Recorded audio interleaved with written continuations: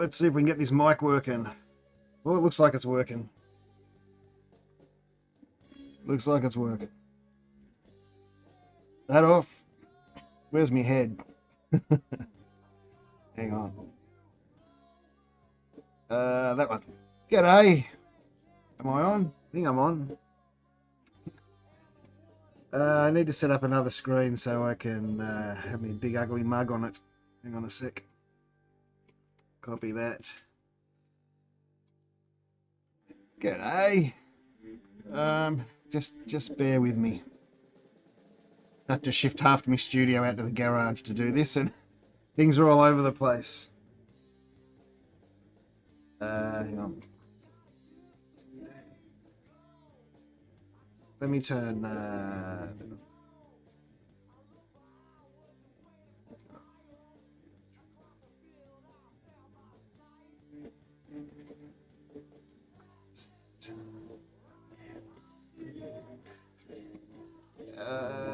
Fit the screen. There we go. I think we're right. Oh, I've shrunk it down a bit. That's all right. Hang on a sec. I'm coming.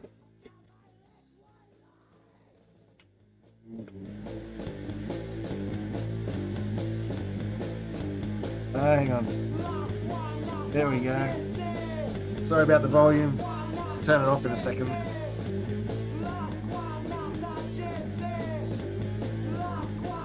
Okay.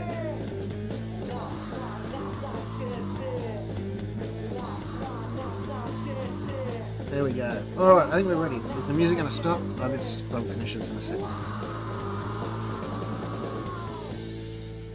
Sorry about the music. I can't play anything copyrighted, so I go to my old demo tapes.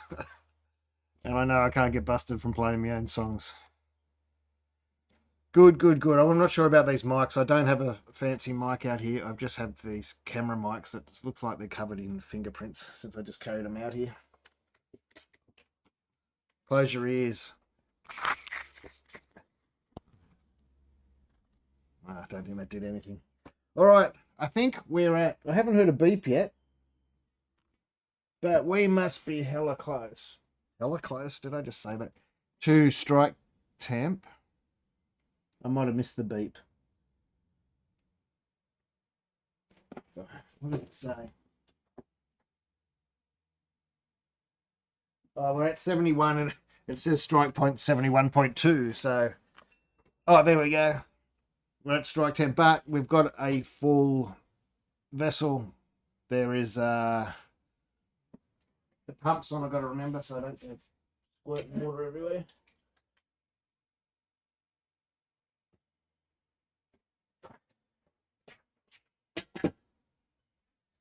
I've filled it right up.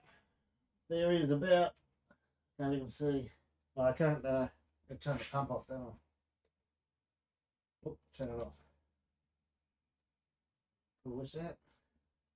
It's full anyway. It is full.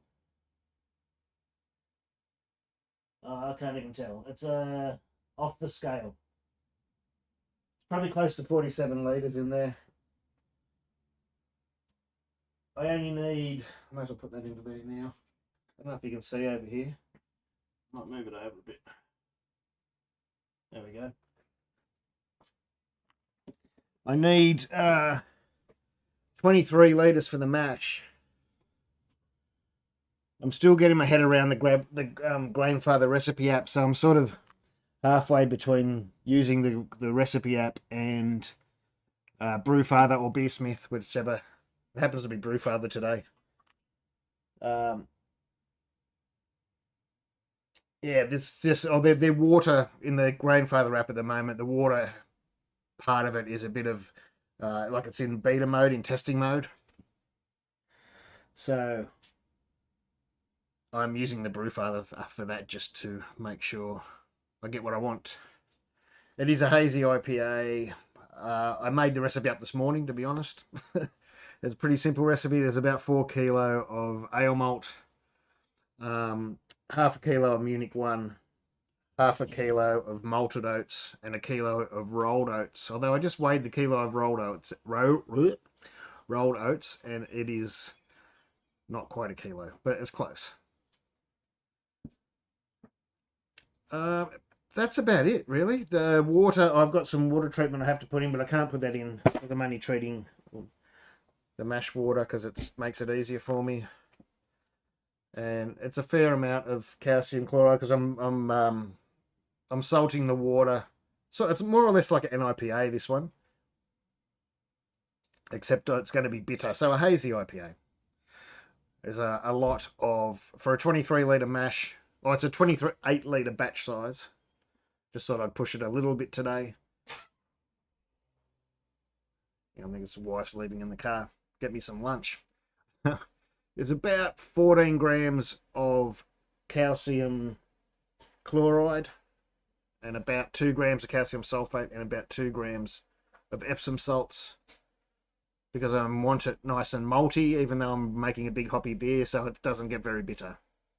Like the same as an NIPA. It's around 200 to 50 ratio, which is what, 4 to 1.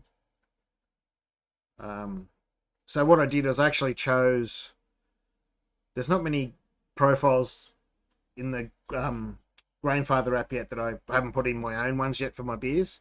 So because I'm doing a hazy NIPA style, I chose oatmeal stout style for the salts. That sounds weird, but that's what you do. Otherwise, yeah. If you are doing it, of course, if you're doing an IPA, you don't do that. But for an NIPA, if you don't have a profile, choose something like oatmeal stout. I'm going for a little bit of a higher mash pH.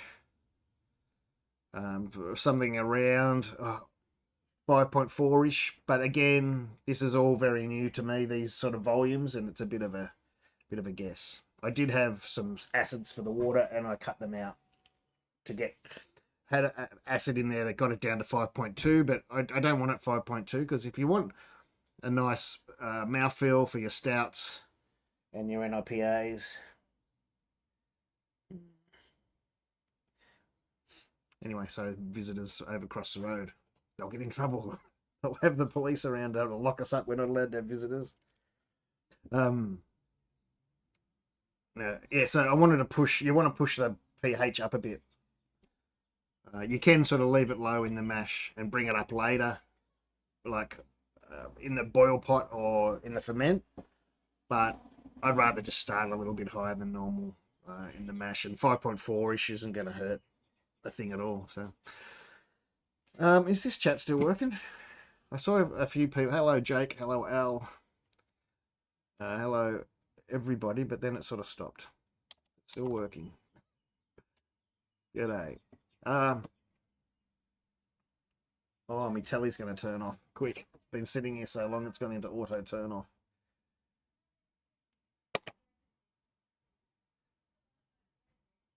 Is the video not loading? It should be loading. Is the video playing?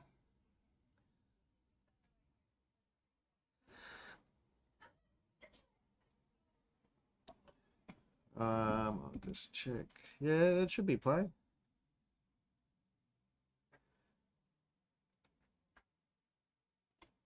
It should be playing just fine. Actually, I've got too many versions of it open. I might... Oh, it doesn't matter. Still new to this live YouTube thing.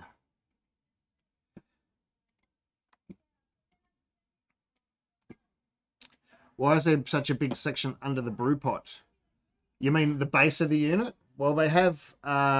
I haven't opened mine. Oh, there's Stas opened here, so it might be on video. This is actually the same guts as the G70, except it's just a bit shorter. It's also got a full size, instead of the little old pumps, it's got a full size 25 watt pump in it. Where's my pump? It's so heavy, I thought it might have had a 65 watt in it, but it's not. It's just a 25, which is plenty. I don't know what pump is. I've had them all out. Oh, to be in that box down there. But it's nowhere near, like, you know, these units usually have a tiny little pump like that. And now it's got a big pump, and it's got the big power box. It's full when you open up the bottom. I haven't opened it yet, but I will be opening it. Just got to check which way these pipes are going because I got an airlock in my first brew. And that you need space. You know, there's so much heat down there. You need space. And this can also run on 15 amp. It's not at the moment because you need a 15 amp power cord, which I haven't got. They have a patent. I think it's patent. You know, a different sort of power cord to. Of course, as you start recording, the neighbours come out and start yelling at each other. I'm not doing a full volume mash. Oh, sorry, someone said. Sorry.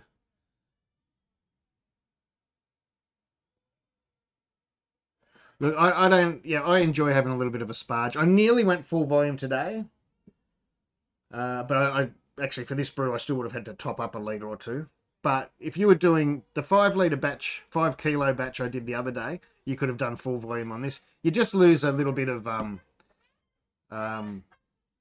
they're all out now. As soon as I started, baby's crying. You lose a little bit of efficiency because you don't get the sparge. And you know, you see a lot of brewers say, "Oh, I don't care about the efficiency," and that's great if you don't. It doesn't matter if you don't. You know, it might only be 50 cents worth of grain or something like that. You know, that you got to add extra in. G'day Tim. G'day Jake. G'day. But I like to have a sparge. I like to do it. I don't know why, but had tried a few, and you lose efficiency. And I think it was a little more. Sometimes it was a little more. It wasn't as consistent.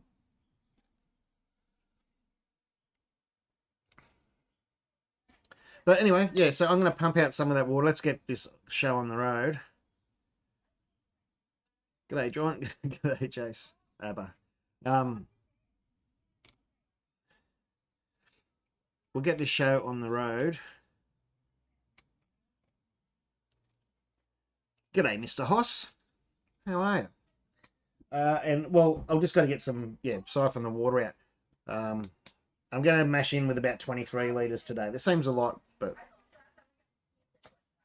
oh, shut up, Jesus. Carry on. It is 6 kilo of grain I got, and there's a lot of oats. I'm not even sure 23 would be quite enough, but we'll find out. So 46, I've got to take 23 out, so I'll be taking 23 out. Yeah, to leave 23. Oh, here comes a garbage truck now. It's been quiet here all morning. There hasn't been a sound.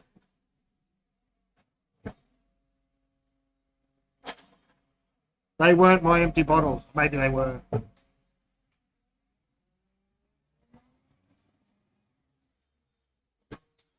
Jesus. Just a hazy IPA thing. I was going to brew a New Zealand beer, but I don't have any New Zealand hops, so I'm brewing a Citra hazy IPA thing. All right. Anyway, all I got to do is get 23 litres out of that and into that. Been hit by the pump.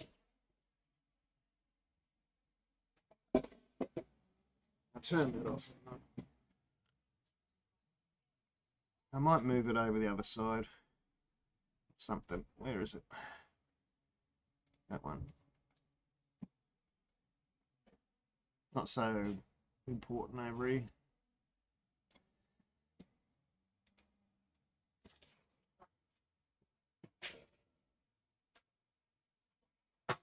There is actually a little bit of water in here. That's going to make it hard for me to judge how much I need to put in there. Hang on, I'll just go and empty it. I've got another bucket.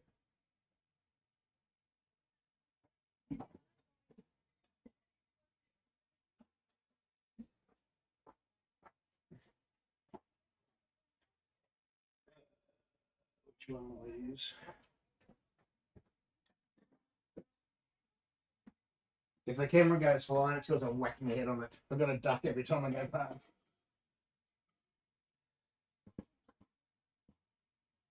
Just empty this out. So now I was going to leave it in there for a bit extra water, but it's going to muck up my readings.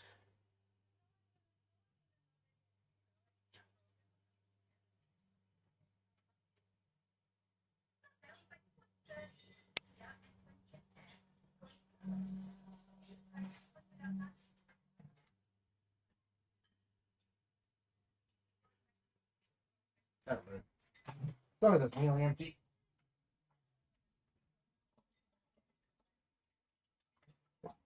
You could use a Etsky or something like that, you know what I mean? Anything to, just even a bucket, doesn't matter.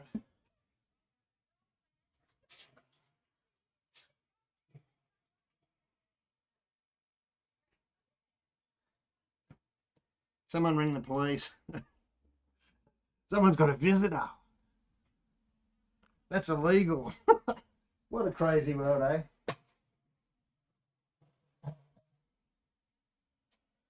All right, what are we doing? 23 litres into this.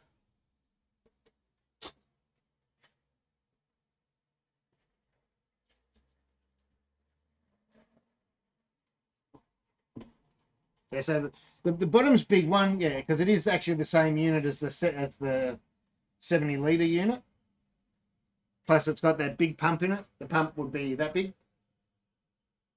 You know, it's about 4 inches round and about that big. That's what I tell them all.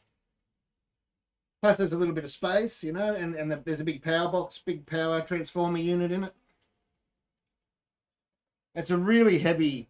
It's got to be twice, 3 times the weight of, say, the 65, the Guten or the Brewzilla. It's really heavy unit. It's really solid.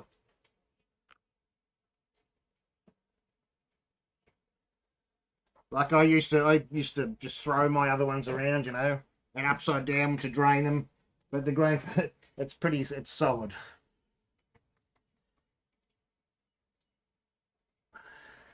Oh, hang on. I'm just this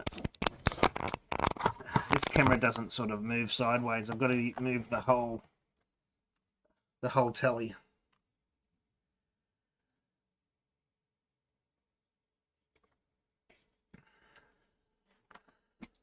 Okay, make that full screen, and then I can't see the chat then. It's silly. It's always juggling windows when you're doing this thing. You got chats and things open. All right, and behind me, actually I've got the new. I should be watching what I'm doing. Pretty fast, this pump. I do have the wrapped on behind me. I'll show you that once we're going.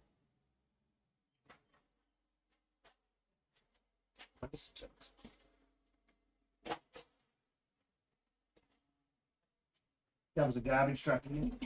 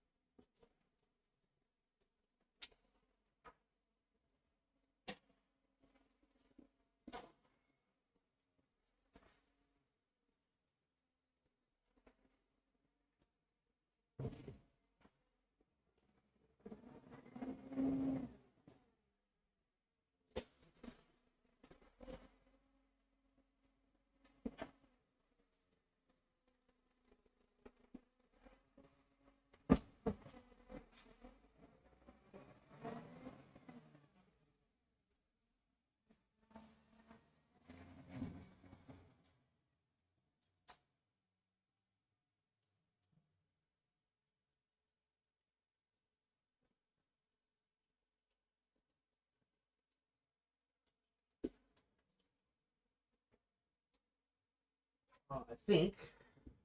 Okay, pump off. I don't know if you've seen my other videos, but the soap glass can be a little bit finicky.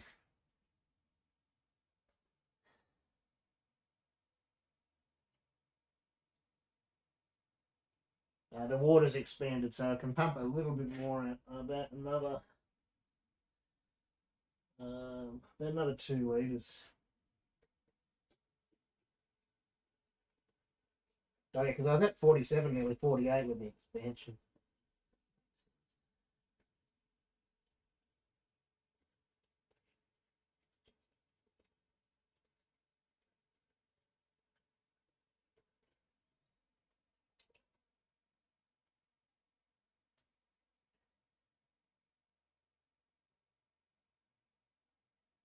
Well, that's about 23.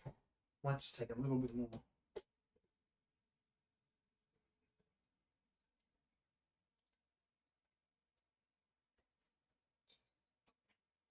Just let that settle down a bit.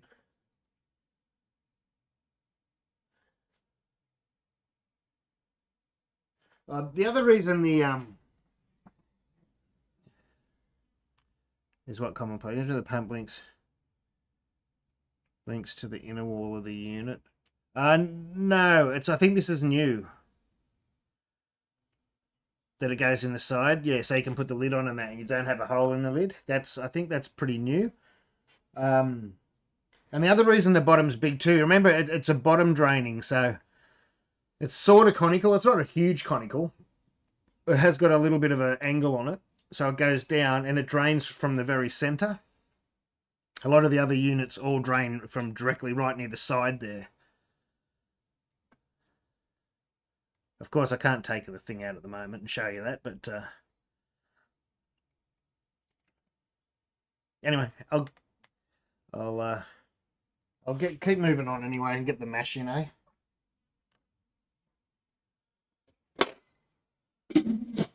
There's my salts.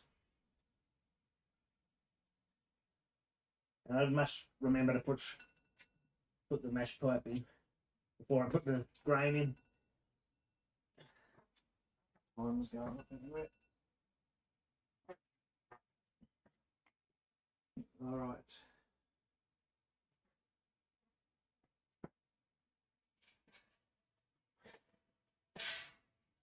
This is you've seen the mash pipe. I can't really sort of show.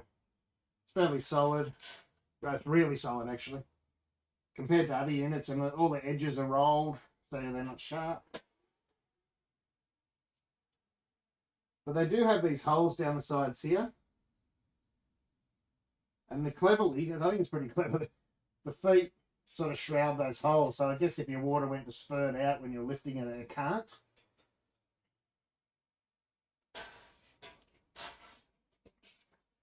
So let's get that in.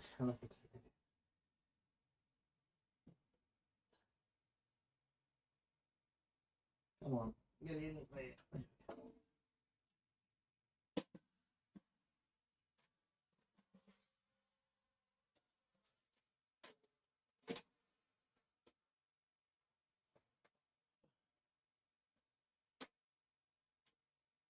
I should have another one.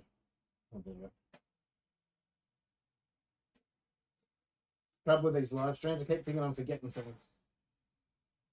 All right, water's in, salts are in. I might just throw the pump on for a second, get those salts mixed in properly.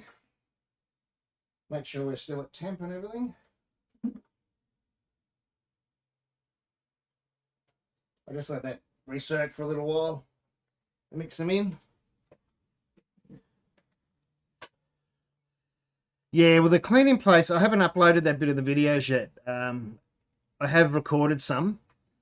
I just got the amount of videos I had to edit this week. I was up till 2 o'clock this morning still making thumbnails and things to release the videos today.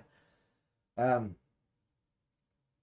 the cleaning bit, and I did there's another video to come out about where the water levels are, and you know how I actually measured the dead spaces and cleaned it and all that, and the cleaning place as well. But it's pretty easy because if you're not using anything big, like these are big pumps, they're a lot bigger than the normal, you know, the old pumps.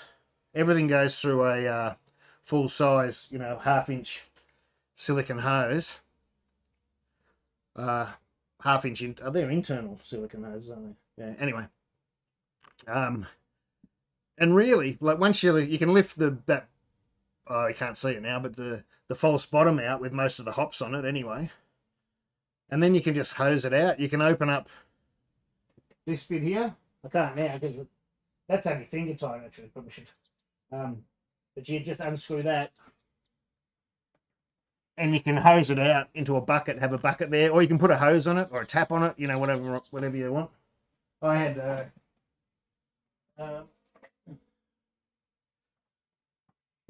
I just made one of those sort of thing that I just screw in, and it's got a little valve on it. For those in Australia, I still have a few of these little valve things on eBay if you can't find them anywhere. I think if you type in brewery valve or something or other, I can't remember. I can give you the link later, but they're not as good as my original ones, but I couldn't get the original ones. but they still work. They hurt your fingers a bit, but it's 2 for, because they're a bit not as heavy duty as my last ones. I sell them 2 for $8 or something like that. I can't remember. They've been on there for a good 6 months. I've sold a few of them because they're hard to find. And the ones they sell at the brew shop these days, this end bit's like really, really small, and you're like this, and it hurts your fingers. This still hurts, but it's better. Anyway, yeah. That video will be up by the end of the week, probably, the cleaning one.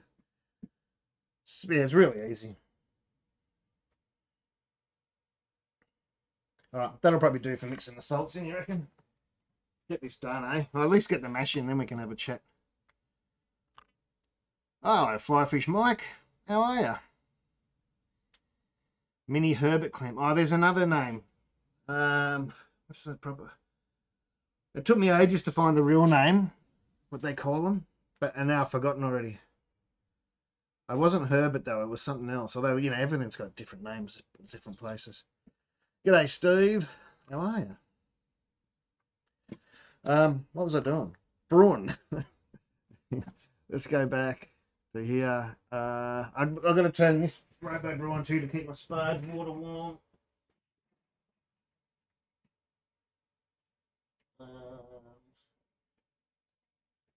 Look at that.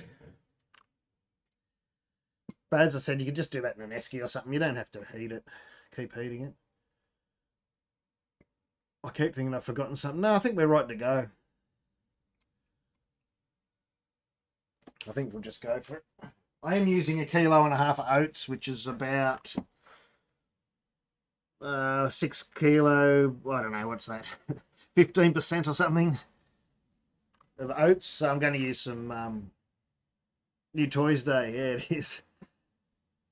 I'm going to use some rice hulls, just, you know. I still don't think I'd probably need them. It's the benefit of these units over the Robo Brews and the other old Grainfathers, because the mash pipe's much wider, and as soon as you go up to big grain bills, so 6 or 7 kilo in these, or in the 35-litre ones, the old school ones, it meant you had a really thin and a long mash pipe, and that's when you used to get a lot of stuck sparges and things like that, or really slow sparges. So a lot of the times you might have noticed, for my single batch NIPAs, I usually did them in the 65-litre as a single batch, just because it had that wider mash pipe, and you don't get better flow and stuff. It's not as thick. Anyway, stopped yakking.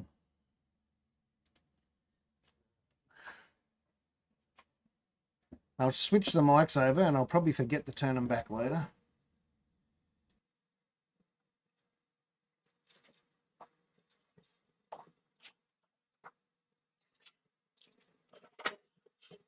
Turn that pump off. I think that mic's on. Is that mic on? Yeah, I reckon it is.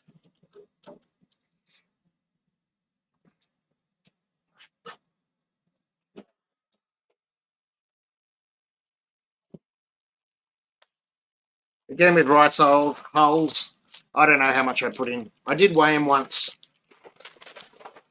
and I guessed, you know, I put it in the recipe as 100 or 200 grams or something. And then when I actually weighed out 200 grams, I went, holy hell, that's a lot of rice hulls. I think that's a kilo bag. And then you can see that's a pretty big bag. So you probably only, I don't know, I might use 100 grams in a recipe or something like that. 150 grams. And you probably should wash it, but this stuff's pretty clean. Well, trust me on that.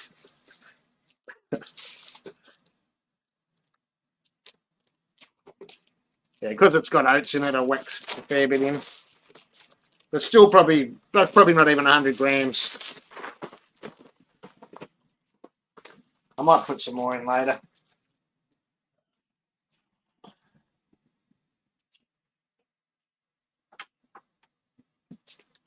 Here we go. That's a 5-gallon bucket, and it's over probably 2/3 full, I guess.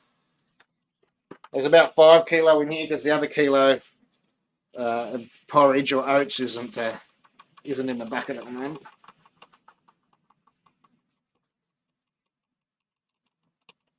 You know, if you had someone to help you, you might stir it. But, yeah.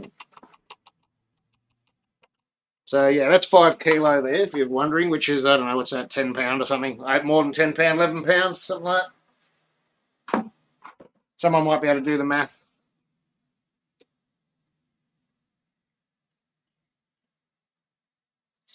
So we've got that, and then I've got another kilo of oats here that I haven't put in.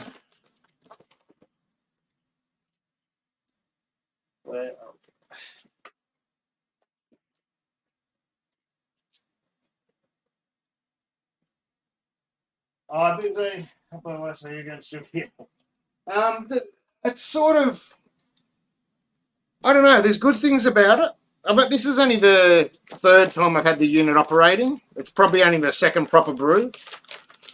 Because I had it operating for a full boil, full clean. I didn't really boil and stuff. But look, there's benefits of it there.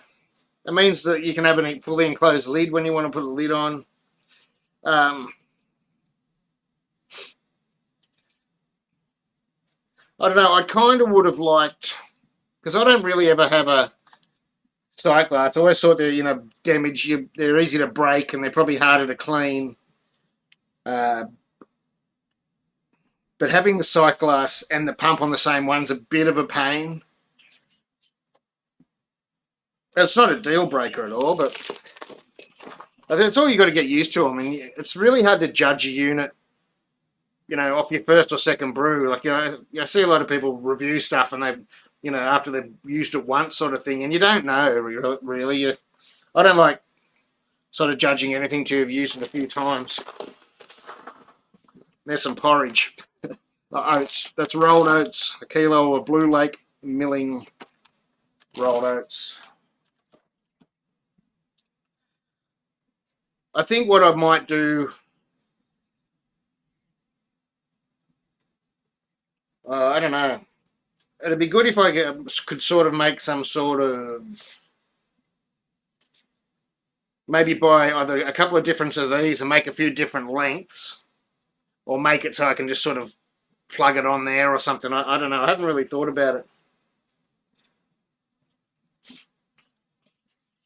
All right.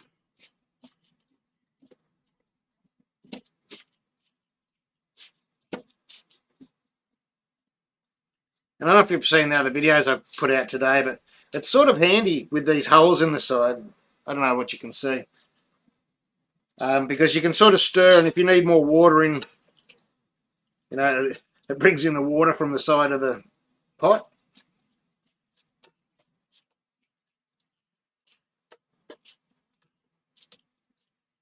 See, we're still even there. That's 6 kilo with 23 litres in. What's 23 litres? That's 6 gallon. And I don't know what it is again. And 6 kilo of grain. But it's not too bad. It's better than I thought.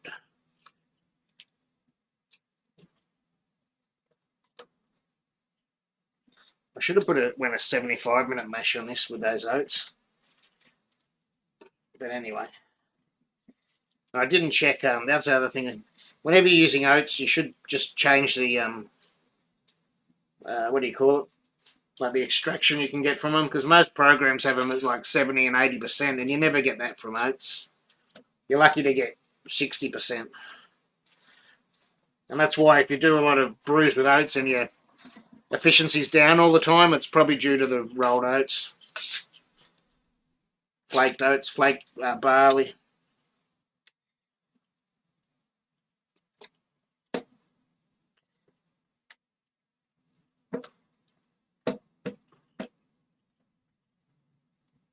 I'm not used to that. There's a thing on the bottom of the mash pipe that you can hook onto and lift it up. You know what I mean? Like a ring pull sort of thing. I keep hitting it. But that went in all right. I can't see any dry spots.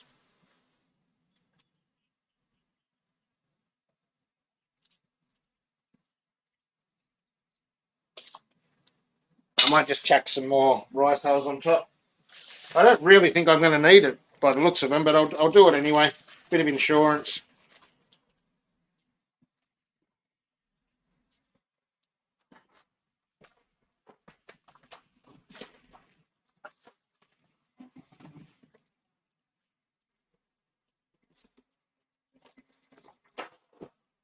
Another garbage truck.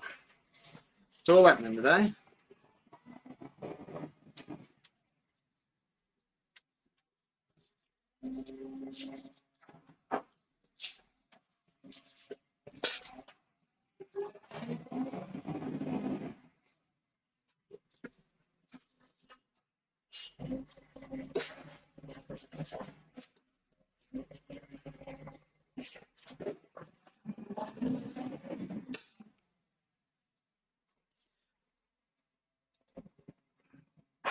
Oh, I'll just let that. Oh, this one doesn't fit in. That's why I used a spoon the other day. You'd leave it in there and put the lid on.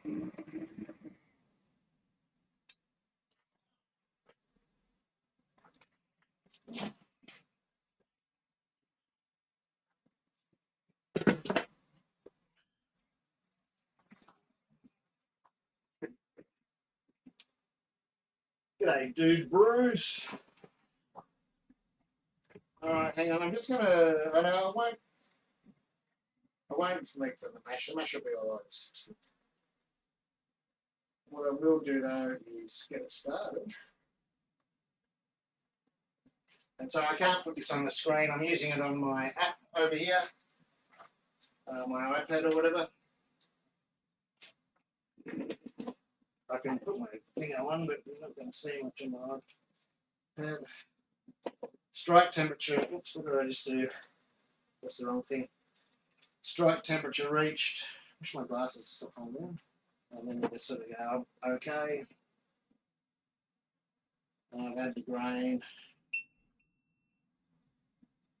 And I can start the mash. So, pump is about to turn on. Hang on, just make sure everything's in properly. Although I've made sure before.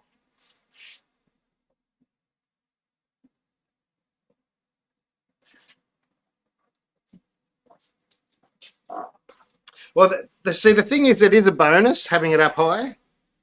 The other thing is, you find yourself using like your iPad, even though you're just standing next to it. Although, I might go back to manual brewing. I love just changing, all the settings myself all the time. But yeah, that's okay if that pump goes on. I may as well leave the lid off for you.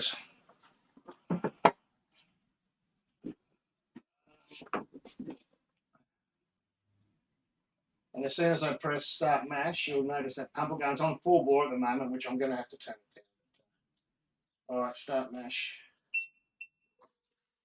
There goes the pump. But I find if the pump goes too fast,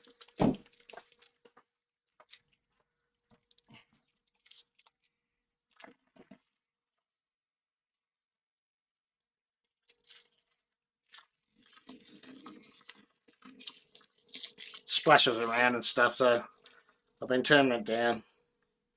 Still got quite a flow, but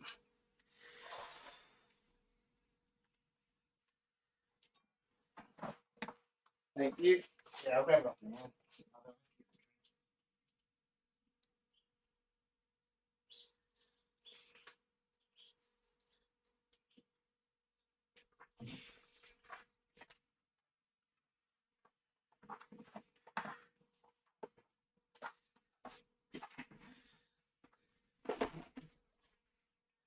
A little bird did tell me the new Bruzellas might have the box up the top. I'm not 100% sure, but I haven't seen anything. But I do have one of the wraps behind me, the wrap fridges, which has got a beer in, so I don't want to leave the door open too long because it'll get light struck.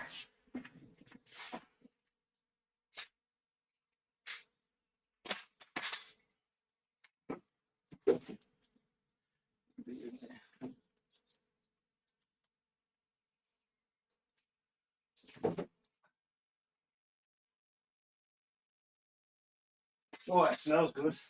Oh, holy hell. Oh, that smells awesome. I dry humped it last night. I can smell his Citra and Talus. Oh, I saw you got your wrap French soy. There's a bit of a story behind that, actually. Oh, it's about time.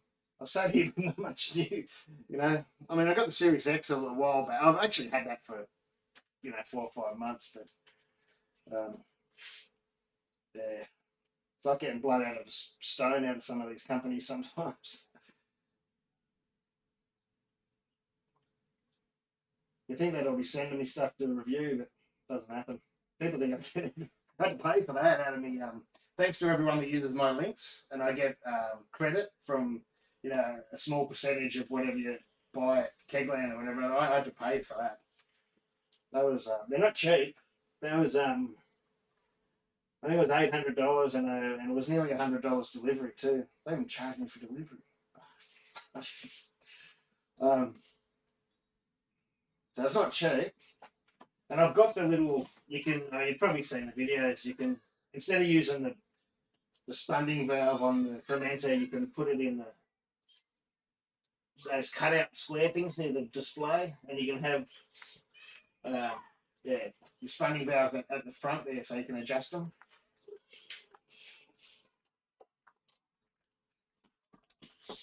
G'day, Robert. Oh no, I want to go to Brazil one day. Lovely people. We used to have a lot of Brazilians work for us at when I used to work at events. I used to have backpackers and stuff. Yeah, and there's two. There's a square on either side, and one you can put make the spunding valve for your fermenter, and the other one, like if you're carbonating in there, you can have your gas bottle hooked up, um, so you can carbonate in there, and you don't have lines all going through the doors and things like that. It does look like a monolith. Oh, thank you.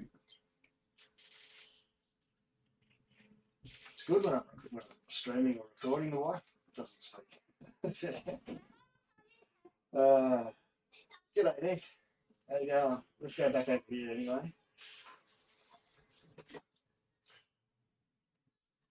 I should have the lid on, but if you if I wasn't streaming, I'd put the lid on.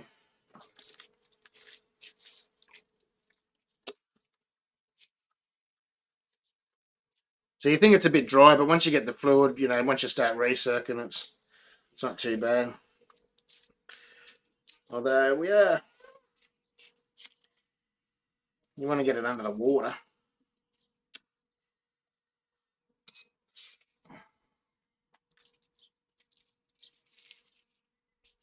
I might be able to turn it up a little bit more just to keep a little bit more water on top. I just don't like it splashing around.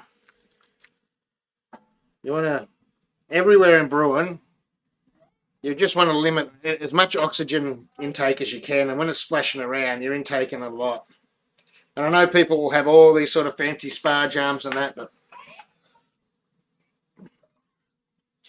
I don't know. In my book, you limit it anywhere you can.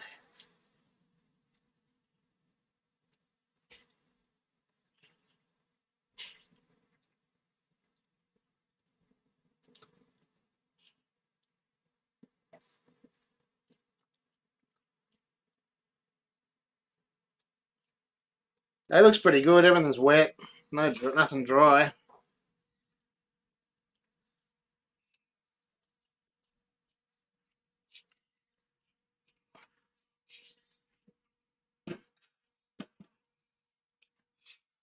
Just try and wash it down a bit.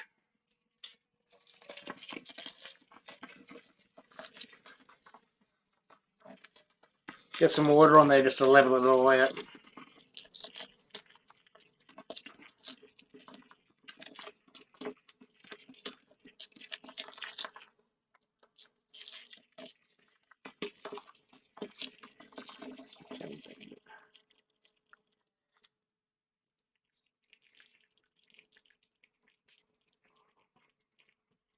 That's better. Nah. Yeah, a little. I haven't lengthened this, so I could probably shorten it. I'm not gonna. It's a trouble though. You need it long for if you're transferring via it.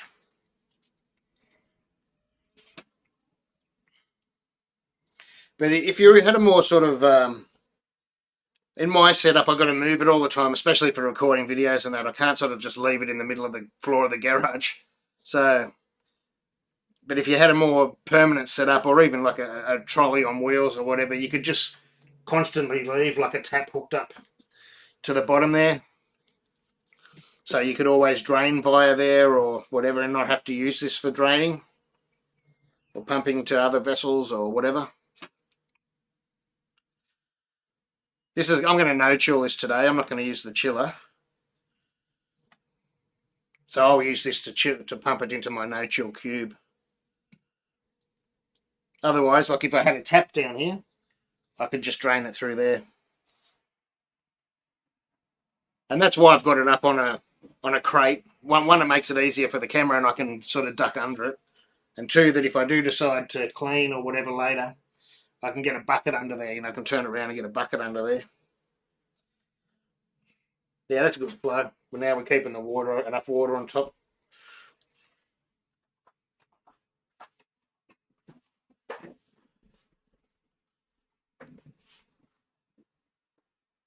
Toasty's here. Everyone's deciding to come. Look, I don't think I don't think the holes in the mash pipe necessarily affect efficiency. I do understand what you mean about like if you had a blocked sparge, like if your grain was really blocked and you were trying to sparge and all your water would be going down the side, that could affect your efficiency for sure. But then, oh, thanks, mate.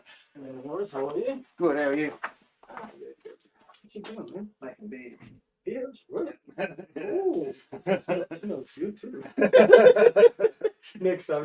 What happened? Yeah, all right, thanks, mate. Beer delivery.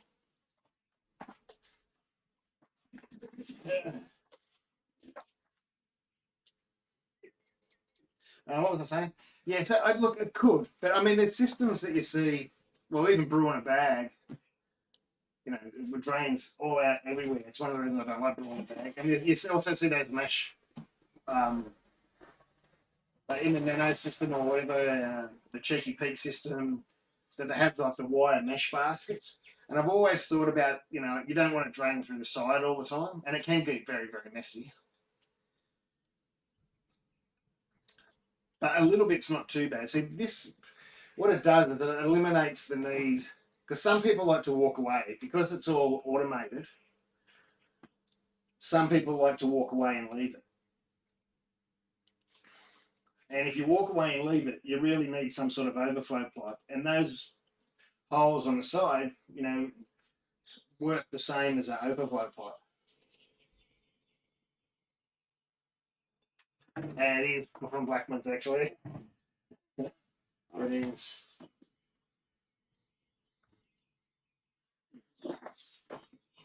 I don't know what the new beer is.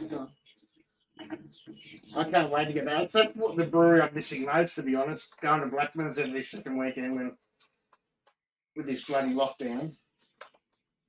Man, I'm absolutely in love with their well, they're just the reg anyway, the angry reg or the normal reg, whatever it is, and the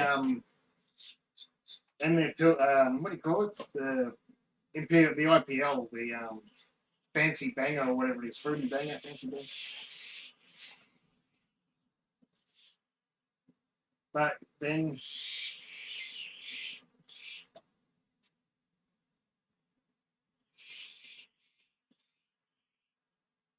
you'll notice they've also got rid of the top screen too. So they're sort of going to the way I bastardised the Robo Brew.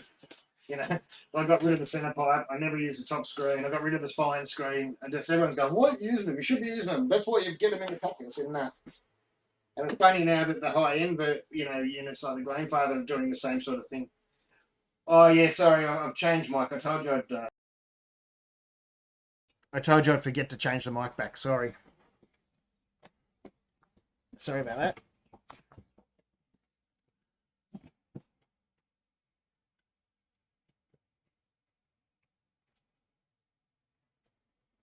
G'day, Jimmy. Hey, look.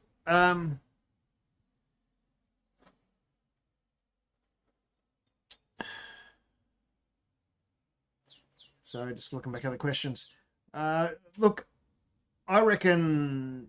Yeah, I've got two cameras on, but if I leave them both on, it gets all echoey and weird. Um, the Brewzilla 35 you'll be fine with. It depends if you brew. This is something to think about if you can afford it, no doubt about it, because it gives you that little bit of extra size. And it depends if you're wanting to brew big stouts like 10% stouts and things like that. The Brewzilla 35 might be a bit small for you. Um, uh, Unless you do smaller batches. I mean, even in my old 3V system, if I was going to do like a 15% stout or something with 13%, I think the biggest one I did was, I'd still only do a 15 litre batch. Like I'd cut 10 litres off the batch. So, um, you'd only be using a normal amount of grain for a normal batch, but you'd be getting a much stronger beer, and you might boil for 2 hours instead of 1 hour. So you're going to end up with a smaller batch. But see, that used to do me because I don't drink huge beers like that much. But if you just want to brew normal beers like 5%, 6%, 20 litre batch, yeah, you'll be fine with the 35. Because you can do single batches in the 65 litre too. It's just something to think about, like that. This Grainfather's a good size at 40 litres. You'll be fine with the the Brewzilla too. But it just depends. Have a think. I don't know how much. Have you been kit and kilo on for long? If you've been kit and kilo for long, and you're going to keep up the beer thing, you might even think about getting a bigger unit. Do double batches and no chill one, any of them at the moment are fine. I will give you a heads up though, if you are thinking of the a Brewzilla, I think they will have a version 4 coming out, but I don't know when. It could be 6 months, it could be 2 months. I don't know. I don't really know much about it. What have we got this week? Not there. That's probably the only one I don't like. The Ernie Hazy. I mean, it's drinkable. It's got fruit in it. Keep fruit out of it. What is this? Cold IPA. Got more cold IPA. That's a different version, I think.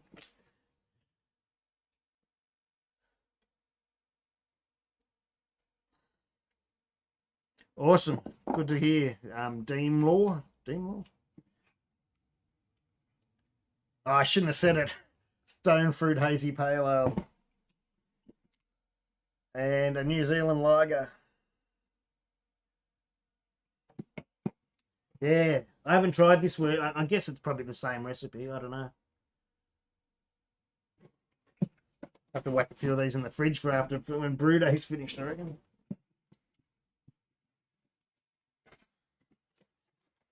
I hope I didn't ruin your surprise then, Michael.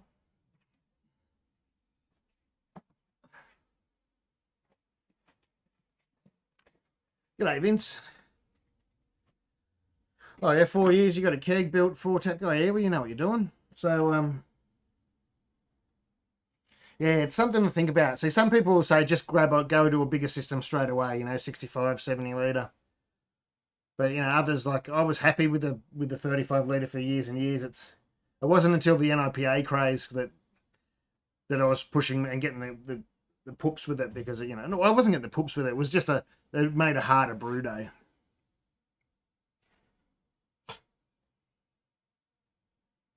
When I say harder, it's not really hard. Some people complain you should just leave it, let it mash for a bit longer if it was, blocked, and then just stir it during mash and stuff. It doesn't really matter with the IPA. It's not like you're trying to get it to clear.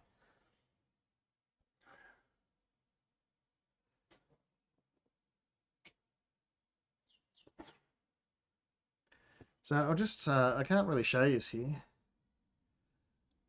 Look, the gluten, I think they've improved it. Again, they're making it more like, I didn't like the mash pipe in it at first when they first come out.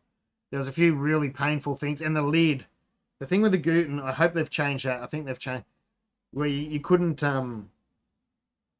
you had to take the whole recirculation pipe out to pick up the lid and have a look. It was a nightmare. Well, a nightmare compared to others. That was a real pain on the gluten, and the mash basket was bad. But I think they've fixed some of those issues. And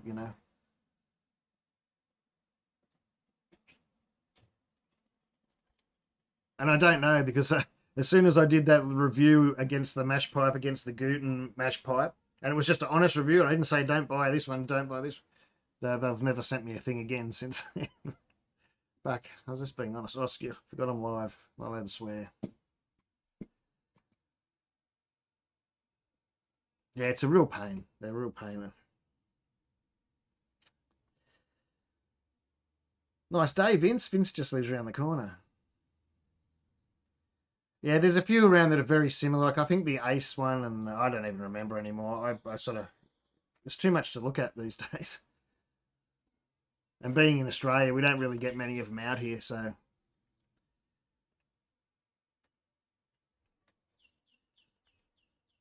But we don't need to because we got the Grainfather. Oh, you watched that vid yesterday? Yeah, yeah. Well, yeah, man. God, I got copped a load of crap for that. G'day, Ass. Work nights on a brewery. Is it night over there now? Oh, I wouldn't have a clue. Guess it is if it's daytime here.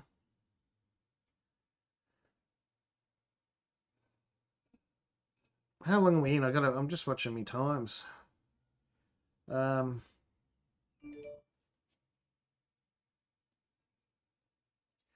20 minutes in.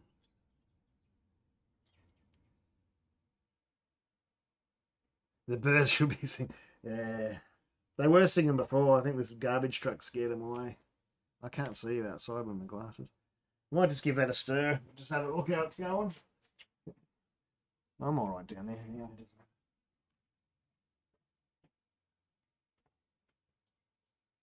Yeah. Don't be afraid of stirring. You'll see, especially with a hazy beer like this, it doesn't matter at all. But you see people say, don't stir, don't stir. But I tell you what, any decent brewery you go to, all their mash tons have a stirrer. And if they don't have a stirrer, someone stands there most of the mash and stirs.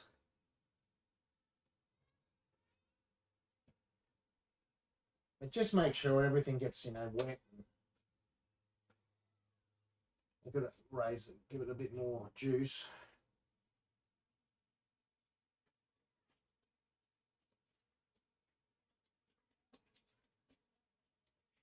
And if you are struggling with something like, the Brewzilla or maybe one of the other Grainfathers, the earlier models, and you're not getting much flow and you're worried about temperature, this is what you do. You just, every now and then you go over and you just turn the pump on full and pump a whole heap of that work from down the bottom on top.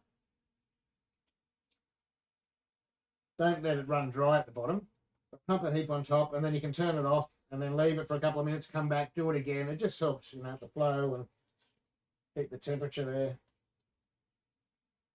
This has actually got a good flow today for how much oats is in this. That's not backing up much at all for being on full.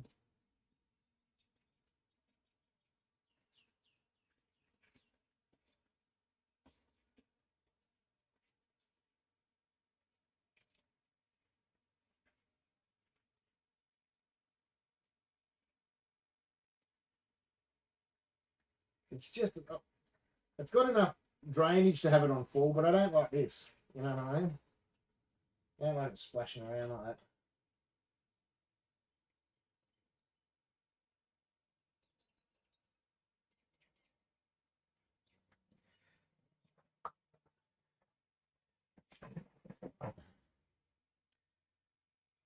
I can check.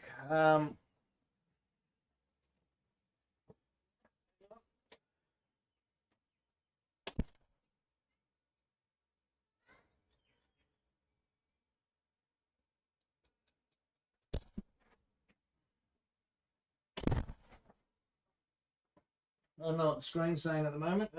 65. It is saying 65 at the moment. And that is going to say 64.6, 65, 65.2. Just a little bit up, 65.4.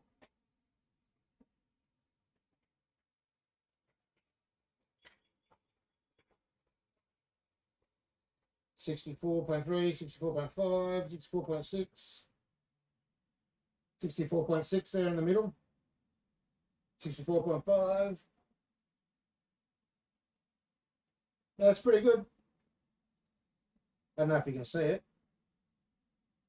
65.2. Yes, it's coming out a little bit warmer, but that's, because of, well, with all these units, you get the overshoot from the elements when they turn off. These won't get it anywhere near as bad because of PID control.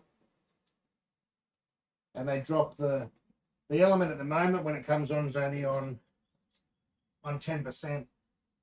So you don't get that so much trouble with overshoot.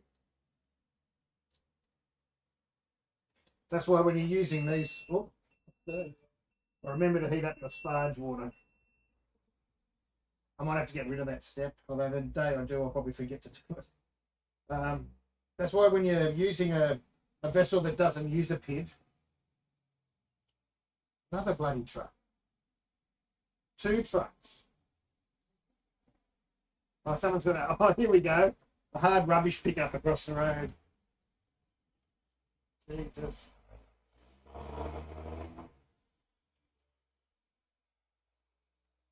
Oh, we're going to get a bit of noise for a while. That's all happening here today. What was I saying? Yeah, if you're in like one of these systems or the Guten or I don't even know. So early Grainfathers might not be a PID either. Go away.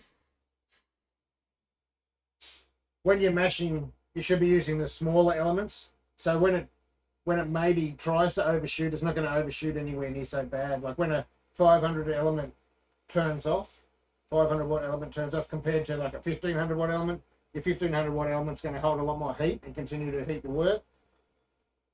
So that's why you'll get a little bit of overshoot, but it usually all balances out in the end.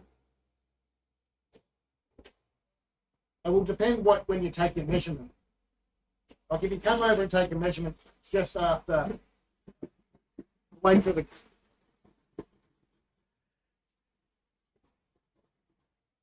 You wouldn't bet on it, would you?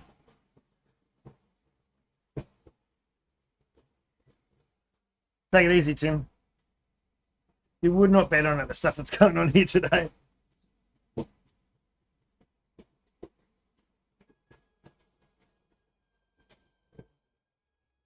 I don't know if you can hear it all. No, I haven't. You know, you're not supposed to turn them. They're not those fittings aren't supposed to be turned. So every time you turn it, it's likely to pop open. That's why I kind of like the original, where you can turn it, or you can swap it over with a what do they call it? Like a pressure fitting thing for plumbing that you get from Bunnings or whatever, and you can turn it. But those fittings, what are they called? I should. You can't turn them. They'll open.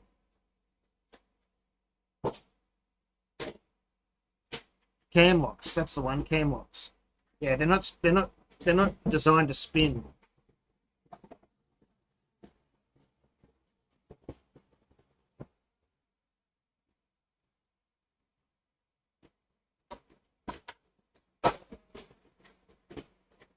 Can't get that off.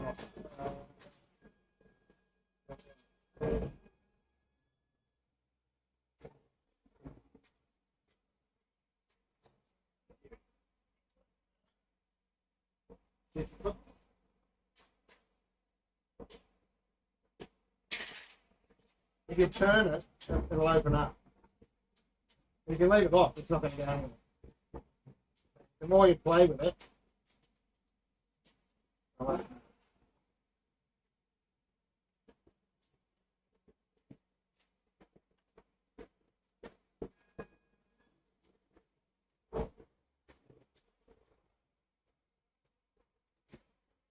Oh, it's a hazy IPA citry thing. Well, that's strange. Your pup's just sitting still. You can always try replacing it too, like maybe it's worn out or something. Just start screws and screw a new one on. Well, they also have those other that I use on my chiller. The sort of quick disconnect things.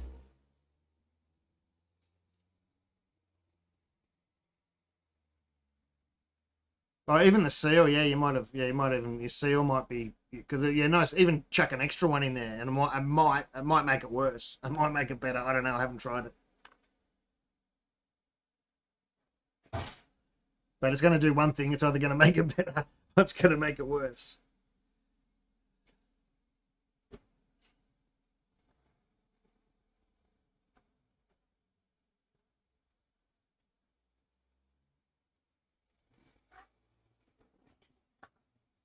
All right, those trucks are gone.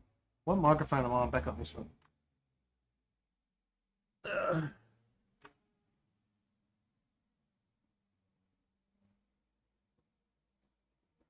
There can't be any more trucks. Oh, there's another one. Can't see.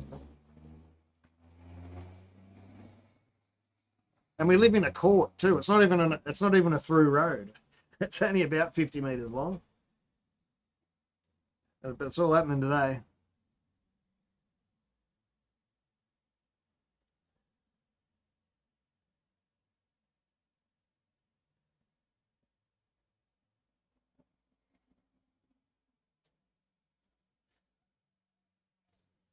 Look, there's no reason, like especially again, if you're leaving it in place, there's no reason why 6 a.m. comes up fast. It does too. Take it easy. Thanks for dropping in, mate. Thank you very much. Have a good day, night, sleep, whatever it is. Transformers convention here. A hazy IPA thingy. I didn't really plan the recipe. It was going to be the panhead, Pete. You were here last time I brewed the panhead years ago. I was going to do the panhead again, but I didn't have some of the stuff, so I just sort of threw a recipe together. It's a 4 kilo of Gladfield ale malt, half a kilo of Munich 1. What did I say? Half a kilo of malted oats and a kilo of rolled oats. And I'm just going to chuck some citra at it at the end. I've got so much citra in the citra in the freezer that I need to get rid of it. So I bought a kilo when I was brewing all those NIPAs, and then I stopped brewing them. So I've got a lot to use.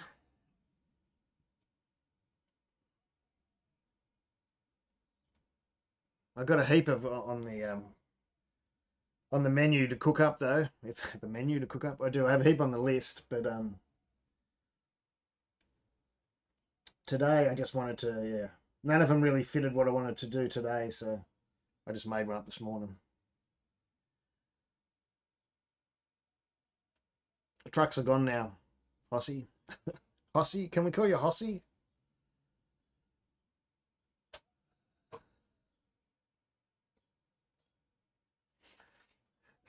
What are we doing here? We are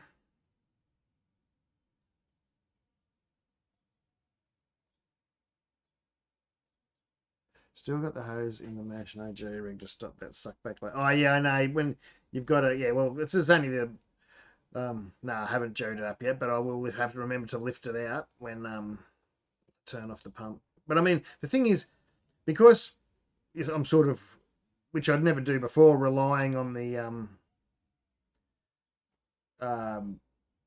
programming to keep track of the mash and the mash out, and the fact that you don't have to take you spiked it. No worries. You don't have to take, before whenever you had sort of wanted to move the lid properly or whatever, you had to take the pipe out and turn the pump off. Well, you don't sort of have to do it. So I can put the lid on now. I'd normally have the lid on, but because I'm recording, I've left it off. You don't really have to stop the pump all the time, except at the end. No, I don't know if they've got a jacket for it yet, but it would be a good idea. I do think jackets are good ideas.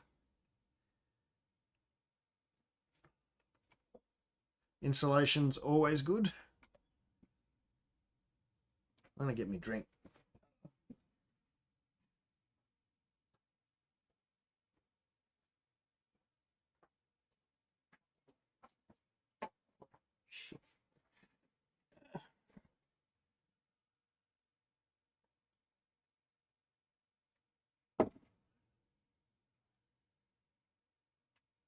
Well, this is only really the second brew, Pete. I meant to get another one in and I didn't. So this is the second brew. Although I used it for, of course I played around with it when I first filled it up with water and washed it and stuff like that. But so far so good. And then this one's gone a lot smoother. I haven't got any airlocks. I think that was a freak accident in the first video. Um, it's a real solid piece of. It's a real solid machine. I can't even talk. Yeah, no, it's. I haven't found any problems yet. There's a few things to get used to, like the sight glass and the. I think that the most problems I'm having at the moment.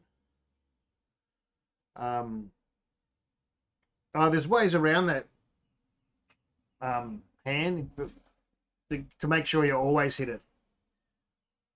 But we'll talk about that later. What was I saying? I have more problems with their software rather with the not their software their recipe builder, and that's nothing really. That's just probably me not knowing how to use it properly. The interaction with the Wi-Fi thing works well, but as you know, I'm usually pretty hands-on and do everything manually. But for things like this, when I'm streaming, it's because I realise how much easier it is because sometimes I used to talk and it might be mashing for 2 hours. Well, this is sort of going to stop that, so that'll be handy. Uh, but yeah, I'm a bit clunky with their recipe software, and I think it's given me a bit low mashing. I use 23 liters then, and every time I've looked on here, they always suggest a liter or two less, and I just think it'll be really, really thick. But that's small things really. That's you can adjust that in in the software.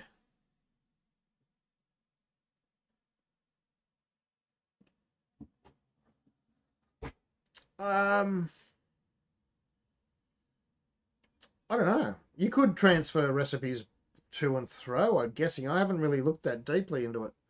Um, it's also got tracking for everything like Brewfather has, so they mightn't even need to.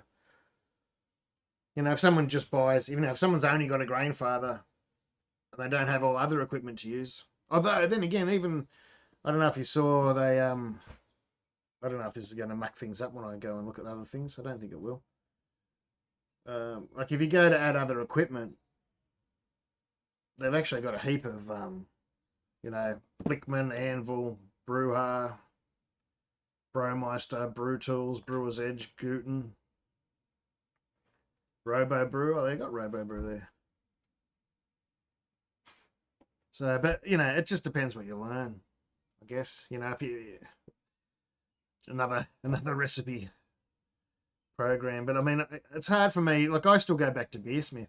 I'd pay for both Beersmith and Brewfather these days, which is a bit dumb. But there's sometimes I just go, nah, I'm going back to Beersmith because it's just I know where to adjust things, see everything. But I understand how Beersmith's hard for beginners. They can look at it and go, holy hell, what are all these numbers everywhere?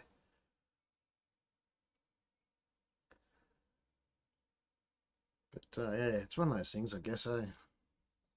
But so far, look, I like that it drains in the center. You can really empty out the whole thing. To clean in place is really easy. You can clean it without moving it. Like you don't have to. Like I usually, I don't know if you've seen videos. I take the Brewzilla out the front and get a pressure hose and pressure wash it and then tip it upside down and throw it around. And it's always kept working. But you probably wouldn't do that with the Grainfather because it weighs a ton. Um, and the clean in place is really, really easy.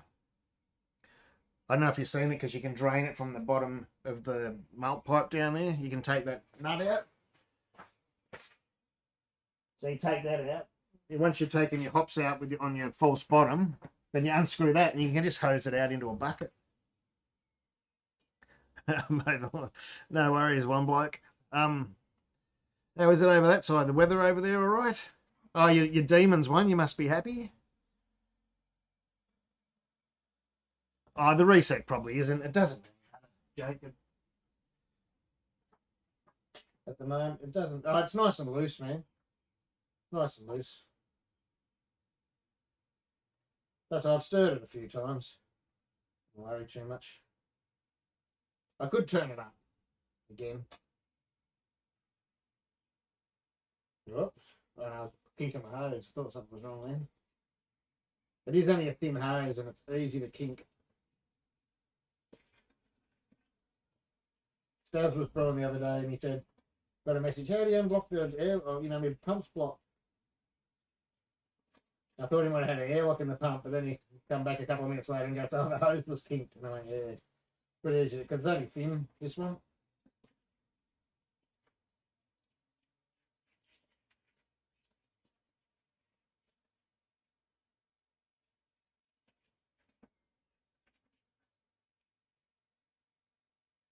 See, I think what I'd do is I'd probably, I don't know, I haven't decided what I'll do yet with it. Whether I'd shorten this a bit or, I don't know. See, that's too much, I reckon. I don't like it splashing around.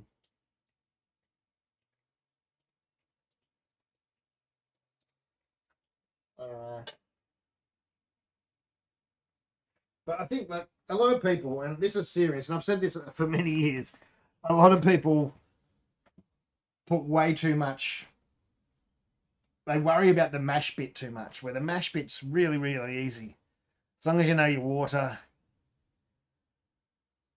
as I've always used to say, you can mash in a boot. You can put some water and some grain in a boot and it will mash as long as you insulate it. It used to be my saying or something like that. So I think people worry about the mash bit a lot too much.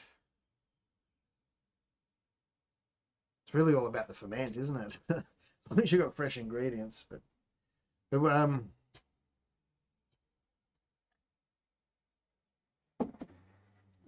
that sounds interesting. But Dude Brews, a Cascade Cream Ale.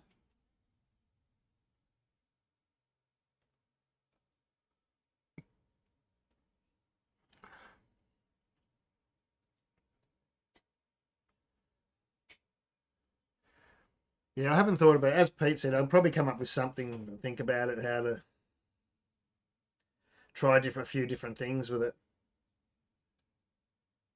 It kind of is I haven't seen it. It's a piece of silicon hose in the hole. I don't know if you've seen with a close-up video I did. So it's like some sort of, a metal tube, of course, or the end of the fitting there, and it's got like a silicon hose inside, and I get to do that, just not on my cast. It's got like a barb, and the barb just sort of fits tightly into the silicon hose. Whether that's, I don't know whether that's I'm guessing it would be a pretty common size barb, so you might be able to buy them and make your own, all different things. Maybe that's what I will do.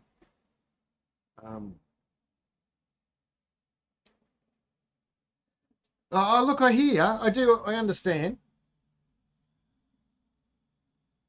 Mine always, yeah, used to always try and have it in the middle.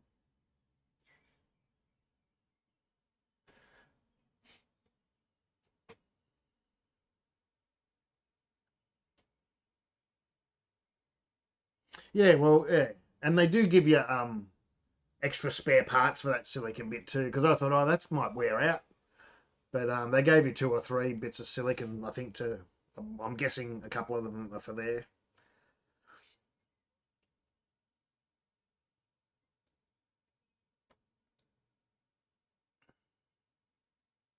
Yeah, I don't know.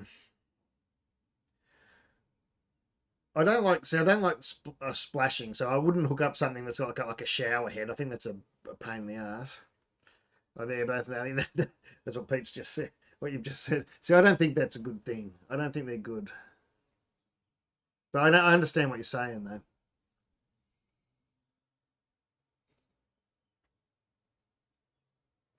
I just think I try and avoid splashing anywhere you can with brewing.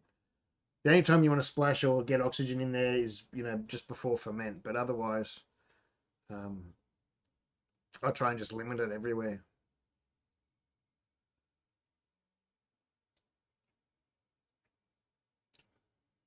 Oxygen's bad, bad, bad, bad everywhere.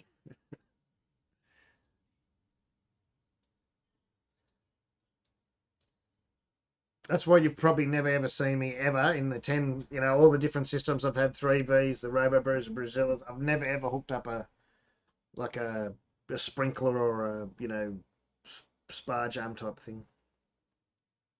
One, because it's a pain in the ass when it's in place and you've got to get it out of the way all the time, if you're one of those sort of brewers. Two, it's extra cleaning because you'll have that, sticky work going through it. Yeah, you can pump cleaner through it. And four, yeah, just, it's just another thing, an unnecessary thing.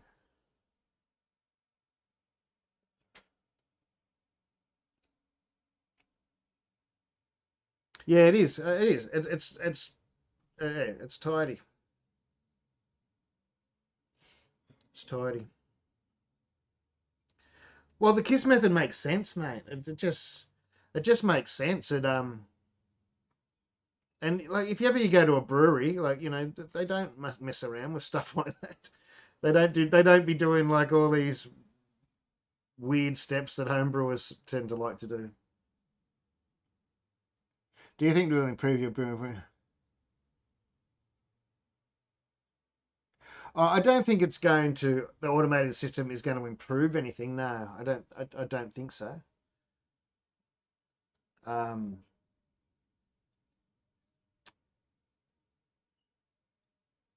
there's some. Look.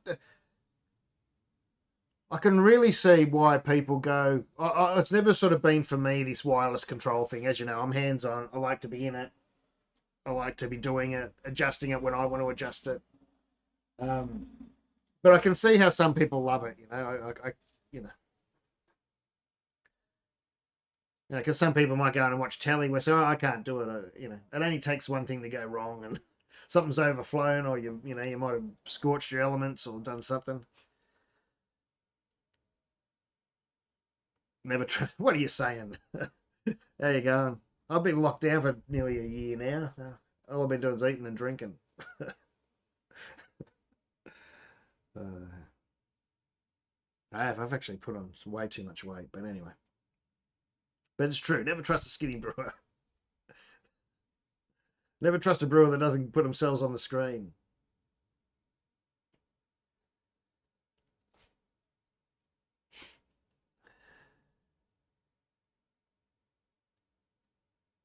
Now, I do think people are way overcomplicated and they worry way too much about numbers.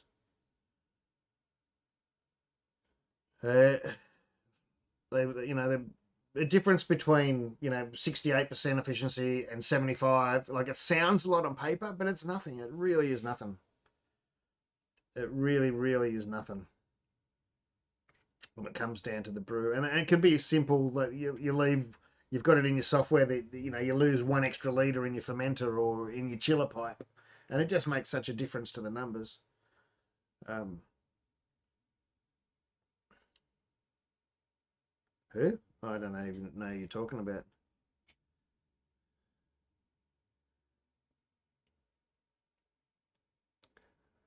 Hit on David. Graham Miller's broke.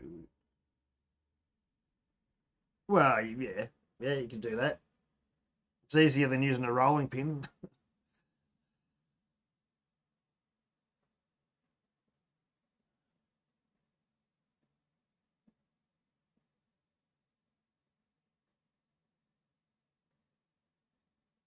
Don't try and grind 5 kilo with a rolling pin.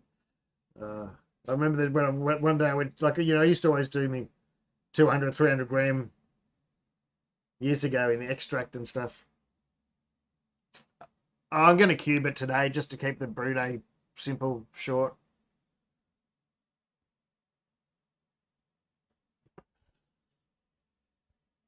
easy.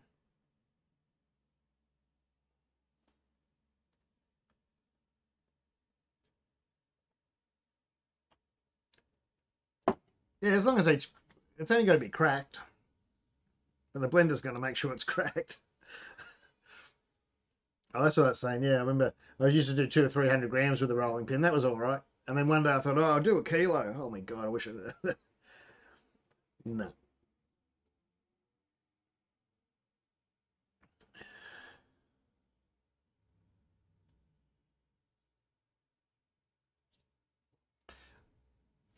Well, that's all you got to do at one block. I think, yeah. And it can be just your setup. So there was someone in my stream the other day, and they were getting, I think, 60. They might even be watching today. Um, I don't know what they said. It was 60 something percent, or it might have even been low 70s. And someone else said they got 80 or whatever. So he wanted to get the same, and but I said, send us your recipe, and I had a look at his grain, and I put that into my profile, and my profile's, was getting the same numbers as his, like 5% alcohol or whatever it was. But my efficiency was reading 80, like a mash efficiency of 80. So something somewhere, and we were using the same program. Something somewhere in his settings or his profile was wrong. So even though he was all stressing about it, but in the end he was actually getting the same numbers as I was. It just there was something was wrong in his. The program was telling him his efficiency was low. But I've always like, if you're over 65% efficiency, you're doing all right. Probably anyone that's been in my other coaches. So if you pick up a magazine like I don't know which one it is, BYO magazine or there's Zymergy, whatever it is, and you have a look in the front cover and it says all our recipes are built to a 65% efficiency, and because that's just it's pretty common.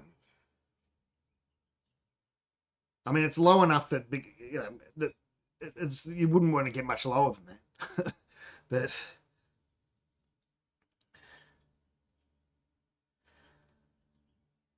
yeah, and most books will be around 65%. So if you're actually trying to brew recipes in books and you're missing your numbers by a lot, then yeah, there's probably something wrong somewhere. But no worries, Hossy. MJ, is it MJ? No, Hossy. I should say Hossy. Thanks for watching.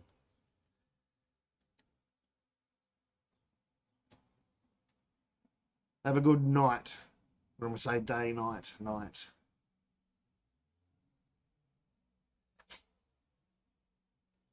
Oh, thanks, dude. Oh, that's right. You said you bought one. That's awesome. Oh, look, it would be kitted out properly if I owned the place, but we've been here 10 years. We just know the day is going to come very shortly when they go, you got to move out. Plus, I think we probably will be moving soon. Well, once we can get out of this state. Both is good. Thanks, mate. We must be getting close. It seems like this mash has been going for a while. Oh, it's got 9 minutes, 9.5 minutes to go. The temp's been pretty stable. It I don't know when the time the actual mash started. That would have been it's a bit hard to see. I can probably show it on the script. Oh, press the remotes. I wonder if I can still log into the. Well, this will test out there. Hang on, this will test out the app. If I can log on to it. Oh, I don't know. Grainfather. Somehow you can. I don't know the address. I haven't saved the address. Hang on, I'll see if I can. I'll put you back over there.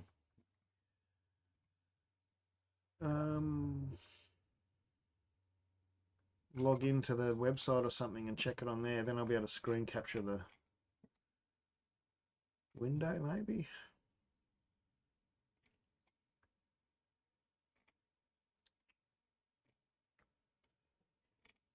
I think you can. Hang on, log in. Oh yeah, you can by the looks of it. Is it's going to show that I've got a brew happening now? Brews, planning, brewing. Right, hang on. Can I see those temps though?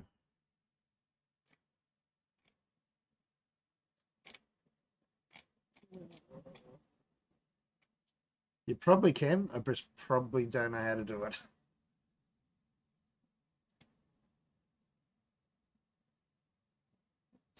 It's telling me I can see that I am brewing. I can see the recipe. I just can't see the live stats of the temperature and stuff. Fermentation tracking, brewing, mash.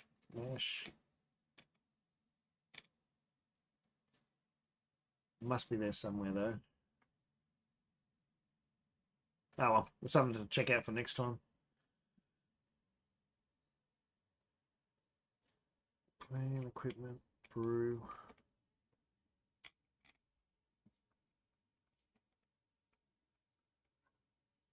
Brews, batches. Oh, I don't know.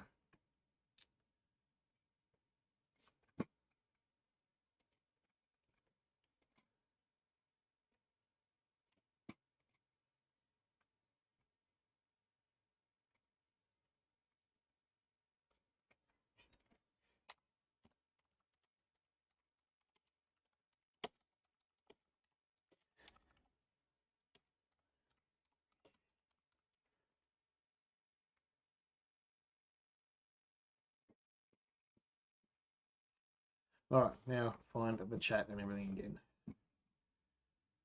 There's no doubt you can probably do it. I just don't know how to.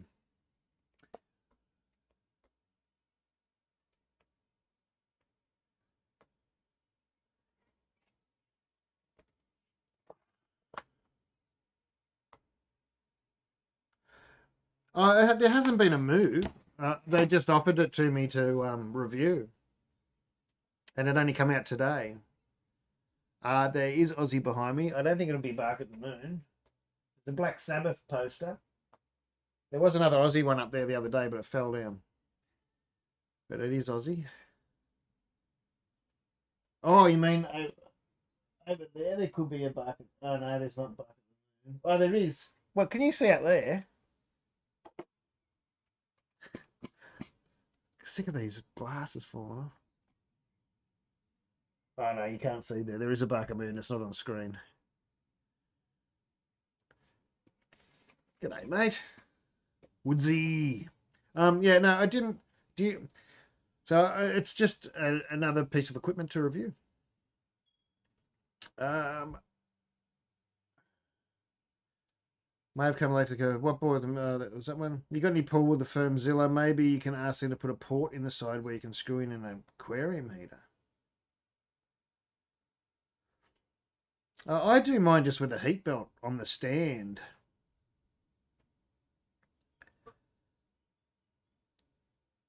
Oh, he's getting old. Right, like when I'm doing the quike, yes, I don't like it on the thing. Although some people brew with them straight on the vessel. I do sometimes, but when I'm doing the big trying to get to 40 degrees, I don't. But I just put it on the stand in a fridge and it works. If you've got a fridge or a box or something to put it in. Um,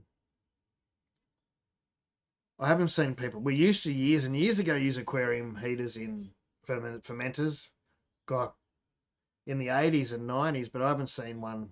You probably can still get them. I don't know. Maybe you can. Maybe you've got one.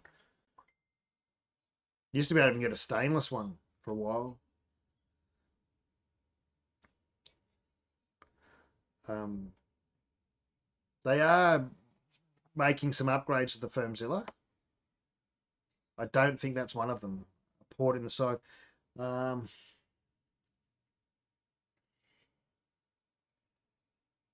I don't know how a port in the side would go. I'd be putting it through the lid. There's no reason you couldn't put it through the lid. Hanging it through the lid.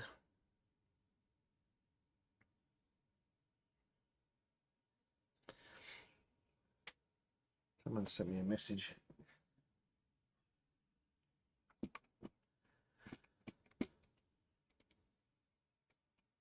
Oh, there you are. Hello. Oh, I didn't realise David Hopkins. All right, now I get you. I mean, you were talking to me before, but oh, that was probably you that just messaged me too. Messaged me back.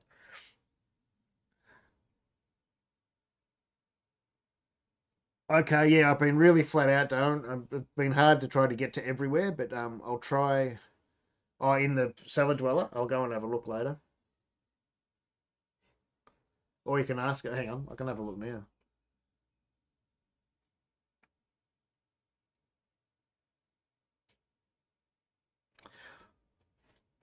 Look, it's one of those things. Lars, can I call you Lars? Um, they are an upgrade, right? They are a a higher end thing. If you've got the money, like if I had the money, I would have started with a Brewmeister.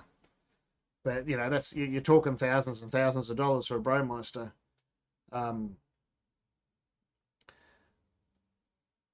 this is it's got the the Wi-Fi, and it is a more solid unit. Things are more solid. Um, as I've only used it. This is a third time of doing something with it, so I'm not 100% down on all its features or anything yet.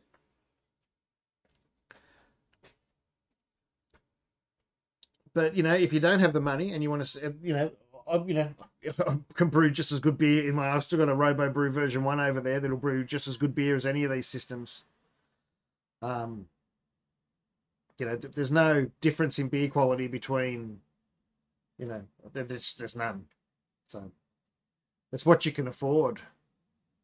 And there's nothing wrong with starting on the Brewzillas, Robo Brews. You might never ever change because your beer's not going to change. The only thing you might change is the size. The 35 litre smaller ones can be a bit restricting for some people and some people's recipes. Um, but see, this 40 litre, there's another thing here too that I'm not sure if people have quite understood. That sounds terrible, but um, when you're talking, even I think the original Grainfather and the Robo Brews and the Brewzillas and the Gutens and whatever, when they're 35 litre, that's it. Like you can probably only get, if I fill this up past the 35 litre mark or 30 litre mark, because 35's right to the brim and you can't boil 35 litres, right? I'm probably the max I can get out with an hour boil out of a Robo Brew 35 litres is probably 23 litres.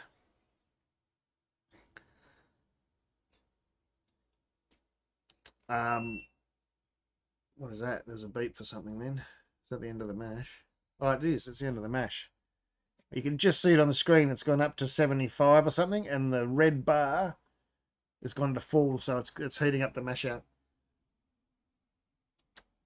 Ah, now I forgot what I said. Oh, but with this Grainfather that they call a 40 litre, you could actually fit, I reckon, 50 litres in it, and you could fill it right up to 45 with wort and boil it for an hour and actually get 40 litres out. So that's something that I haven't seen sort of talked about much, and I was probably should have. It'll be in one of my I'll do a better review video once I've used it half a dozen times. But yeah. Even though they've called this Grainfather a 40 litre, you can get 40 litres out of it. Whereas the other versions like the Robo Brews and things, when they call 35 litres, you can't do a 35 litre batch. That's the limit when they're filled right to the brim. Guess I got a second, but I wouldn't be. Oh, I've been stirring it all right. I would have even stirred it more. I might even go and stir it now. It's a hazy too, so I don't really care at all. But I've been stirring it, yeah. This is probably the fourth time I've come over to stir. I probably shouldn't do it now and mash out, but it's a hazy beer anyway with all these oats, so I'm not too worried.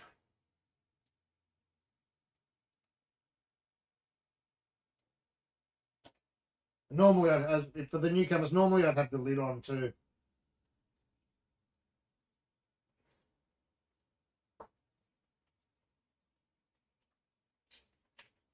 I'm just leaving it off because it's better to look at this than it is a glass lid, isn't it?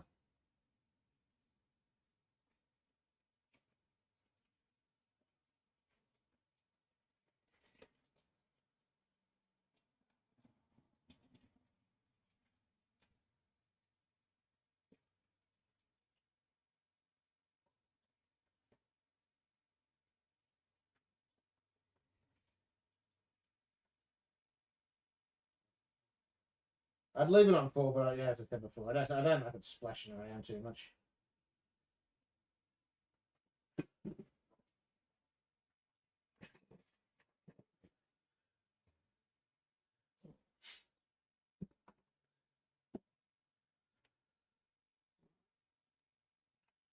Yeah, but see, I haven't been able to trade Ample Foundry. I don't even think they're in the country.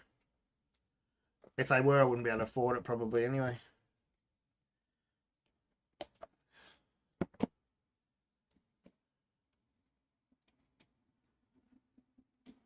I'd like to try. I'd like to try more. Don't get me wrong.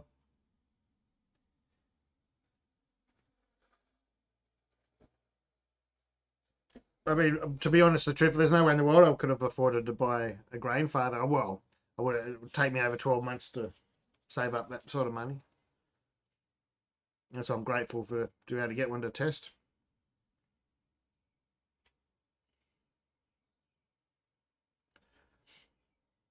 And it's only due to credit and stuff I get that I can afford to get most of my stuff made. I'm a stay-at-home dad. That's I don't have any income except for Patreon and YouTube.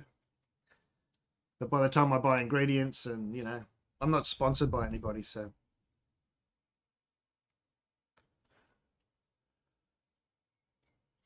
everything I get most of the time I have to pay for. Sometimes I get things for free, but it's not very often.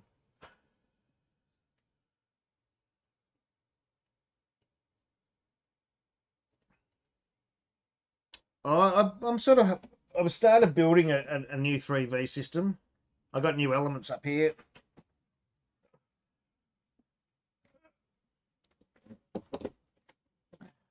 Shit, I'll fall over. Because people, some people have only known me for 3 or 4 years, and they think I never used to have a 3V. I used to have a 3V. And then I just started. The single vessels are just so easy. Cleanup's easy, setup's easy, storage is easy. They're just easy.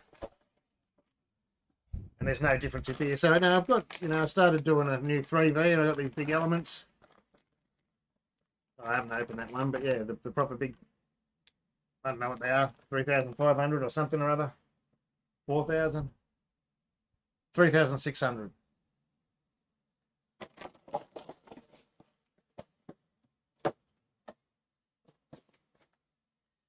And all the bits and pieces, all the fancy, triclovers and all that ready to go. Just got to do it. We have more deliveries. Oh, it must be next door.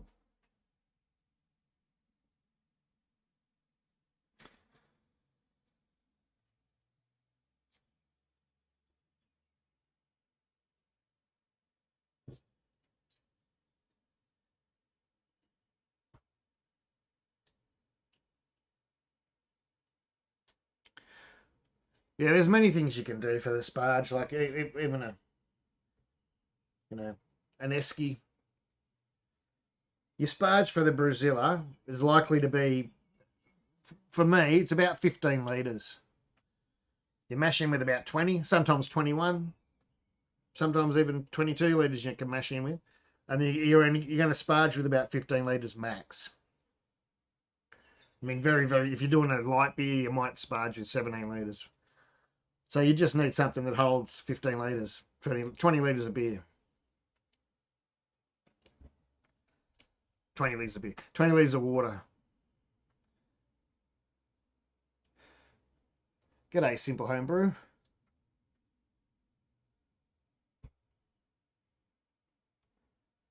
Yeah, I know that the people should be getting the numbers of my Brewzilla recipes because they're always tried and true.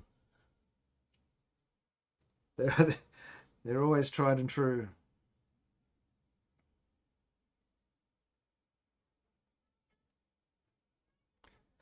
G'day, Bluefin Mustang. Um, I don't have many huge. Like, it depends what you want to do with it. Which bit you're having trouble with. I've done one with the water, although that's sort of changed a bit now since I've done that anyway. But if you get in touch somehow, and I don't know if you're in the Facebook groups or send a message through YouTube, and we'll have a chat or whatever. Oh, Bluefin, were you in the? Oh, I can't remember. I thought I heard water's trickling out somewhere then. Must be leaves in the wind.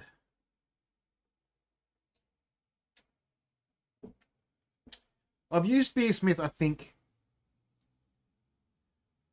See, most of my old videos would have Beersmith, but it's only I've been using Brewfather lately because a lot of the beginners use Brewfather. And not even a lot of the old heads have switched over, but yeah, just need to know which bit you're having troubles with, and then I can help you out.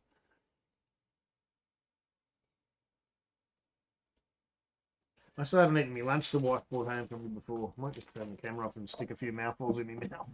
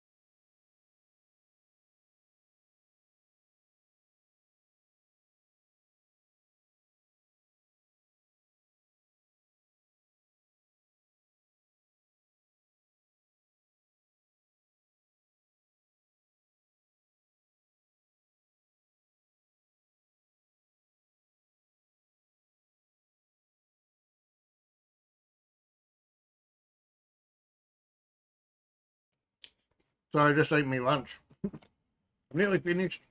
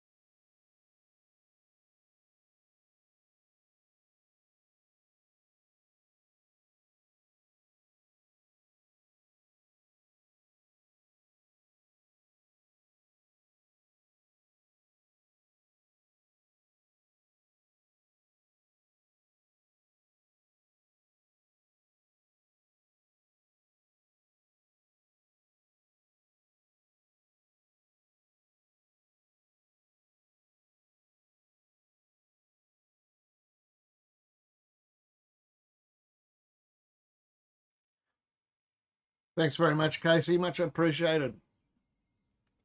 That'll get me a beer. Thank you. No, thanks very much. Much appreciated.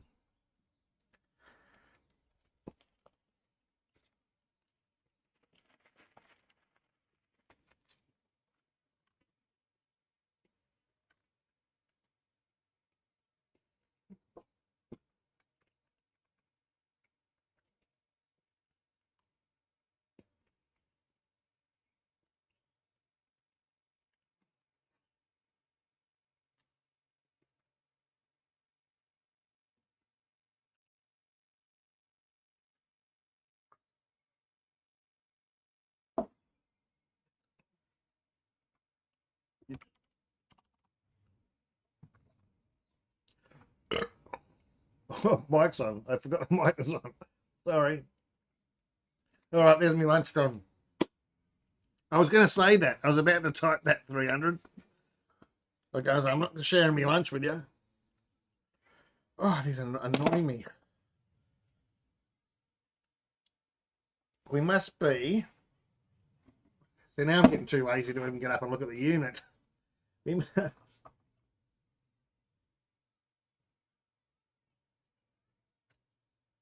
We're not quite at 10. We're close. 74.5. This is where I think things would be good to be able to adjust a little bit.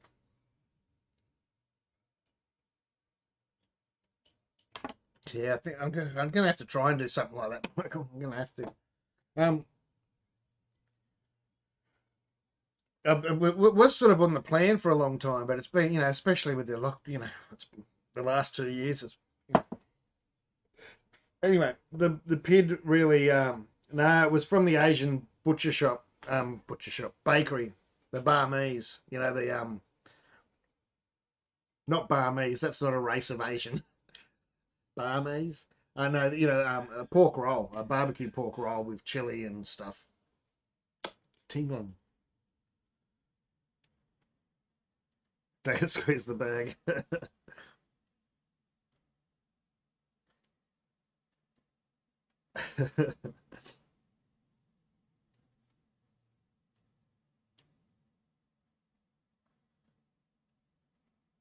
Although I tell you what, more expensive than Subway, but I tell you what, it's better than Subway too. Oh, they're good. I nearly started during lockdown. It was the only time I left the house was to walk to the bakery to get one. It'd become my breakfast. Oh no, well you could do that, Robert. You could support local. That's right. Um, you could. I mean, I think it'd only just be a little bit of adjustment in the software because it does slow down a lot. Right. Yeah, it was at the end. This time it was. It's burning me now. Fell down the bottom of the bag or something.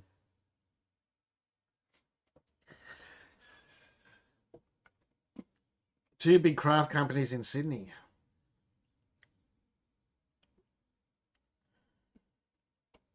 And one, yeah, yeah, it is. And one long bit of coriander and one long bit of The spring onion or something as well, or shallots, depending on where you come from. Yeah, you know them well. That bit, the bit I had in that was like a bit of bloody, like a twig covered in crumbs from the roll. Um, Funny, it's true. It's exactly what it's like. It would be handy because it does slow right down, doesn't it? It'll be interesting on the boil today, although I only raised it to 101 degree because you can adjust. Oh, thanks, dude, Bruce. Much appreciated, mate. But I knew I'd spelled it wrong. You spelled it right. I knew there was something wrong with my spelling.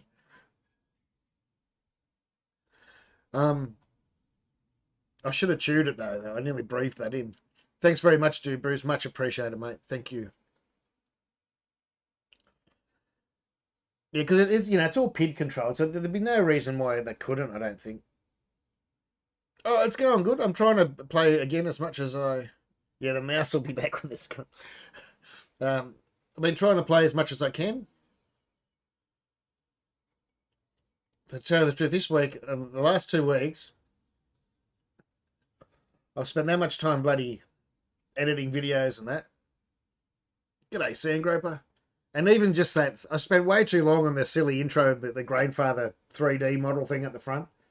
That probably took me 2 days. Oh, no, actually, I did that pretty quick.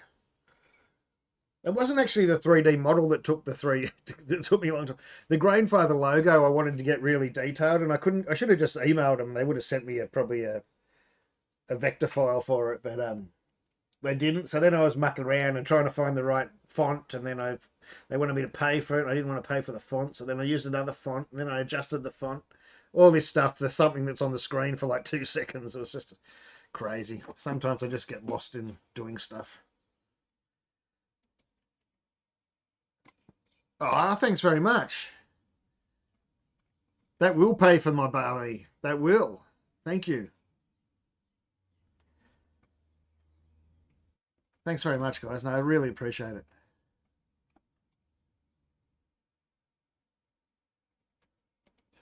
Oh, not the dishes, Michael. Next time I come over, I'll come over and visit you, and I'll do the dishes for you. If I can drink your Blackmans. Yeah, see, that's the thing, is that we've been sitting at the 74.5 for a while now.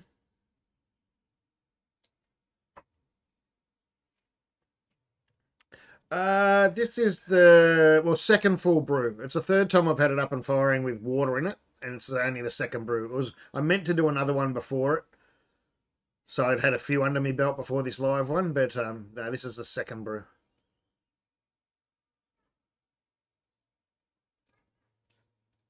Maybe we should meet up at Blackman's one time, Michael. Or is it? Oh, you're not anywhere near it, are you? Are you? I don't think you are. You're out the other way. Yeah, you're right. You're right. You do more cleaning than anything else. Though I must say, and I'm not just saying it, the cleanup on the Grainfather is pretty easy. I mean, the Robo Brews are easy too, but yeah, the Grainfather's just a little bit easier now with that bottom drain, and you can sort of just hose it out. Although I did make a mess of the garage last time. Yeah, we'll do that, Michael. We'll do that. How you going, Lamo?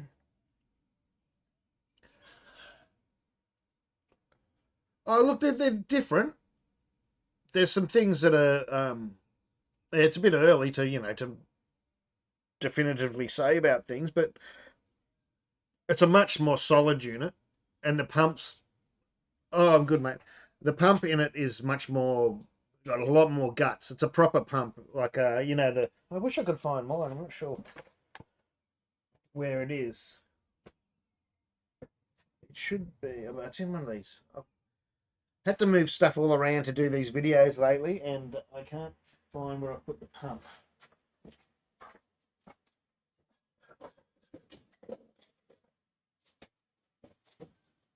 Oh, here it is. I was in the drawer all along.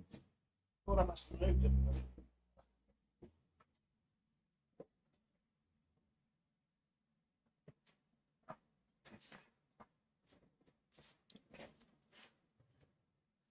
What's on tap? Oh, I've got the Mountain Culture Dolly.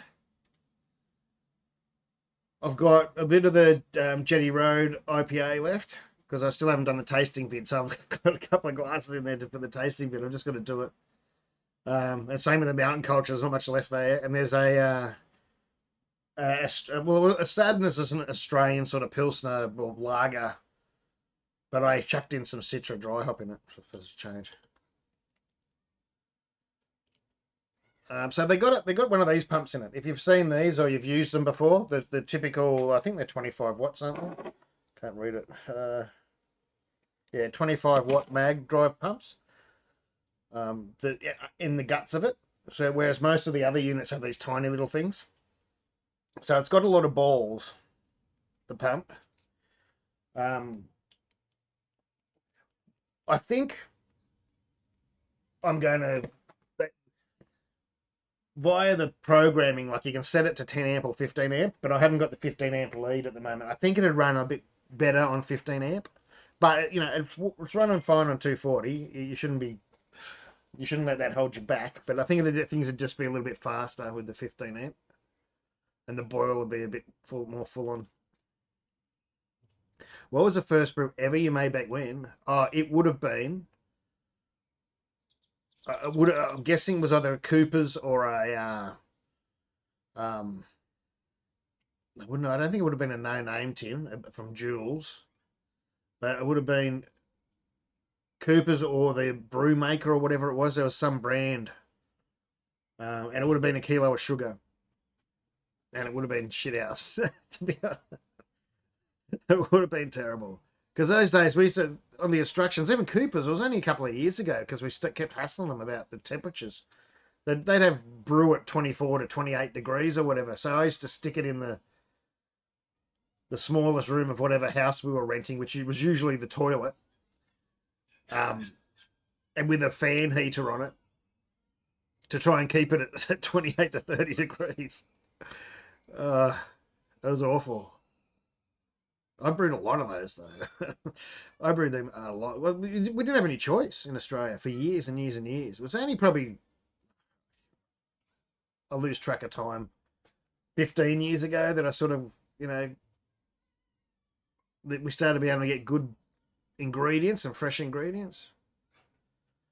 Might be a bit longer, might be a bit shorter. No, probably time's hard. I've been doing this a long time. You know, and I used to get into it and then I wouldn't brew for 6 months or a year, then get back into it. But there wasn't many times I wasn't brewing. I wouldn't have been a year. I'd take off. I'd get desperate and want some alcohol. There was a while there I was brewing. You could buy vodka and orange brew kits and bourbon and Coke and Scotch and Coke.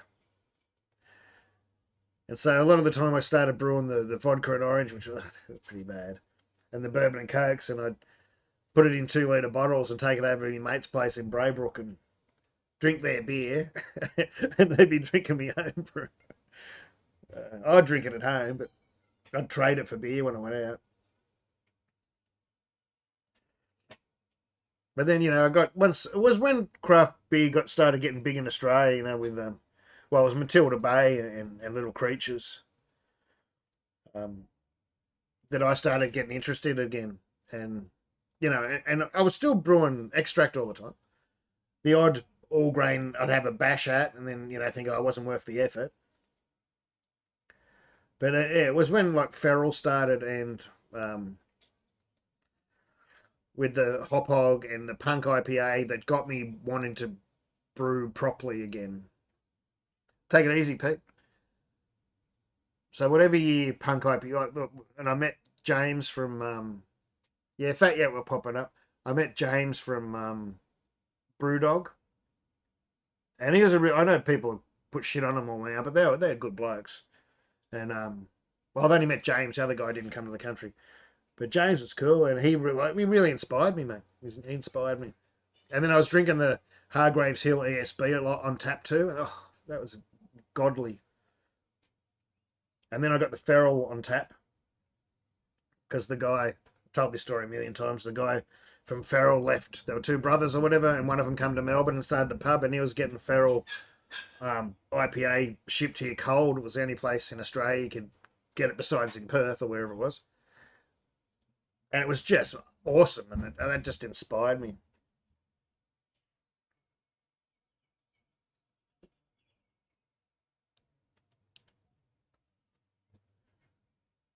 Yeah, there's no date on the date of the version 4, unfortunately, that I've heard either.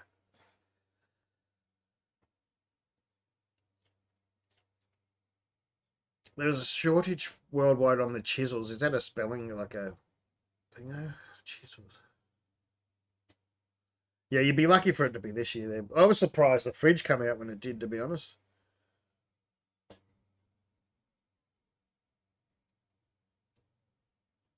Yeah, mine are usually done in 10 days too. Maybe you're taking a reading or.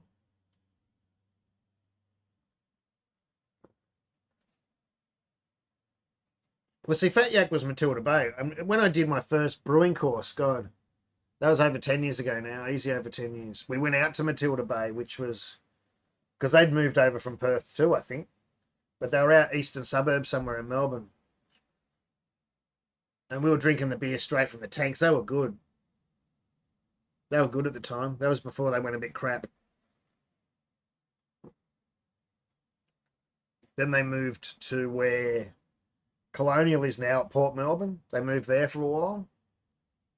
I don't know where they are now. I don't even know if they have a proper place. You'd think it'd be done at 108, but 10 days. Look, it's only 10 days. Sometimes they do take a little bit longer, but does it look like the yeast has sort of dropped out, or is it? That'll be better. That's how I sort of. I didn't take a reading of mine over here behind me. I mean, it's got a tilt in it, but the tilts never read well once you dry hop big. But I can see all the yeast starting to drop out. So, oh, the chipsets.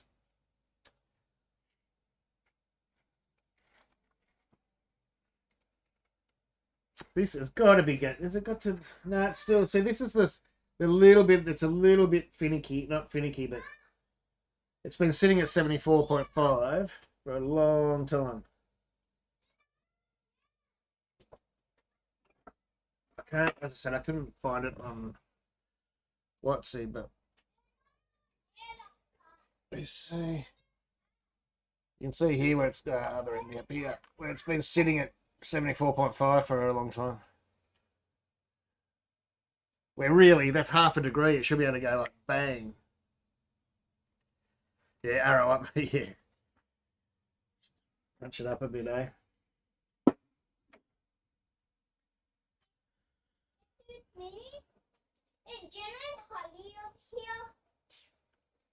I don't know. Did they get out and go and play? I don't know. Have a look through the door.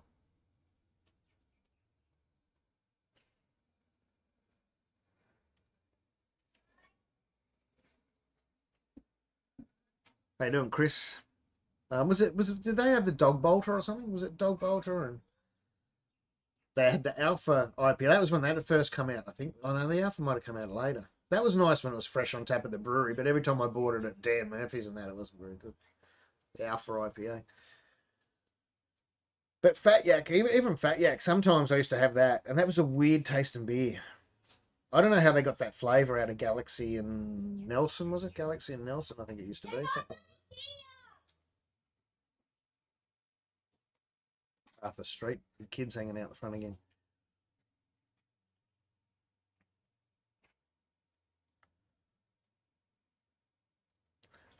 Yeah, they were good, and they were actually brewing at the time. They had I looked over at the wall and there was all these bottles, and they were the Darwin Stubbies were brewed there. Some of them. I don't know I can't remember what year that was.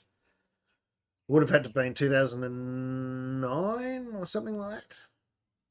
2010 maybe.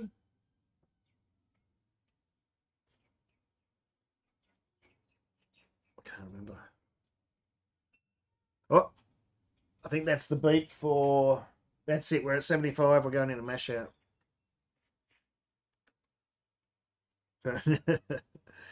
Yeah, I'll have to go and I'll go and get an ale in a minute. But yeah, there's the fat yak, far out. It's every time I have it, like I only really like it when it's real fresh on tap.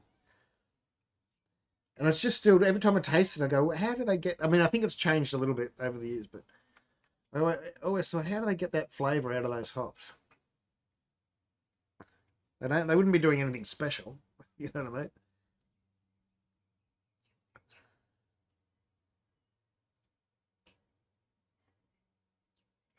I mean? Just there's naked oats. No, not naked oats. Sorry, it's not naked oats. Malted oats. The big O from Gladfield, and a kilo of flaked oats, and that's it for. And a little bit of Munich, and it's 4 kilo of Gladfield ale, 500 grams of Munich one, 500 grams of malted oats, and 1 kilo of oats.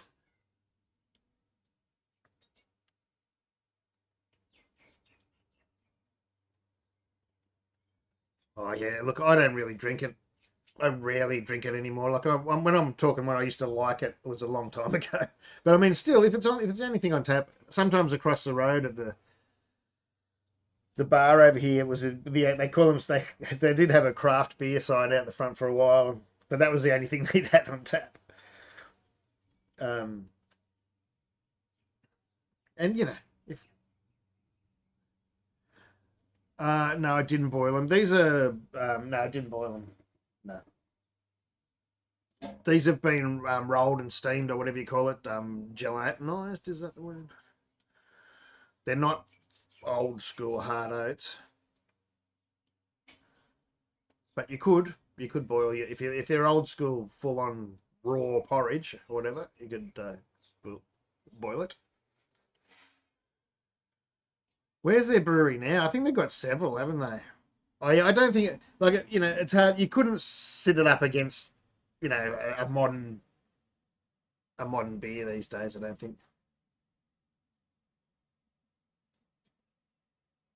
Look, if I'm going to use normal ones from the shopping centre, I usually buy the quick oats because they're all cut up and that you don't need to do anything to them.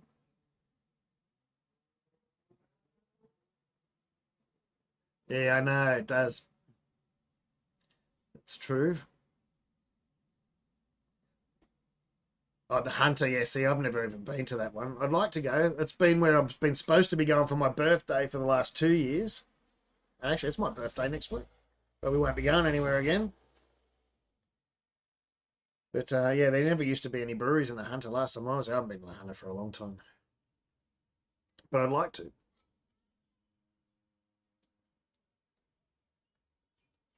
No, I used Big O with this one, Sway, and I don't know if it's changed. They're pretty big. They're really big things. I found they didn't need double milling. The wheat I double mill, but the Big O I found was okay.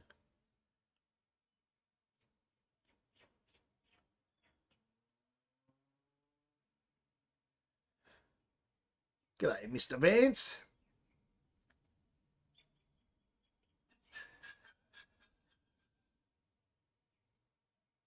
Bees knees. That's right. That was the other beer. I remember when I first had that at a pub. I was going to a concert somewhere. I think it was Suicidal Tendencies or something like that. At Russell Street at can't remember the name of the venue. And across the road there was a pub, and I went in there and they had a bee's knees. That's where I first had a bee's knees beer. I remember that, and actually, it was actually nice. I didn't mind it at the time. It's a long time ago, but yeah, I didn't mind it. Anyway, so we're into mash out. I don't really have to do anything. Shouldn't have stirred it enough times. I don't really need to stir it anymore.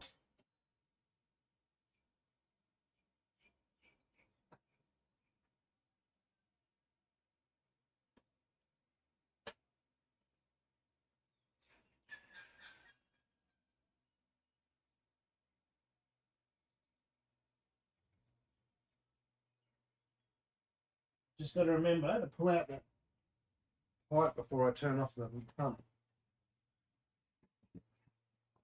Oh, thanks very much, mate. Thank you. And guess what? We were coming over your way too, mate. But we were going to come over for the 27th. Oh no, that was the not this month. It was next month. From the 27th of October to the 1st, to try and stay over there somewhere. But they mucked us round on the lockdown, mate. They're not 25 k's isn't enough. It's ridiculous.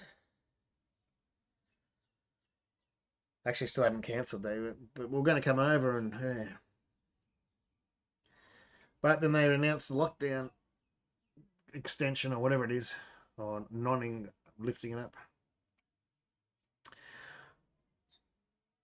Oh yeah, well we'll plan it to, and then they announce that thing. Thank you. No, thanks very much. That's much appreciated. I don't know, Vic Brew. I heard it was on. It was. I know it was later. It was a weird time. I think it was on. It'd be on about now, wouldn't it?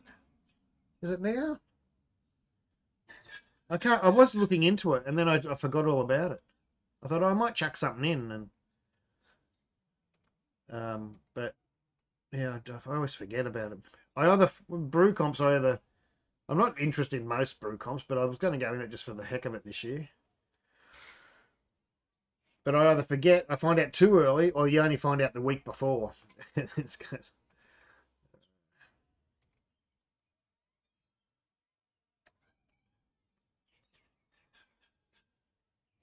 I got to get back over there and see the guys at Jetty Road and that again too. They've invited me over there to have a look on a brew day. Maybe you can come over to that as well. So that's why I've been holding off the Jetty Road brewery video because I was going to go and record a whole heap of footage, but I think I'm just going to have to put out the video without the footage and then go again and do another one or something like that. Oh man, thanks, Steve. Far out, much appreciated. Thank you.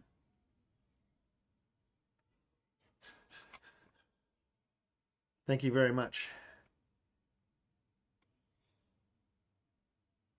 Darling, I'm going to come and see you one day.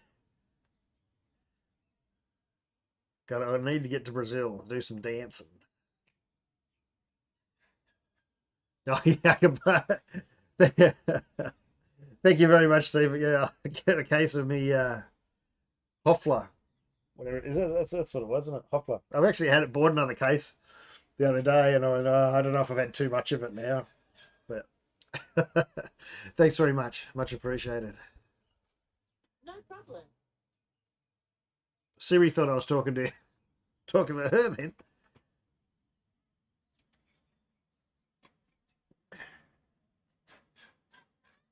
Oh, well, we're into mash out.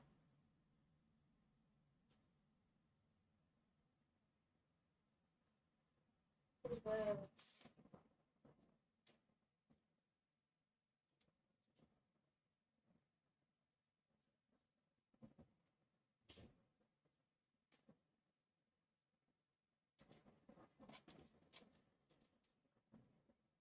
G'day, Arizona. How you going, Rex?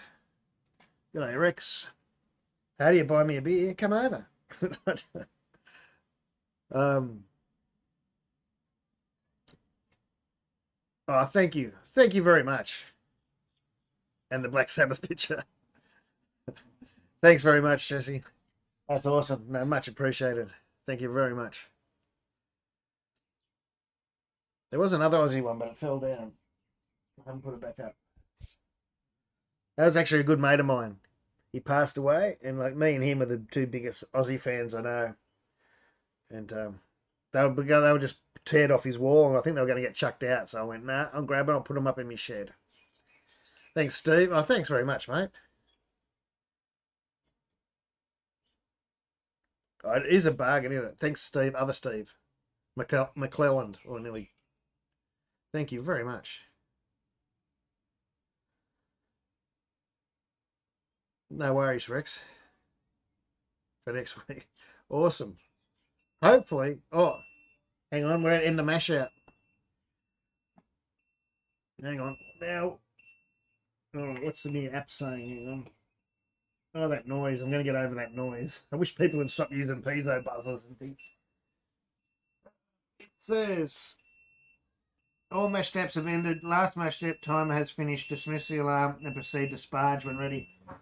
What I'm going to remember to do this time is pull this out of the mash before I turn it off. Any of these systems, if you're getting...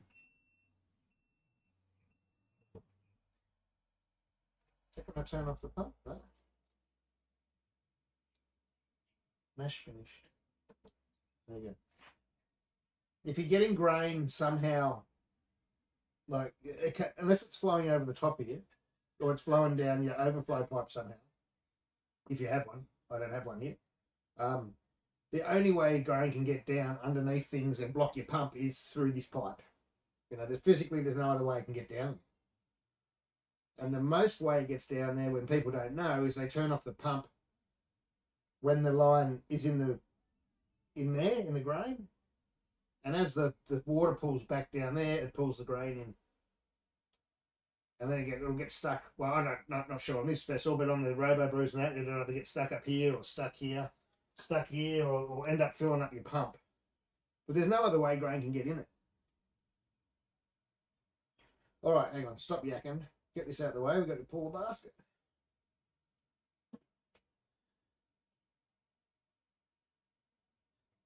I'll find the handle. If I'm going to lose something on brew day, it's usually the handle. It's always this. I'll go around the other side. Got the shakes. Hang on, just make sure everything's ready. Got my sparge here. I'm sort of mucking around with the sparge amounts and stuff. I'm not 100% sure that the Grainfather recipe app, it always seems a little bit low, and I haven't figured out how to adjust it yet. So I'm not going to use that for my sparge amount. I'm going to use my Brewfather sparge amount, and we'll see what happens. I would not be surprised if we oversparge and we come down a little bit under. But the first brew I did on it, we came out, I was heaps up on points. I was about 7 points up or something. But we'll see what happens today. What does this say? This says about 19.5 litre sparge, or 19.6 litre, so nearly 20 litre sparge. Okay, I can remember that. Or if I don't, you can remind me.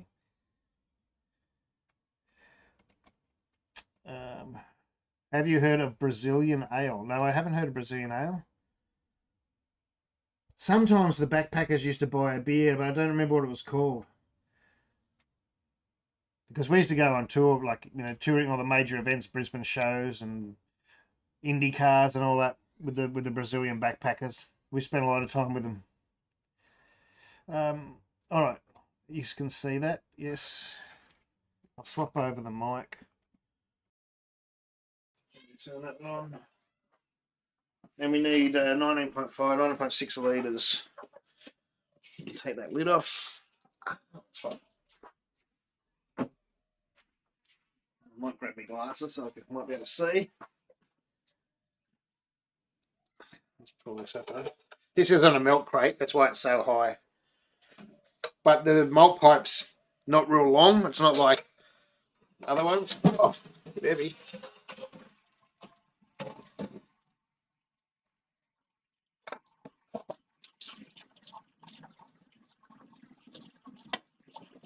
And we're off. Right, what do we got here? We have nearly 25 litres. That seems like a lot. 20 litres. I don't know what's going on with the numbers today. We'll find out. 25 litres.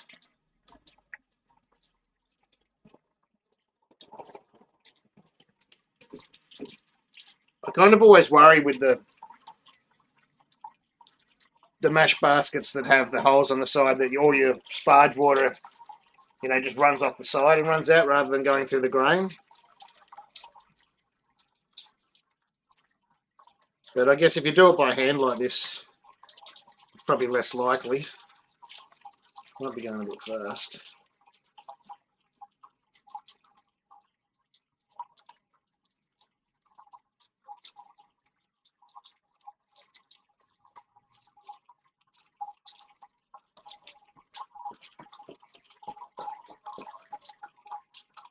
I can't see the. Oh, I can see the chat just.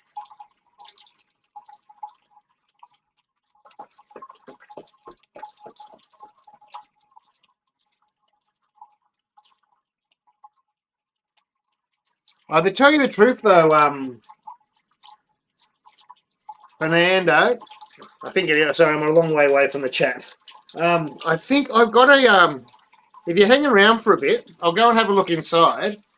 Because one of the editions of one of the magazines I bought about last month or the month before or the month before that, on the cover, I'm pretty sure they had a Brazilian beer, and I thought I might do it for one of my videos, just for something different. And I wonder, I'll see if I can find it. I might not be able to find it quickly today, but that's getting hot.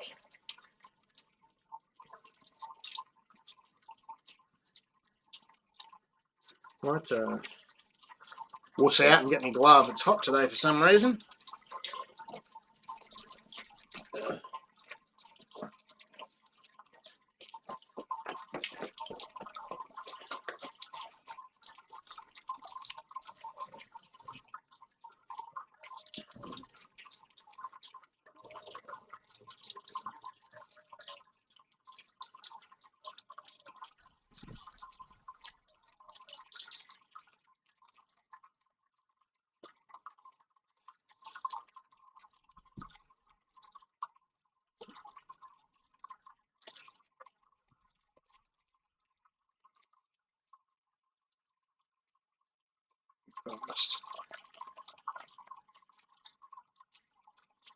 It's really hard to tell how much is going through the bottom and how much is going through the sides. You can't really see.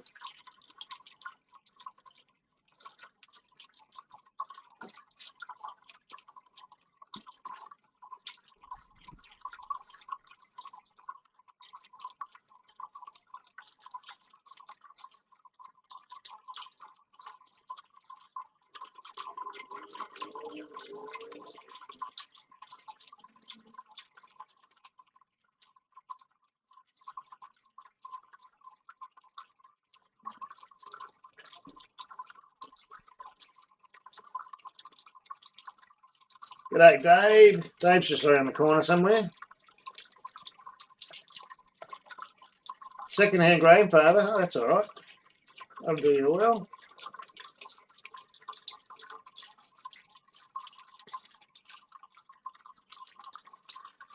Yeah, see, I still haven't really nutted out the whole, like a profile for this at all. I've only done that one brew the other day. And I still haven't really had time to nut out the numbers. I went to do it this morning. I was going to put it in and muck around with it, but I thought what I'll do is I'll just sort of trust their old...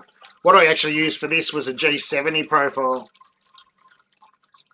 I started on the G40 profile on the Grainfather app, but I couldn't get the water right. I didn't have time to make my own water profiles and things. So I went over to Brewfather, and they didn't have a G40 yet. So I used the G70, and I just cut down the... because it virtually is the same machine. I just cut down the batch size.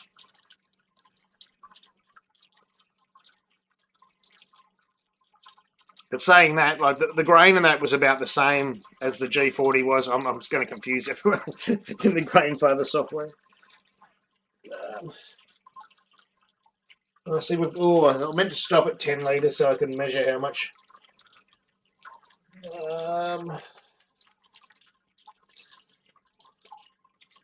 25 to 15. 17. I reckon we got just over 2 litres to go. Might just use the jug.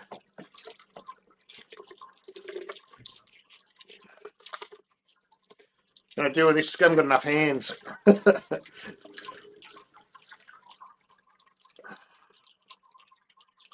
it over here. Bit easier, isn't it? Oh, I got water. Speaking of which, popping out of there, you said, because I was turning it. Ah.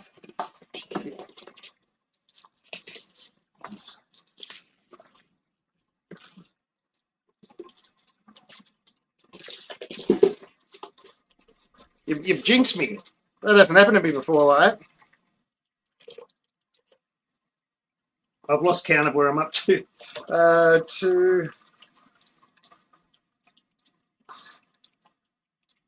no, I probably don't even need this full 2 litres. I don't think.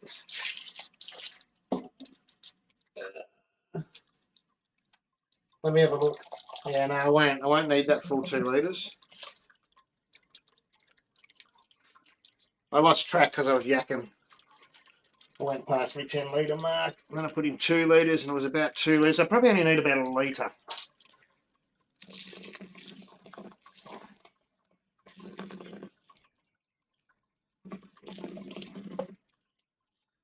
Probably went a bit far. That's probably about right. We'll soon see. I mean, yeah. I definitely sparged a lot more than I did in my last brew. Because we've got 31 litres in the boil kettle already. I'm not sure what my pre-boil was supposed to be. It is handy having that. This is the one time I find it handy having a sight glass. If I can find my recipe. Pre-boil is supposed to be... Oh, what's the bloody pre-boil? 35.7. What did I say with her? That can't be 35.7. No. It's got to be wrong.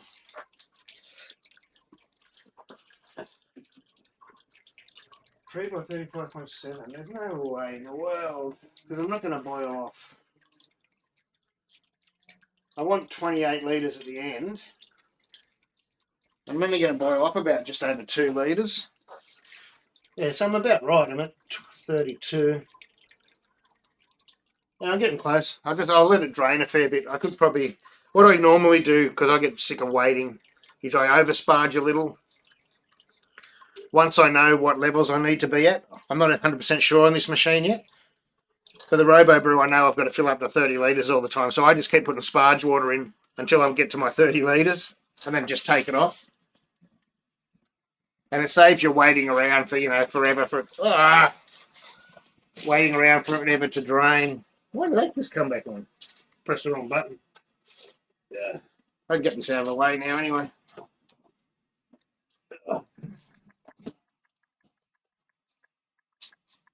Turn it off. Get it out of the way.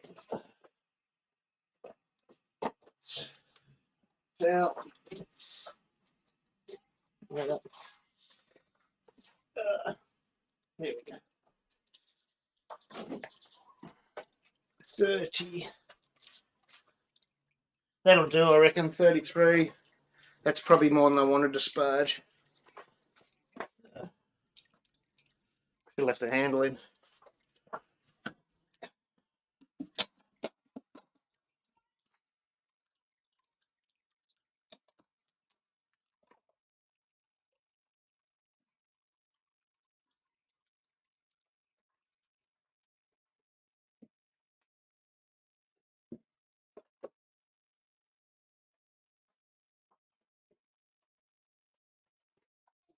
Keep in mind that some of these programs, and I'm not sure about the Grainfather, I think it must, because it doesn't seem to give you much sparge water in it. But yeah, some of those, well, you work it out yourself in the end, but some of them you really got to leave it there till it stops dripping. It might take half an hour, but I don't. I prefer just to oversparge till I get the amounts I want, and then just get rid of the basket. All right. What does it say here? Lift up the grain basket.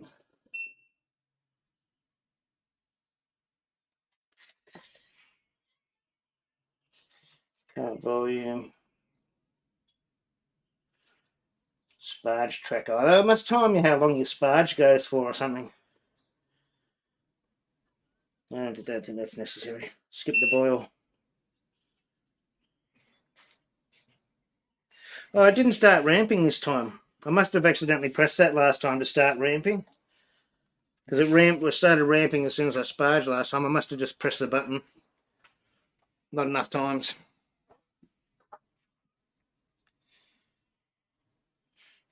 But we're at, it's just so I know, and hang on, I'll take a photo too if I can find my phone. That we are at, well, it says 32 litres, but that'll be 33 litres.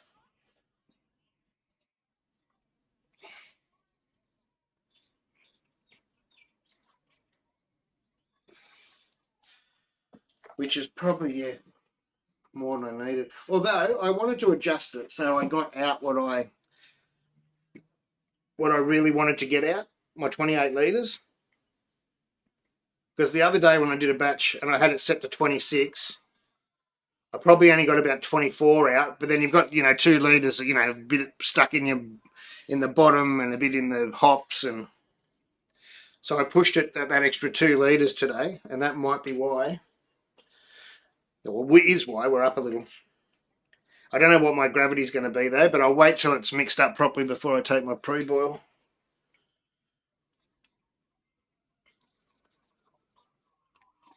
See, normally well, you've probably seen on my Robo Brews and that, at this stage, before it's boiling, I'll pump it through a filter to get rid of some of the junk. But I haven't, I'm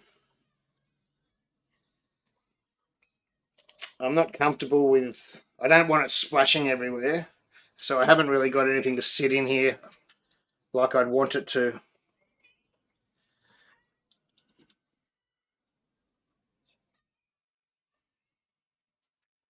I've got something over there, but it's a little bit short, I think.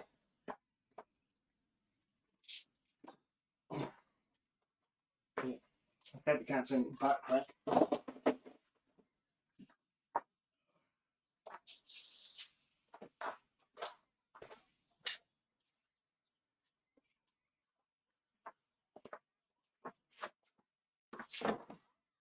But you'll also see, I think this camera's still on, I can't see the screen. Hang on, I'll make it so I can see the screen. Oh, yeah, camera's still on. There's still a fair bit of work. Oh, it's turned on the side. Can you see coming out of the, yeah, see going down the driveway out of the mash tun?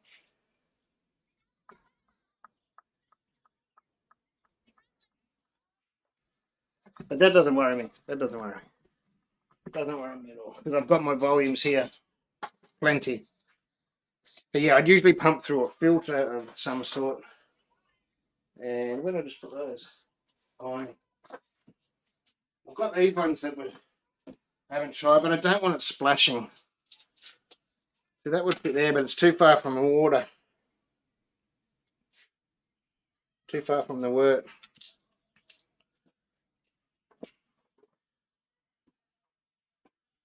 And that's going to be the same.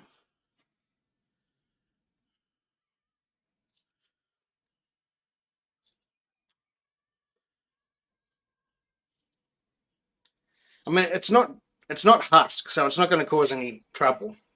It'll be mostly chip, it's bits of the guts of the grain.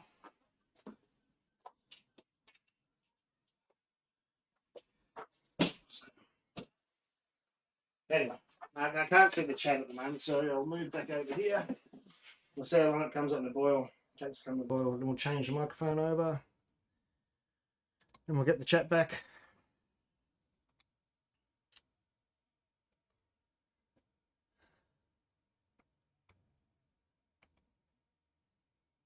I will probably use Verdant because I bought some the other day. But Nottingham. No, I use Verdant for this. It's a hazy IPA.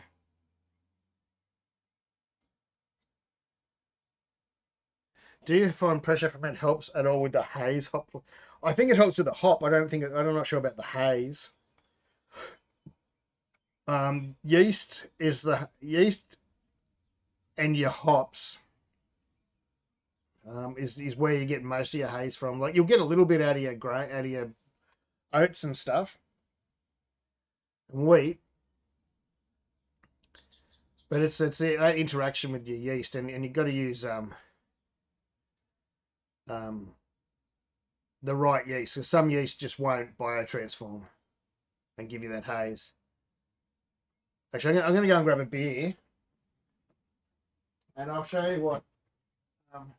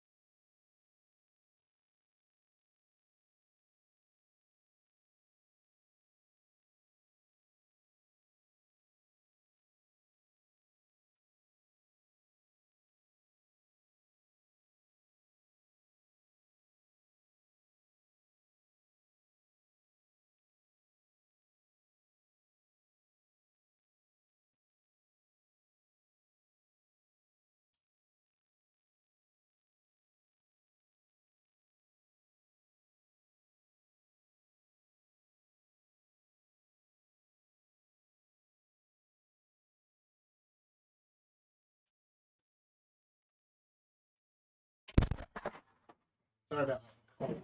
Open the door. All right. Pick up that towel. It looks messy. I'll kick it. Kick it out of the way. Always have a towel around. Whenever I spill a bit of word on the floor, I always towel it up straight away, otherwise it gets sticky and horrible. Oh, hang on. This here is a what normally would be a crystal clear beer, although it's only been in the keg about 4 days, and I didn't use any finings. And it's a little bit hazy. Like you can still see my fingers. It's more like probably like a wheat beer hazy, a beginner brewer hazy. No, I shouldn't say that. It's like a yeah. And that was using 3470 yeast, which you normally wouldn't, use for an IPA or a hazy beer. But I just wanted to give this beer some flavour because it was just another straight sort of lager. So I threw in 50 grams of Citra, like a day 2 or ferment or something like that, to try and see if it. I've never tried it with 3470, but I wouldn't say, even though that's hazy, it probably looks a bit hazier on screen than it is here. I think that'll still drop out pretty clear in the end. So I wouldn't be using that for a NIPA, where I've seen other people say you can use S33, and that's another lager yeast, but I haven't tried it. So yeast is a really huge thing with your hazy beers and dry hopping at the right time. I don't think the pressure ferment helps that, but I think the pressure ferment helps lock in flavors of the hops. I truly do. I just think it even makes sort of sense that it does. It just it might only be the smallest amount, but I just reckon it does. I reckon my beers got hoppier, and they stay fresher. And when a beer stays fresher and gets less exposed to oxygen, it'll be hoppier for longer. Can you repitch a yeast cake without washing? I don't wash yeast anymore. When I don't. I think I put in too much. Yeah, it is a wrapped. Hey, Daniel. Um, I don't use. Yeah, I don't wash yeast. I don't think it's worth it. I think once you, especially, oh, excuse my phone. It's been quiet all day. Someone sent me a picture. Is it one of you guys? Who sent me that?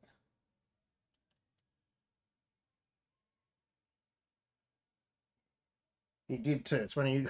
Craig sent me a picture. Oh, there he goes. He's taking a picture of me taking a picture of. That looks the same as that.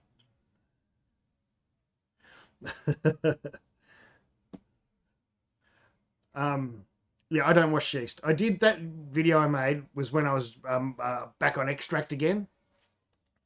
But since I've gone fully virtually all grain again, and I spend that much time, 6 or 7 hours on a brew day, or 3 or 4, depending on the brew day, I don't want to risk it using washed yeast. If I was going to do it, I would do it. Is that lens fell off that? I thought the lens fell off my webcam, but it must have been just because I cleaned it before. It looks different. Do a big starter, pitch half of it in your beer, and then put the other half in the fridge. So you're not having to wash it and you're not reusing it. So you make a starter, pitch most of it in your beer, keep a bit, and then next time make a starter from that bit in your fridge, and then pitch a bit, and then keep using that bit, and it's clean all the time. You're not washing it. You're not, you don't have to worry about hops.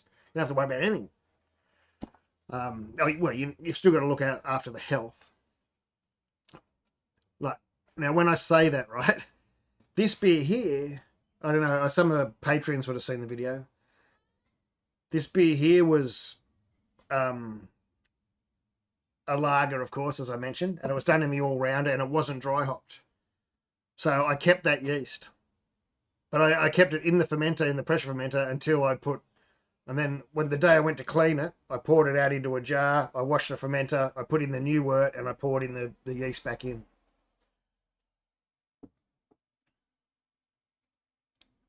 So you can repitch on a yeast cake without washing it, yes. But I don't know about use a hop back or a hop infuser. I mean, you're still going to get some bits of hop in it, but it depends on what you're brewing too. Where you're going and what you're coming from. I mean, if you've done a 200 or 300 gram dry hop, then I probably wouldn't just chuck another beer on top. But that's why if I know I'm going to do it, I usually start with the lager, like a plain beer without dry hop, and then I'll use that yeast for something else.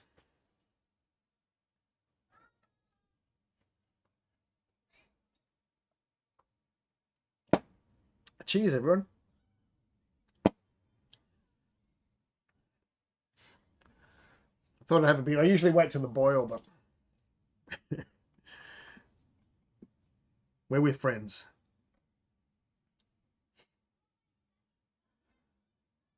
Yeah, well, see, if you're going to do that and you want to repitch straight onto the yeast cake there, you probably are better off using a bag or something, but I've used a bag a few times. I just get over it. It's a bit of a pain in the ass.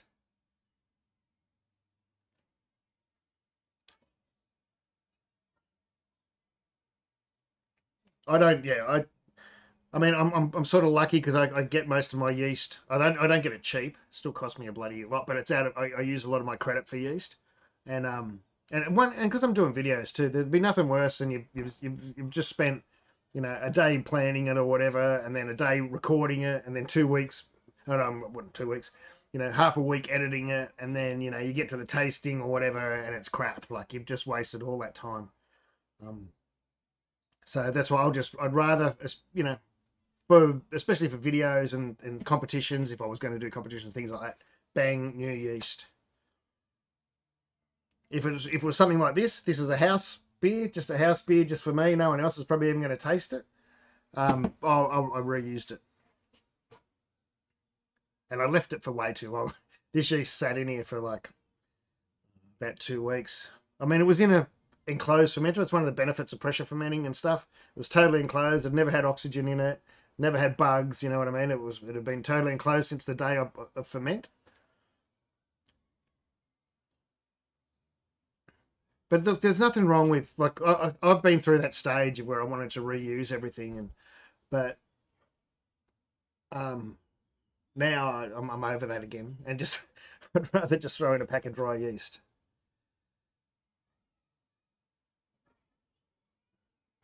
It's just so reliable. I mean, I've got a few brews coming up that I have to use a liquid yeast for, just because I, you know, wanted to. But it's always a risk whenever you muck around with yeah, USO5. I used to use all the time. Um, I've got a 500 gram brick of USO5 in the fridge. It's probably out of date, but I mean it's still closed and it'd still work. I've been meaning to package it up. I even bought little packets for it, but I always get to brew day and go, oh no, I haven't packaged up that yeast. I'm not going to open it now and then package it all up. You know what I mean? I keep forgetting to do it. How are we going with this heating? Well, see, we're up to 98 already. Wow, it gets up. I find it hard to believe it's at 98. It gets up really, really fast. Then this is where we taper off a bit.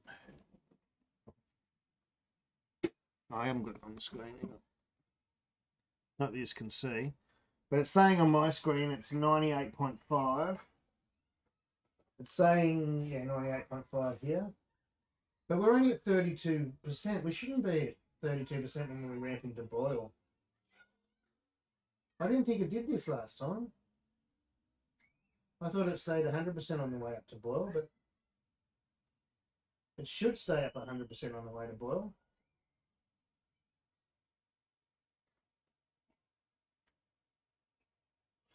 I think they might need a software update. It says ramping to boil temp, so it knows it's going to boil, but it's only at 34%. Unless they do it to try and reduce scorching or something.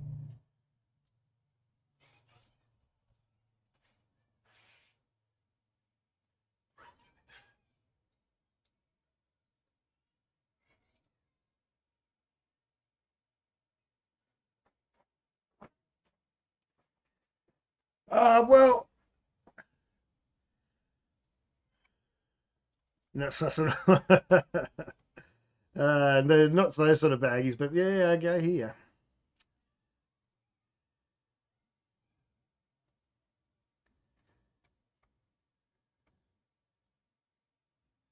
Hey Al, if you want a Vosh yeast, I've got a few packets of that. If you want me to send you one or two.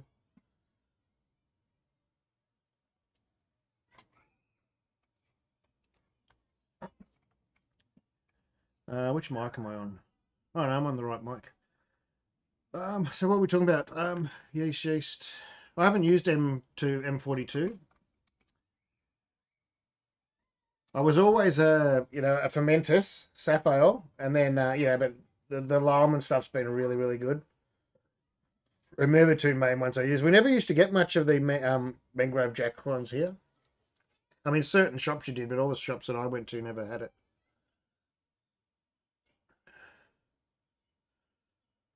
K97. I think I used K97 in. Was that K97 in the XPA? I can't remember. No worries, mate. Hurry back. Al, if you send me a message somewhere in your address, I'll get some out to you.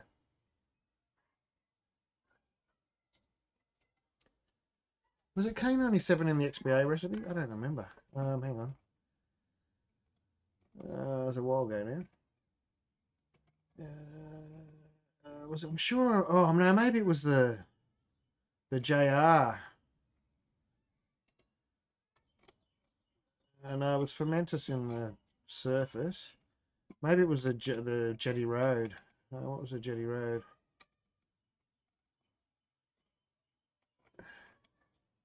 Oh no, that was Bry 97.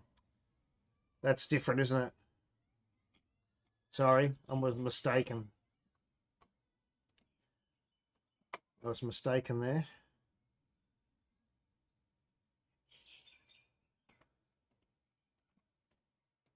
Wrong yeast. Yeah, Brynus, that's it. I was mistaken. I don't use liquid yeast much, because I'm a stay-at-home dad and I don't plan things. With liquid yeast, you need to plan, and be ready for brew day and all that sort of stuff, and that's just not me. I didn't even know they had one. That'd be cool, Sandgroper Brewing. Thank you.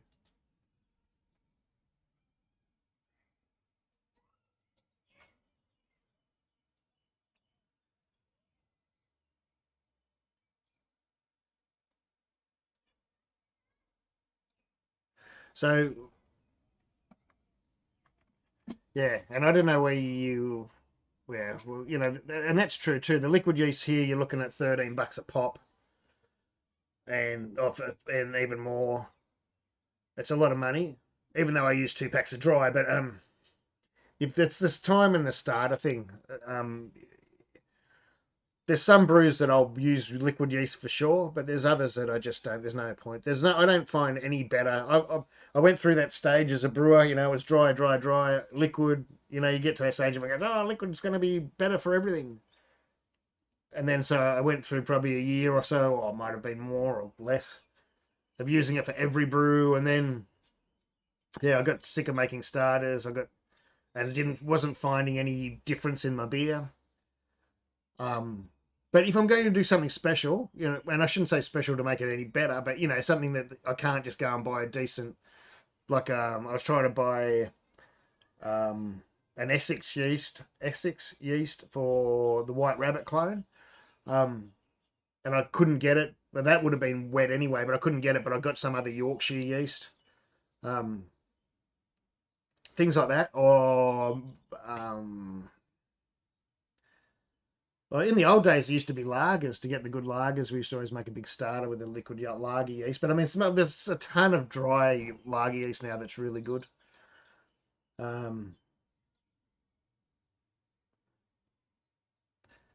but see, when it comes to I brew a lot of ales, man, American ales, Australian ales, and it's just, I don't know, I just don't find, I don't even think, the difference between WLP 001 to, like a USF5 or a Verdant or whatever, I don't really find much difference. Diamond, oh, look, I didn't mind Diamond. I won't say it was my favourite. I still struggle with lager. I'm saying that as I'm drinking one, but actually it's clearing up now. But it's that I'm too late. I start drinking them right away, and then I get sick of the lager taste.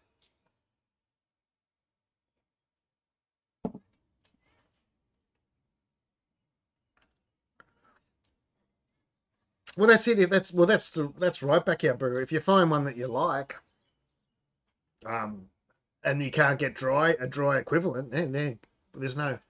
I didn't mind the Lowman Kolsch yeast. I found it dropped clear, like I didn't even have to filter or fine or anything. It just dropped crystal clear. I did have like I think you've also got to find the different temperatures for different yeast too. It's really hard because none of us have much time, right? We want to try a Kolsch yeast, so we might go and buy the Lowman dry yeast, and we'll only use it at one temperature, and then you go, oh, well, I don't like it. You know what I mean? Or Whereas maybe if we, did it at 15 and then you had one at, 20, there'd be very, very different yeasts. And they used a Kolschist for a cold IPA. Bridge Road Brewing made a cold IPA, but they actually um, they didn't want to use a lager yeast because they wanted to call it a ale for a cold IPA, but they wanted to ferment it cold like a lager. So they used a Kolschist. I'm not sure which Kolschist, but they used a Kolschist and they fermented it at, I can't remember. I've got it written down somewhere at 14 or something like that, 12 or 14 degrees, and that was really good. Oh, it was good. So yeah, you just got to. It's that's where it's good to be in a brew club. Even not that I am at the moment, but we're thinking of starting one. So you can do one recipe and all use different yeasts or the same yeast at different temperatures, and then you can find it because no one has enough time to, you know, unless you're loaded or unless you don't have kids. For the cold IPA, yeah, they fermented cool. Like it was, I can't remember exactly. It was 12 or 14 or 13 or something like that. It was cool. It was a nice drop too. It was a nice beer. Oh no, because I just wanted to make a cold IPA. They wanted to. It's a new style, and instead of using a lager yeast like some are to brew the cold IPAs, they used an ale yeast that could ferment cold.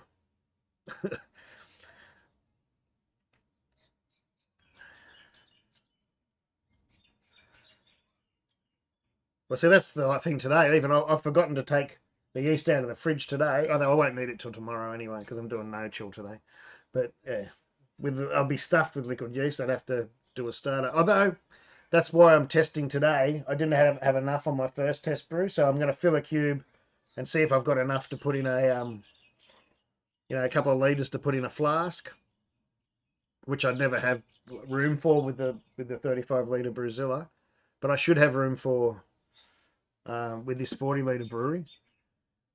And I'll mention again, just in case people didn't hear it, with these Grainfather 40 litres, you can actually brew it. Like I can boil 46 litres in there and get 40 litres out, where I could never have done that. You can't do that with a 35 litre, whatever, Brewzilla, Robo Brew, whatever all the other ones are. This can, if you fill this up to the rim, I reckon it's probably about, I don't know, 50 litres.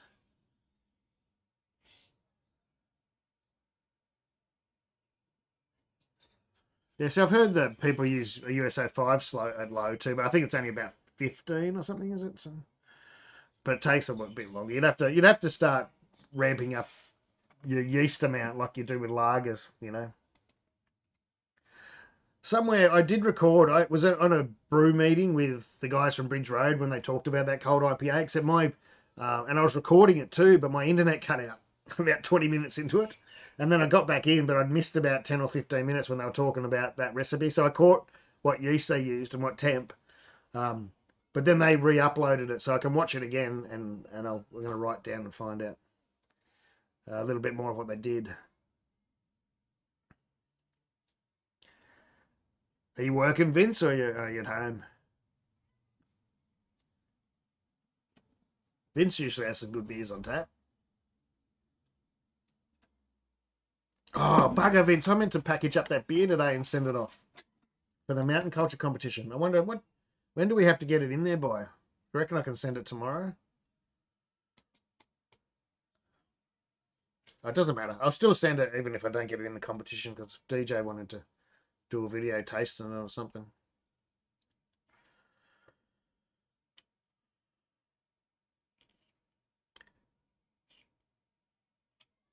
Oh yeah, construction.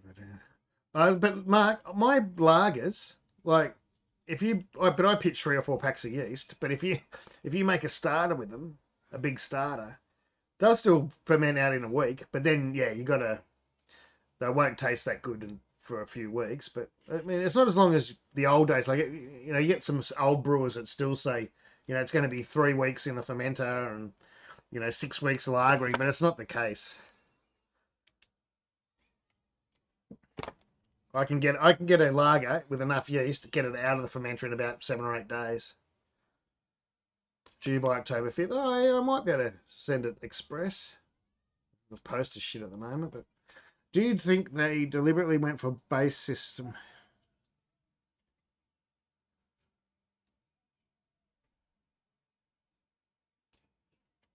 Well, I guess so. Like, it is handy because like, say you buy one of these, which I'm hoping to get through Kegland. They'd be nice to me because I told them that I said I wanted a fridge for free because they'd promised me one of them about 2 or 3 years ago when they were first talking about it, and I was saving up to get one of their fermenters. And I said, I've had to blow me money on the bloody Wrapped. Help me out with the fermenter. And I think they're going to help me out with the fermenter. But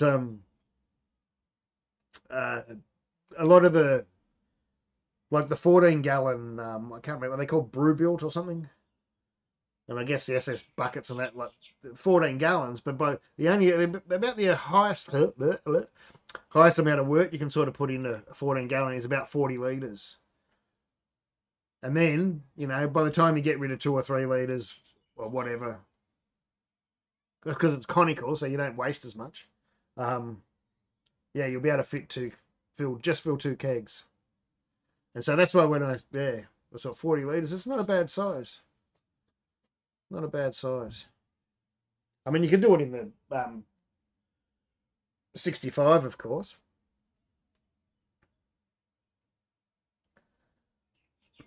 So we still haven't hit. Waiting. It's gone down.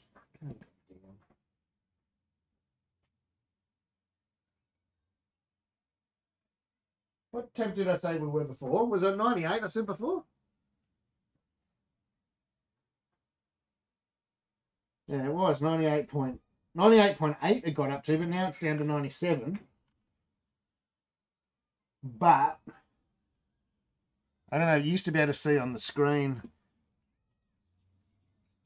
The lighting's gone a bit stuffed now. There's something reflecting on it. It's gone up to 65 though, so at least it's 66. The elements are starting to ramp up.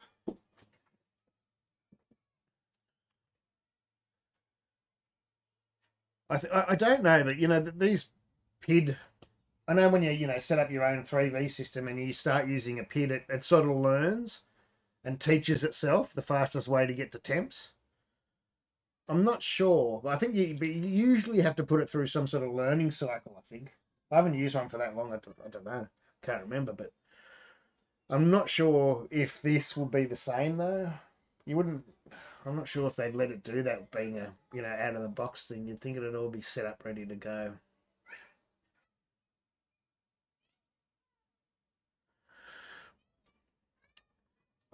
Look, if I saw junk there, sometimes I do. Like since I didn't filter it, it's probably a good time now to go and skim junk off the top. But as far as the proteins go, no, I don't. I just want to leave them there, unless it's a stout and it looks dirty and stuff.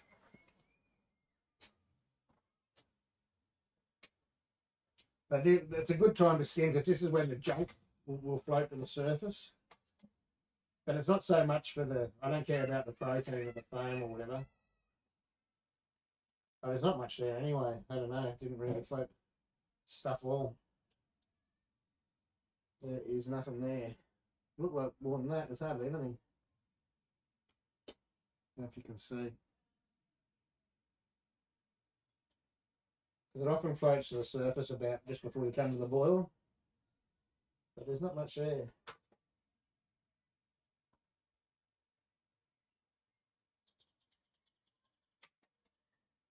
Nothing worth worrying about anyway. I'm going to hose this off before it dries like cement.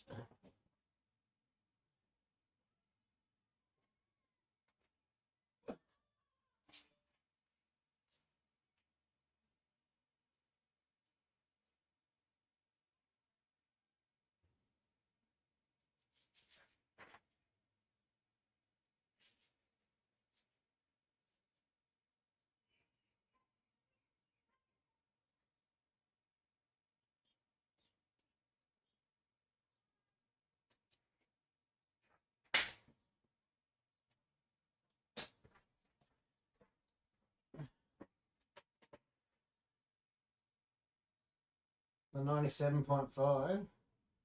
See, we shouldn't be backing off on the element. I don't know why the element's backing off. It should just keep going until it gets to the 100, you know?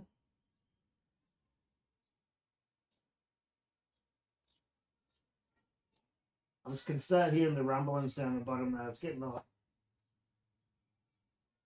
I'll start hearing it. I just think it should stay hot, you know? I don't know. I'd say 100%, but if they wanted to back it up 90% or something, till it gets to boil. That's kind of why I want the 15 amp too. The 15 amp would pump through this.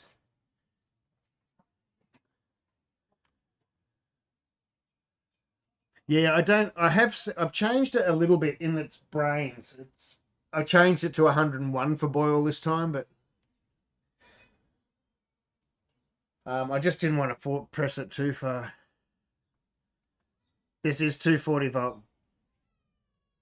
We have everything of ours is 240, but we're only at 10 amp. So I've actually got this running through a 15 amp. See that orange cord? That's a 15 amp cord to a 15 amp power point. But because that power lead's not rated, I reckon it'd probably be all right anyway. But you actually switch it over in the control box from 10 amp to 15 amp. But I haven't done that. It's sitting at 10 amp because I haven't got the proper rated power cord for it.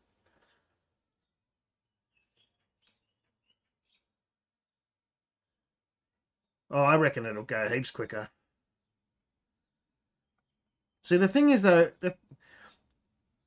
the real problem is it's not the actual, it's that it slows down. It knocks the power off itself as it gets up to any temperature. It gets to the temp quite quick, and 1 or 2 degrees before the boil or 1 or 2 degrees before mash out, and then it just sort of hangs there for ages. Like I'll probably put the lid on, but that's danger. That's danger area of overflow when you put the lid on. Yeah, well, I've got it's a 15 amp plug, but it goes to a 32 amp breaker, so it's coming through a 32 amp breaker. I can't remember what size wires we put in. No. Thanks, Lemo. You're not too bad yourself, mate.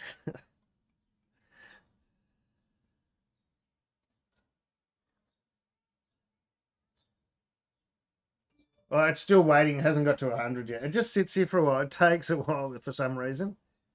I don't know why, but because it backs off the element. I don't know why it's backing off the element.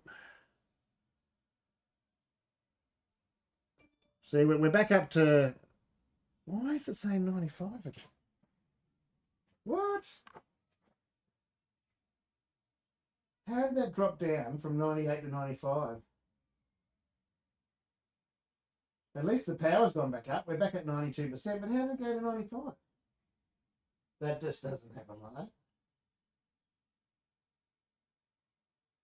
That's weird.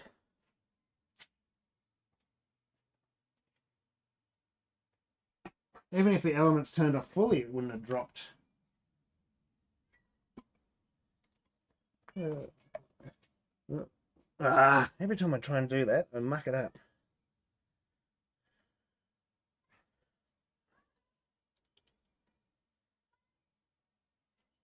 You can see it, wrong end, it dropped off, going down.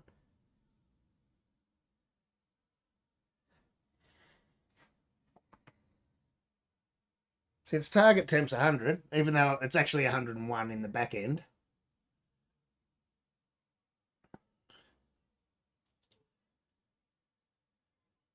But and the element's cranked up, but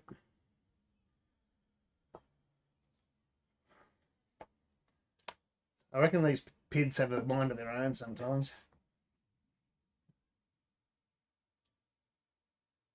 The only thing I'm liking it, it's weird that it's gone to 95, but now it's saying the element's at nearly at 99% or something, 94%, so it should be getting hot.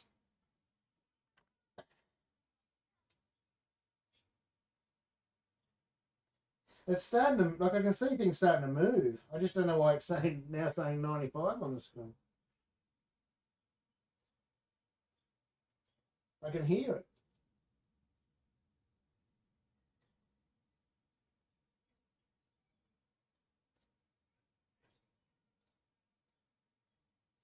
Well, not much I can do. Oh, I'm sorry. I thought I had the thing on. Didn't have the thing on. Sorry, I thought it was pointing to that. You can see the edges. It's starting to move. I don't know why it's saying it's at 95.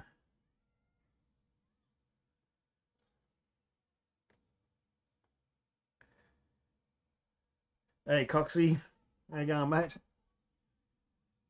Yeah, I think you're right, Steve. But I might I'll see what happens now. Now it's on I'll just let it go. If on this, because the element's at nearly 100% now, we'll just see how it goes on this step. Like if it goes to slow right down again, I'm gonna just put on the manual. Although the other day I switched it to manual to get to 80 degrees and it did the same thing when I was trying to clean.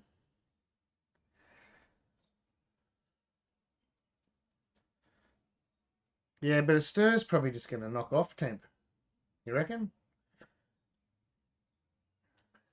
I think the guts of this would be the same as the G70. I just reckon that it's a shorter boil pot. But yeah, maybe they've changed. I don't know. I don't really know.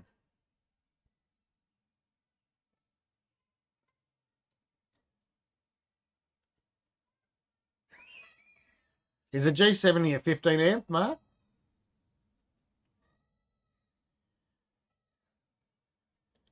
That could be a difference.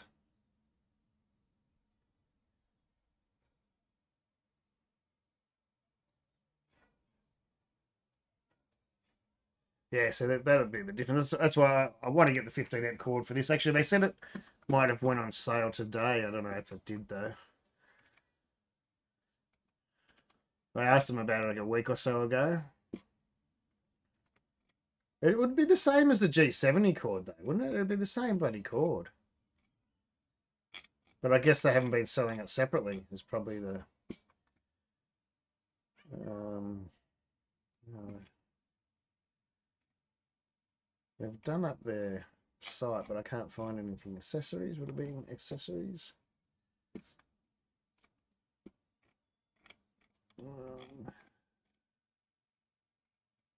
A search. There is a search. What if I write cord? Write cord in the search.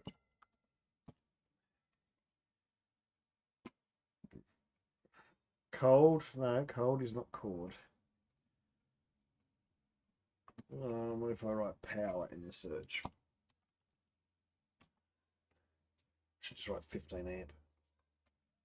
No products for power. What if I write 15 amp? No products for 15 amp. Oh, I don't know.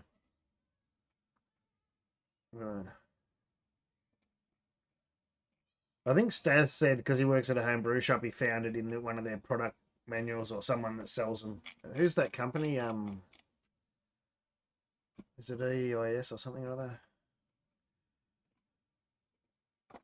BIS or something? BEI, whatever they are. Where's the chat? What's the chat? No, I reckon they're the same, eh? I reckon they're the same width. I reckon this is just shorter. Mark, it just looks thin next to me. That's the problem. Everything looks thin next to me at the moment. Yeah, I think you're right, Ramsey. Ian, I'm not even sure that's going to help. I can hear it. It sounds like it's getting there now. I can hear it sounding trying to boil. Which it's getting louder and louder. You might even be able to start hearing it on the mic if I switch over the mic. Maybe not.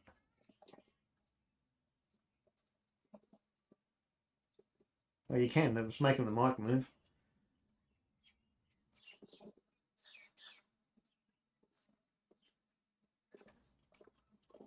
Yeah, there's a bubble there. Oh, you're talking about the court.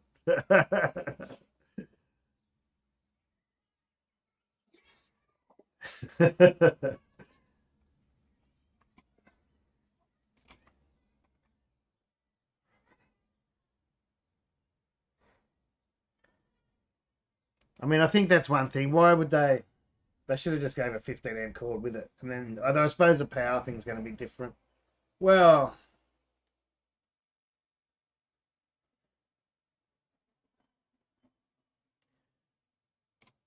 it's like watching everyone look away. It doesn't nothing. It doesn't. Kettles don't boil until you're looking the other way. It's just true. It is this. It's the life of a brewer. I'll be right. I'll just duck inside for a drink of water. Come back. Boil over.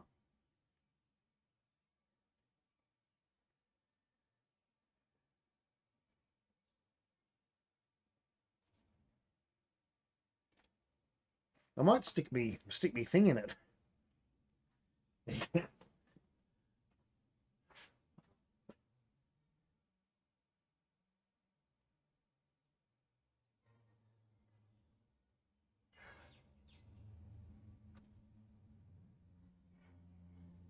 See, it's only saying 94. It must be reading from the, well, it is. It's reading from the elements down there. I mean, the sensors down near the elements, of course.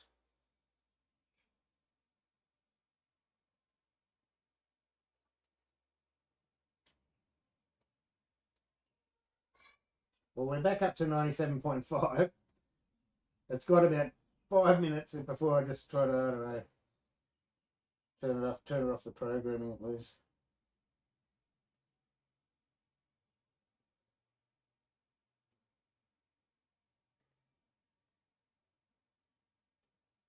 Do you reckon I risk putting the lid on?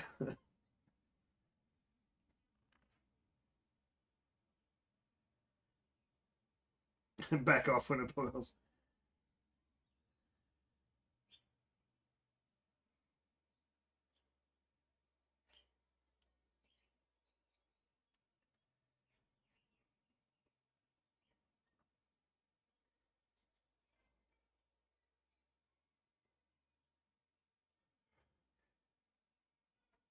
Unless mine could be faulty or something. I don't know. I haven't seen anyone. Well, they only come out this morning. We weren't allowed to talk about them till to this morning, sort of thing.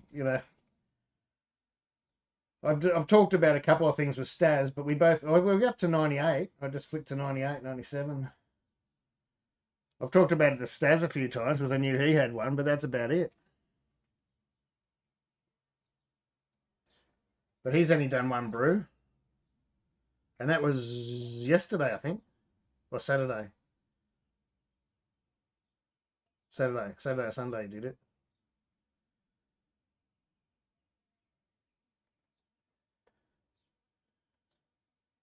Lockdown will be everyone. Nah, not in Victoria.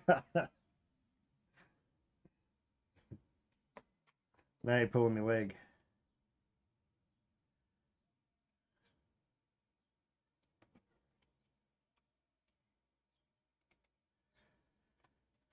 How long has it been? I'll have a timestamp on the app thing. Seems like a long time. Well, we started ramping to boil at 20 past 2. Yeah, it's been over an hour.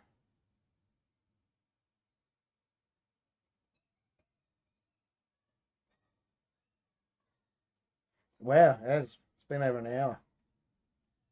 But we're at 98.2.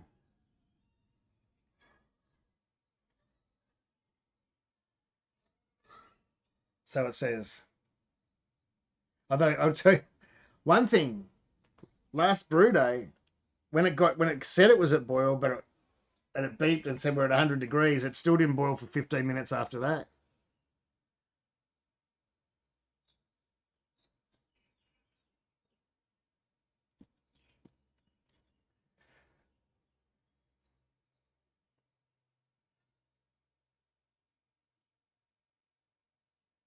Come on.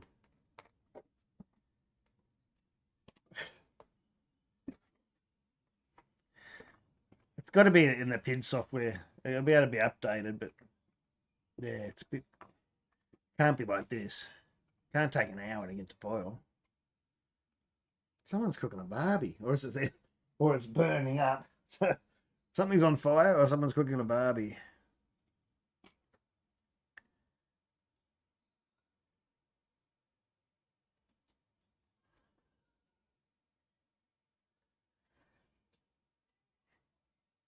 There's a bird coming. Piss off. Oh, excuse my language. I forgot I'm live. Get out of here, you mongrel birds.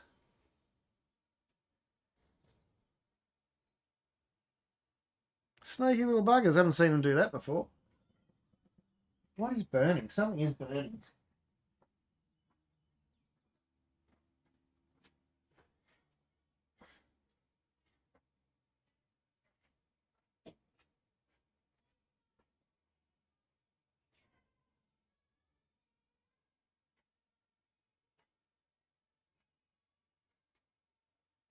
I don't think it's in here. I think someone's having a barbie. Oh, feels like the touch. Ah, right. Come on. It's down to 46%. That's silly.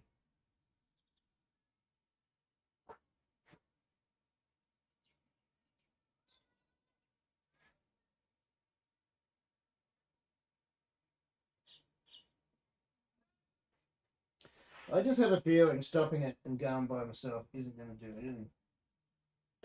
Well, there we go.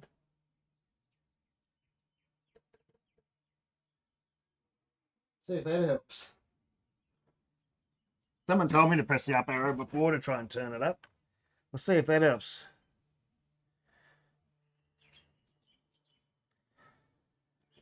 Oh, it is. It's the yeah. I reckon it needs See, the pigs are clever. They can learn things normally, and I reckon it just needs to learn to stay on 100% until it gets to bloody boil.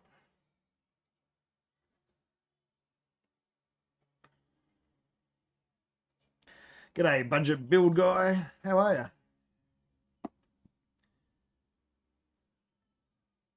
Hey, Stas, we're taking it. We've been an hour waiting for it to get to boil.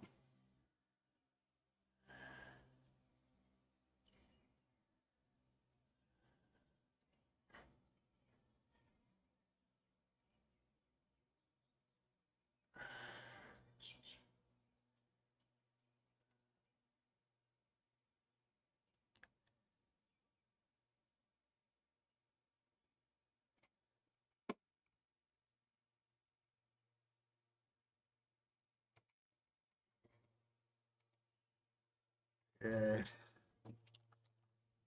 I think.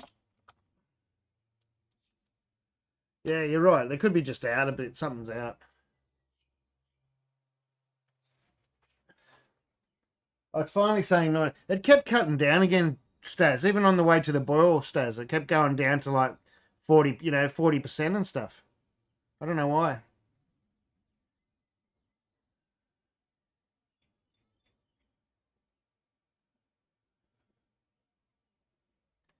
Stas will be on his way home.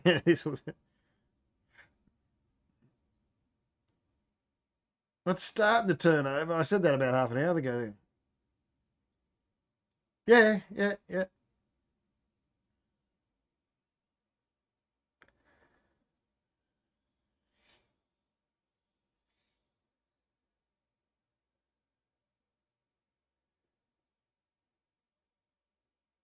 Well, I was just running through the program, Stas. I'm using it, I'm not using it manually. I used it through the program. But now it's saying 100 on the screen. I can see it from here. It's saying 100 now.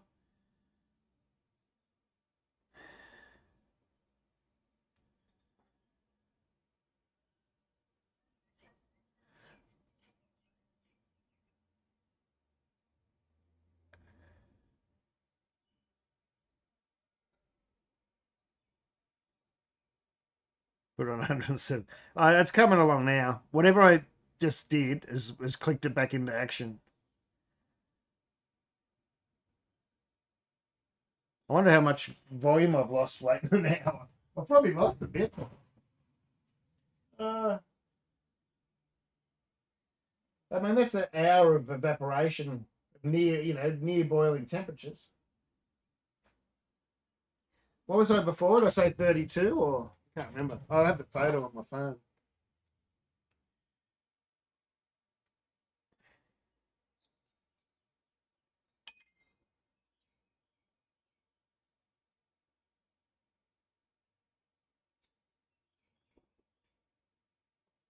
It's probably something I've done in the program or something. I don't know. Yeah, we're at 32 before, and we're at Yeah, we're at 31 now. We've lost nearly a litre in evaporation. Oh, here we go. Now it's saying we're at 100 or whatever.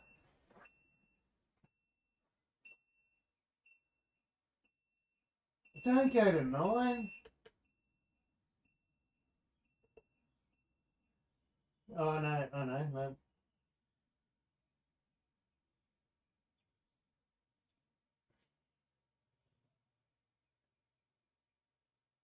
Why is this? What?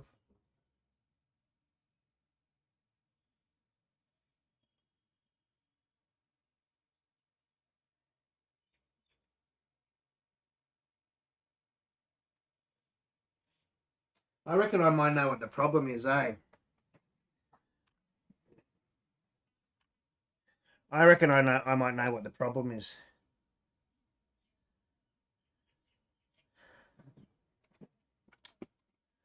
I reckon because I set it to, this was before the brew day though. I set it to 101 as brew temp, so it would do it. You know, go a bit hotter.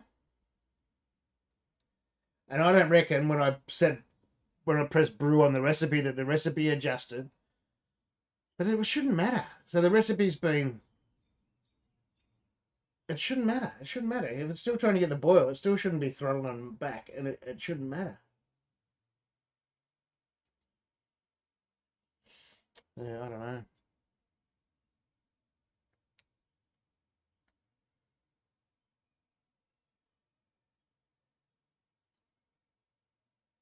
No, I set in the. No. It's on boil. Even the screen's been saying the whole time, brewing, ramping to boil, ramping to boil.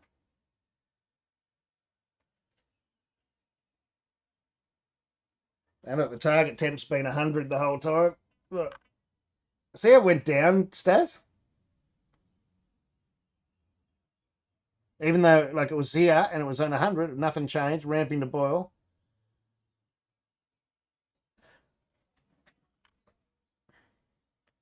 It was at 98 and then all of a sudden went down to 95. It didn't touch it.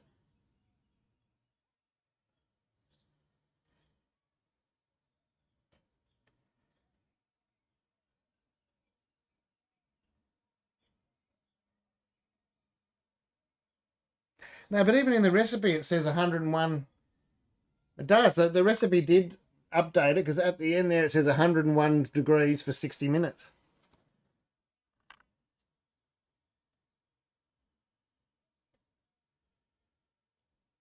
I don't know. But for some reason the element timer thing was in yeah, the pig was cutting back the elements. I reckon it's cut them back again.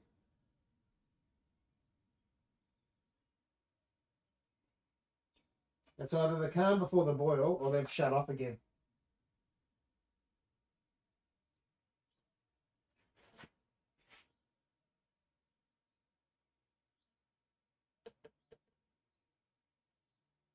Yeah, I'm going to put it right up. Oh, you can still switch it up. 106, 100, 123 it's on now. We'll see what happens now.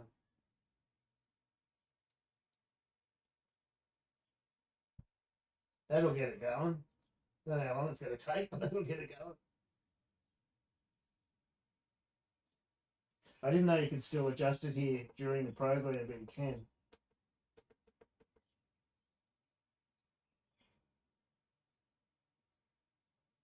I'll just put it on 110.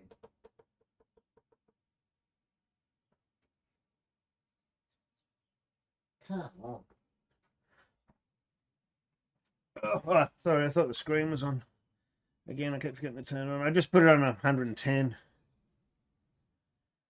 Well, the thing is, I don't think I could be any closer to sea level. I really am on sea level. Melbourne is like where I am is just flat. I'd be lucky to be a couple of meters above sea level. Yeah, I reckon I'd be lucky to be 2 meters above or something here. Probably a little bit more. Where's point cook? Well,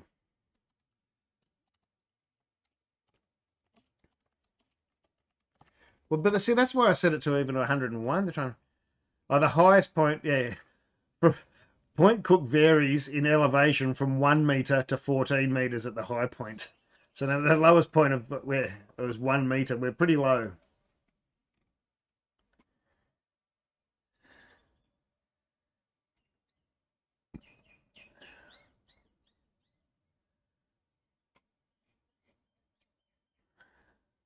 But we've lost a we've lost a leader already, so we might only have to do a half-hour boil.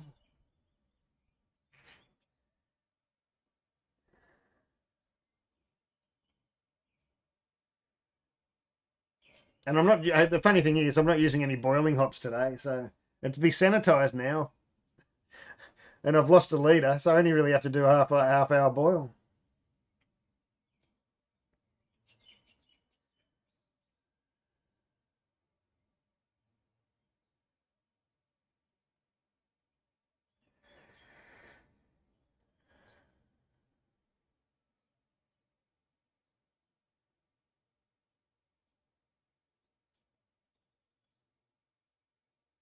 It needs to be 15 amp. It's only 2,200 volts, uh, watts on 240 amp, and I think it needs to run on the 15 amp. But there was something wrong there because it was cutting back on the ramping to boil, and it shouldn't do it.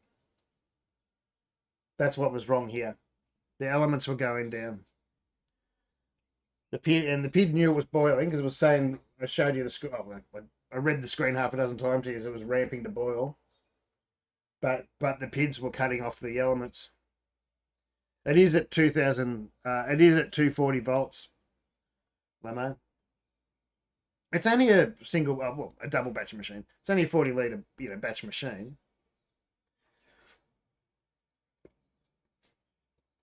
But the 15 amp runs at 3,600, I think, or something like that.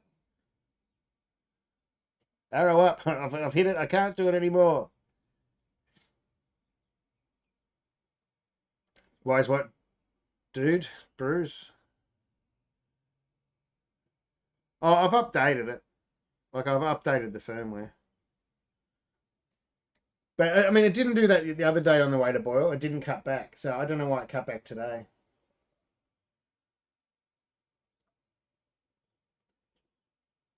It's the gremlins of live day brewing.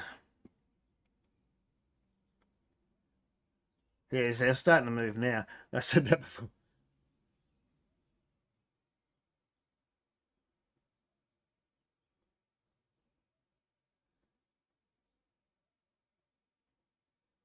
Yeah, PIDs control the wattage of the elements. But it shouldn't have been. It was cutting back on the way to boil, and it shouldn't have been.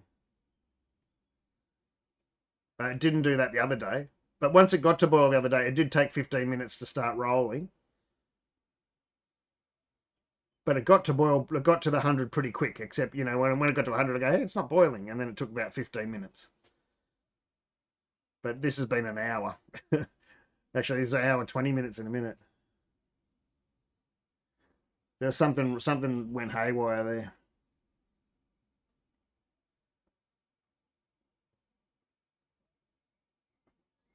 We're starting to get there. Oh, I should have put them in the fridge. They'd be cold by now.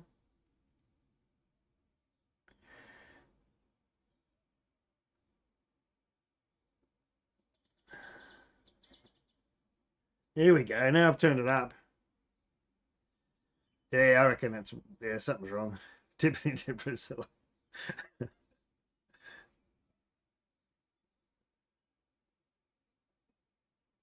We got David here.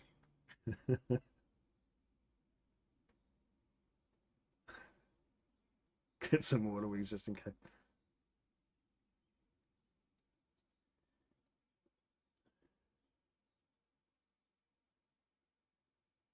We'll see if anyone says theirs doesn't take ages to get to boil. I know they shouldn't have taken an hour. That was a mistake somewhere. They shouldn't have been cutting back the element in 4Q.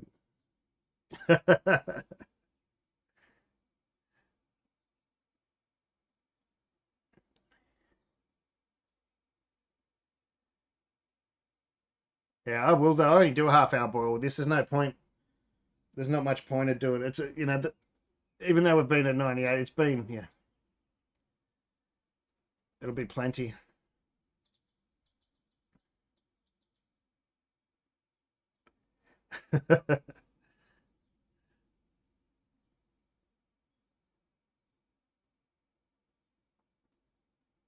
Now we're getting there. See, it's not cutting back now. It was cutting back before.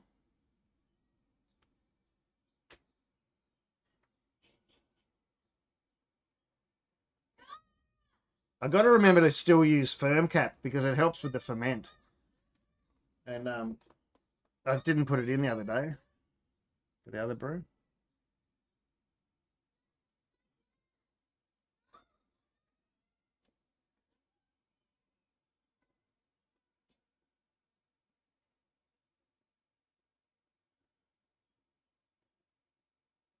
Come on. I'm going to take a reading. Although I've lost a litre, so it's going to totally muck up me pre-boil. Streetlights will be on soon. Kids will be coming home. No, there's definitely a malfunction there somewhere in the firmware. Oh, because that's what it was actually sort of made for. It stops so much krausen in the ferment. I never have blowouts. I always see people with blowouts. I never have them, and I'm guessing that it carries over.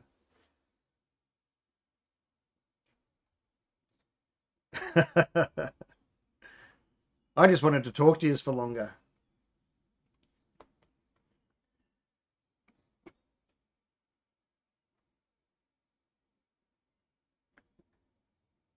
Oh, look, it's probably what I should have done, Dennis. I just didn't think I'd have to.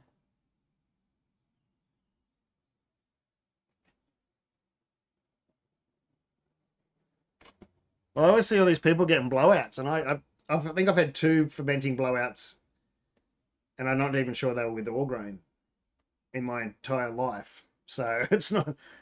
I just don't get them, and I just assume that. And I use a lot of yeast and high temps. I just assumed it was because the firm cap might carry over a little bit.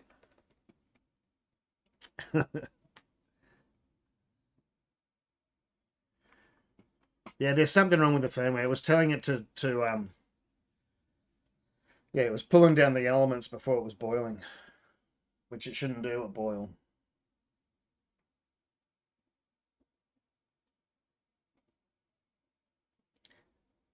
I should have just went manual and it would have been fine, I reckon.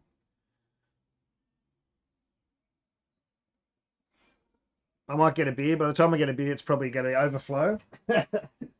And we'll start the boil.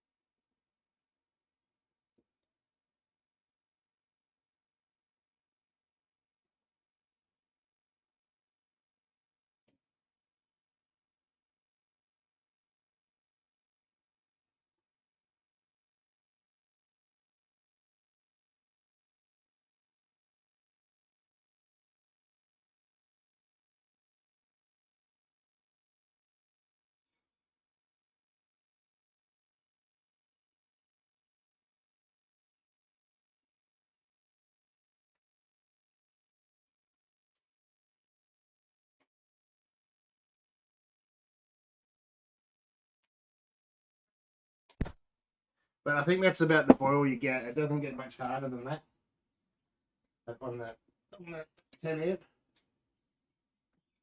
It's actually better on. Oh, you can see this side sort of. It's better over this side.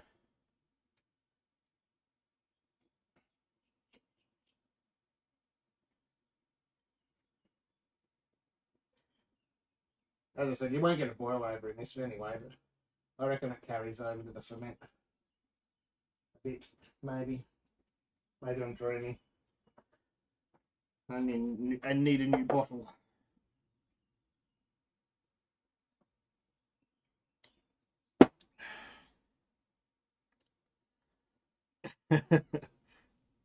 Yeah, I know, we shouldn't have watched it. See, we'll go inside, I come out, it's boiling. Oh, hang on, I'm going to take a reading. Oh, I've got to go back to get some cold water.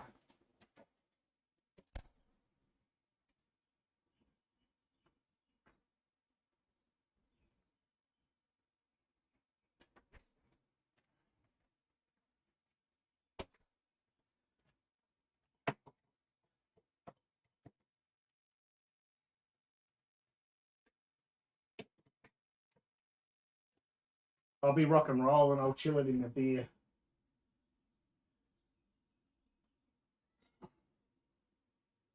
Pretty light looking. Holy hell, very light looking. I can't really show you this, I guess. Are we going to call that the starter boil? We'll call it the starter.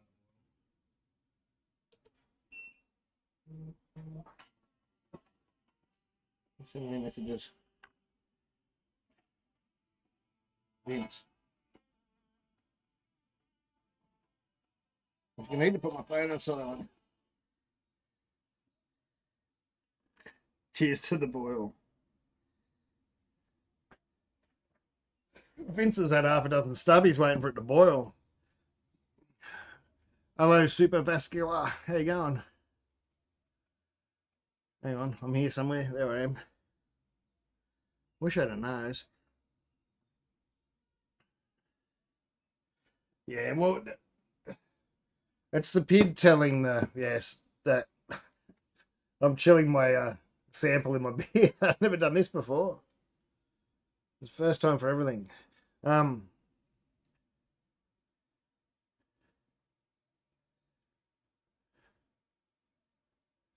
Yeah, but you're lucky. I think you've got the one size of Brewmeister that boils because none of the other sizes do. Brewmeisters have way less boil than that, even most of them. Excuse me, licking the thing. It's just a hazy IPA, I'll call it. A hazy Citra IPA. Just a bit of a, fun for a live brew day on release day. I can't hold this up while I'm taking a reading because it's my digital one. What does it say? 10:47. Actually, that's not bad, although we may as well say it's been boiling for half an hour. I'm not sure what the pre-boil's supposed to be. We're saying 10:47. Oh, it doesn't matter. You don't need to see it. 47. He's going to say 47. That's saying 47. And the pre-boil is supposed to be, I have no idea. What does it say on Brewfather? I still can't work the Grainfather app very well yet. 48. Although, so we're down a little. Although, my pre-boil was very wrong on the last brew because I went from 43 to 51, which is impossible boiling off like 2 litres. So we'll see what happens.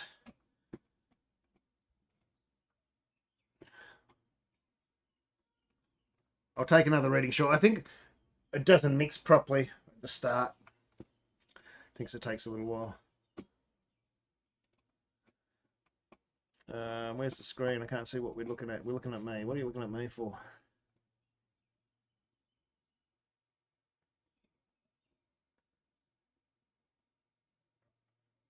Oh, it looks pretty weak on the screen, doesn't it? It's actually not bad down here. It's not bad. I mean, that's just as much as like the Guten full or the Brewzilla 65 full. You know what I mean? Like one of the, and and the Brewzilla's 15 amp. But I mean, yeah, it's twice the volume. Watch the third again. It doesn't look much on the screen, but it's better than it looks on the screen.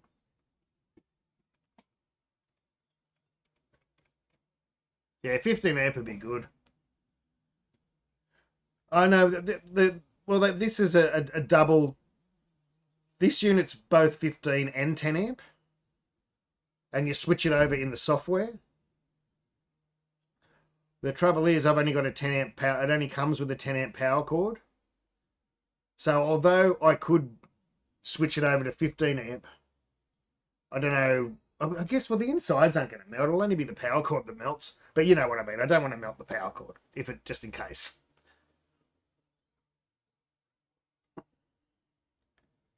Well, actually, that's what I did, Stephen. And today, I think that's what might have messed it up. Maybe I put it to 101 just to make, because the other day was really slow getting to 100. Like it got to 100 and it wasn't really boiling, and it took 15 minutes to get to this stage. So I set it to 101, thinking that it'd be better, and it might have made it worse.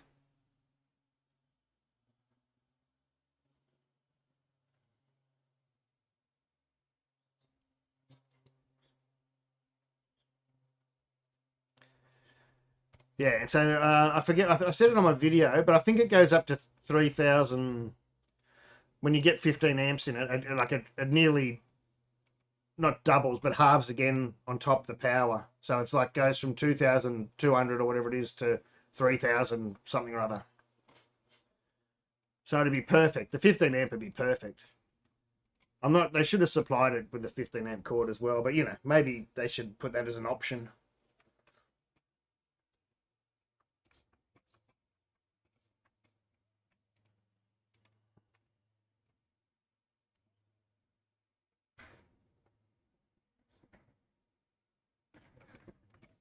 I keep looking on the wrong screen. It'd help if I put. Where is it? I hope they're watching. They might, you know. Although I'm going to have a. There's a like a forum thing going on, a private forum. I think it's private, with a few of the people that have used it and that coming up on the. It's not for a couple of weeks, but in about 2 or 3 weeks. So I'll put my name down to try and get into that, and we'll have a chat about it. Because I think the build's really good. The only problem we're having here today was the PID playing up. It was dropping down from. It shouldn't have dropped down on the way to boil. But all the hardware and the design, I think, is pretty good. I think it's pretty good.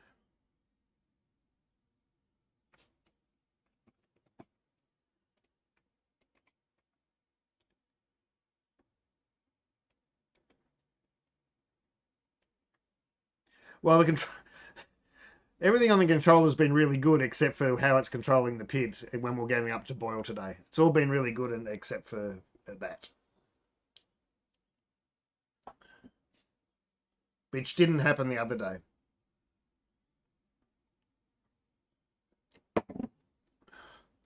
Yeah, it is. It's only slight. Like if you look at it, I probably didn't even notice it. And then someone said it, and then I looked and went, "Oh yeah, it is." But it's only it's enough though. You're only getting liquid out. You're not getting cement out. You know what I mean? But it is sloped. Yeah, it's sloped to the center. Yeah.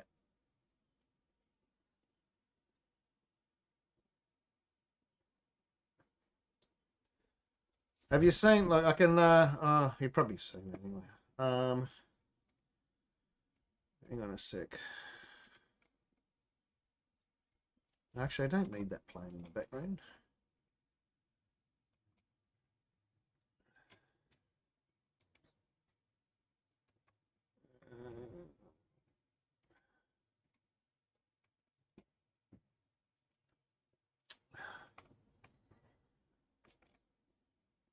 I'll do the.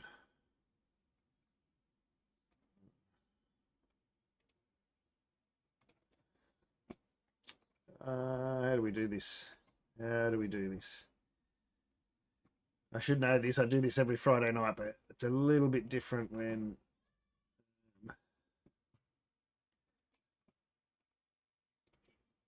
Oh, that's a screen. Yeah. Capture. Browser capture properties. All right, nick off, kids. You've been told. um, YouTube. Okay, now if I go like that, why isn't it working? Oh, because I've done that. And fit to screen, and then I have to do a little bit of adjusting. Bear with me.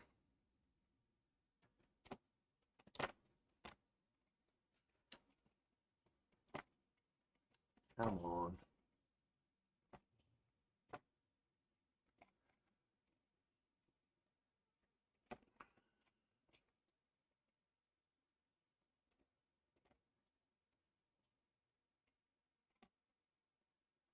I can't get it to work. Oh, well, there we go. That might be all right. I don't know if it's the whole screen. I think it is. A little bit of white at the side. All right, hang on. Play, and then I can go. I know I'm talking to myself. Hang on. I think I've played the wrong one after all this trouble.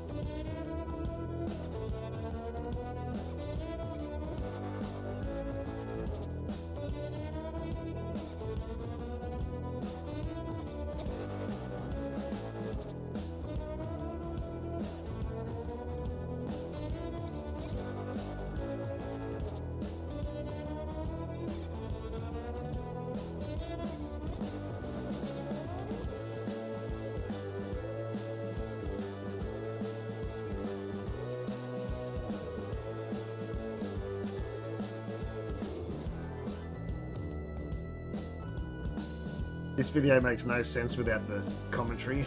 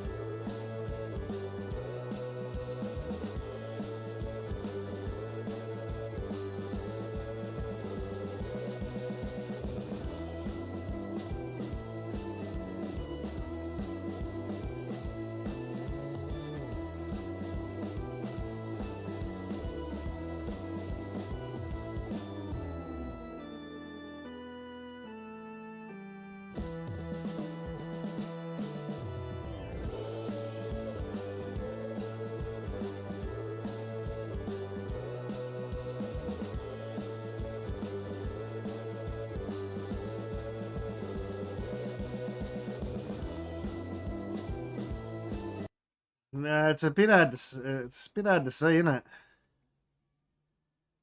It's a bit hard to tell if it's it is though. It is sloped down. You'll have to just believe me. I thought you might be able to see, but you can't really. But it is sloped down. And see how there's two temp controllers?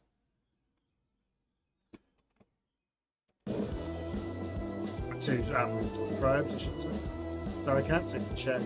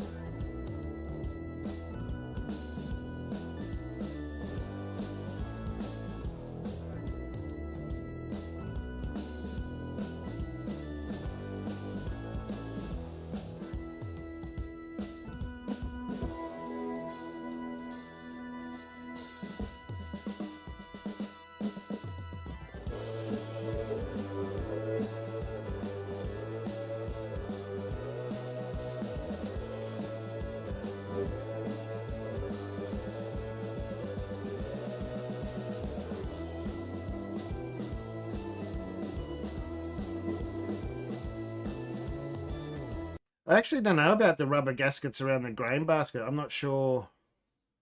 I'm not sure what you mean.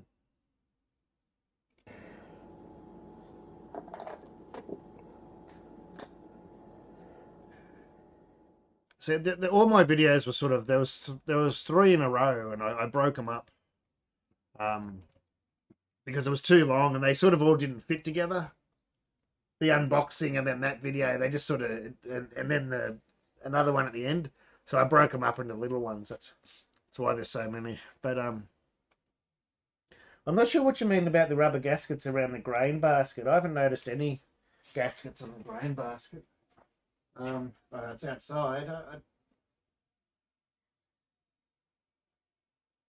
I'm not 100% sure what you mean with that.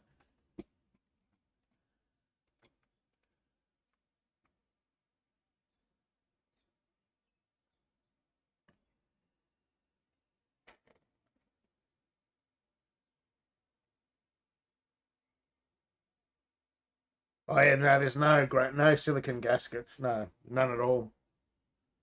No. Well, they don't have the top screen either. But yeah, there's no silicon gasket.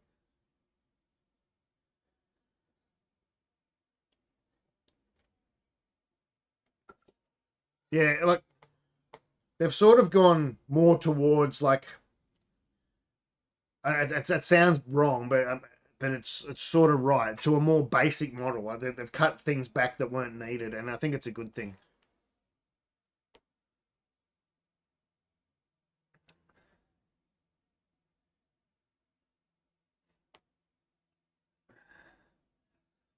Like apparently you can buy the top screen if you like using a top screen.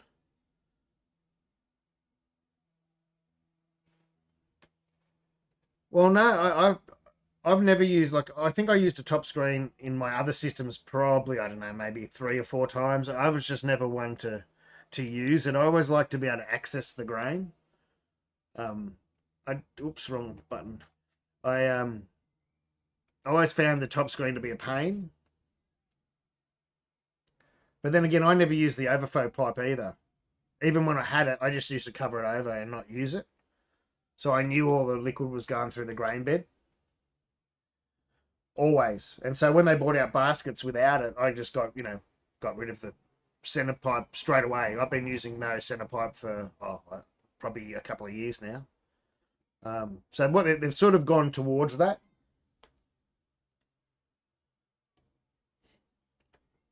But yeah, I don't get any. The only way you'll get grain escaping is either down your pipe for when you turn the pump off and your grain gets suction back down your pipe, or yeah, you somehow overflows the basket or something. I don't know. I mean, I get it. See, I get it with these things because they're programmed. People might program it and then go shopping or go and do something else, and then they don't realize it's blocked, and then things could overflow. That's where overflow pipes come in handy. Although this mash pipe still has the holes at the side, so it's even though it hasn't got a center pipe, it's still got a overflow like a protection there. I can't show you because it's still full of grain. I should go and empty it, shouldn't I? I haven't done a 40 litre batch yet. I could see what they say, but I don't know. Um, I don't know. It depends. It depends on a lot of things, I guess.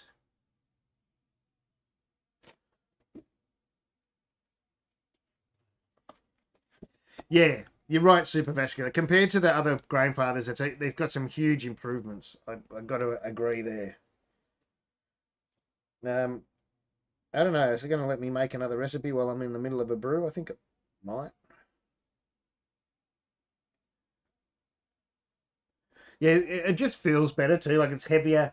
All the edges are rolled and rolled properly. That they're not. There's no sharp edges. It's very sturdy. Like there's no flexing in anything.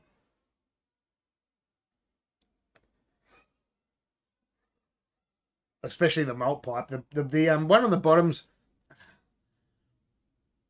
I wouldn't know. Yeah, it's not flexi. I wouldn't say it was flexi.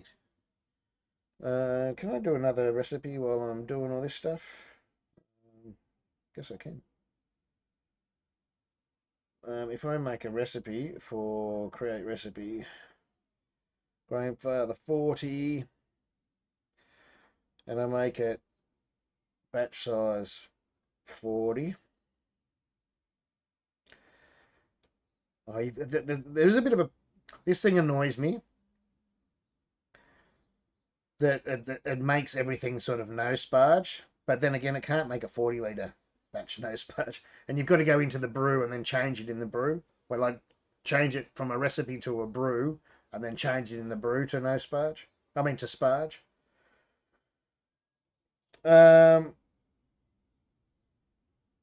Oh, well, see, even here, they're still saying, so this is that no sparge. So they're saying 40 litres mash water, 6.5 litre top up water. So that's calculated as not having a sparge.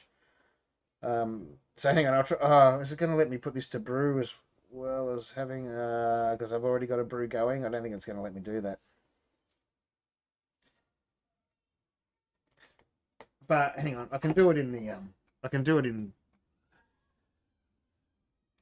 in my other software easy because I know my other software.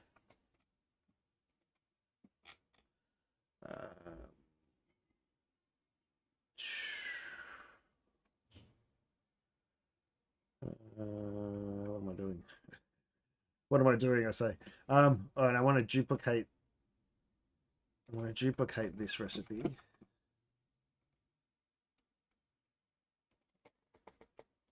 Test 40 litre batch. I want to up the volume to 40 litres. Batch volume to 40 litres. Save. And I'll double the grain. Oh, I'll at least double the grain. I'll put that to 9 kilos instead of 4. So say we've got a 40 litre batch. We've got 11 kilo of grain. So that's a pretty big beer. Hang on, I'll take a kilo out. No, we'll do that. 11 kilos of grain. That's a 1064 beer. So, that's a big beer. And it says here, I don't know how accurate it's going to be, 36.25 litres mash water and 22.5 litre sparge.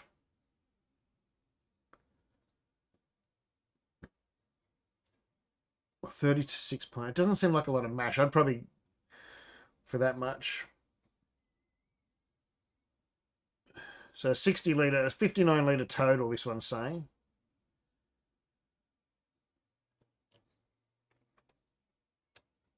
Yeah, so you're going to want a sparge vessel of, that can hold at least 25, 30 litres. 25 would be good, 30 would be better just for a bit of space, you know what I mean?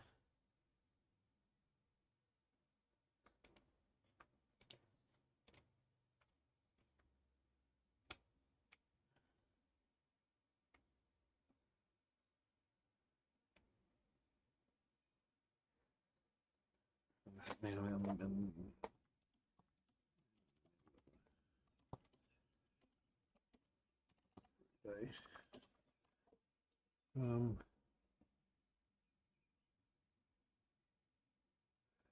It's a taste. Back and take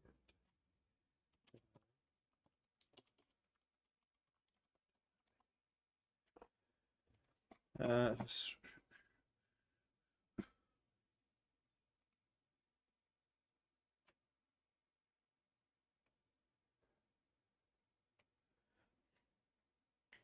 Look, I haven't used their counterflow chiller. I haven't used theirs yet, and I won't be using it today, only because I'm no chilling. It looks about the right length. It looks like it'd do the job pretty well. I do have one of the big stainless steel ones from Kegland over there on the top of the milk crate, but I reckon. And that's really good. Some people just like the sturdiness and that it's stainless. But I actually do think you get a quicker chill with the other ones, with the copper and the plastic pipe. Like the best are plate chillers. You'll never beat a plate chiller, right? They're the best. Um, there's a lot of horror stories about them. I never had an issue with them. Um, like I can do a whole batch in like 7 minutes. It'd be different in the middle of summer, but like 10 minutes, bang, the whole batch is done, right? A plate chiller is just a winner. Um, you can't beat it. Efficiency wise, less water, like everything. But people, you'll hear horror stories and people go, "You can't, I can't clean them, I can't do this." But you've only got to put a little bit of time into them, and they're the best things ever. But counterflows are really cool. They're nearly as good. But the copper ones are the better ones. They're quicker. The counterflow copper ones are better. The stainless ones, it's going to last you forever. You got no chance of popping it, and but they just take a little bit longer. You don't get quite the same heat transfer in stainless as you do is in the copper ones. Oh, but Troy, even in breweries, people don't like taking theirs apart. Man, they just don't like. They're just horrible to take apart. They're so thin, man. They're so. You used to be able to buy one, but I think they stopped selling it. It was just too much trouble.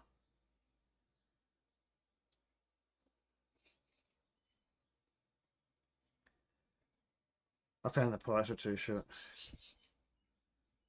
But I hear you though. I totally understand you, but far out. It'd be good if they were easy to take apart and you put them back together like a piece of Lego, but it doesn't work like that.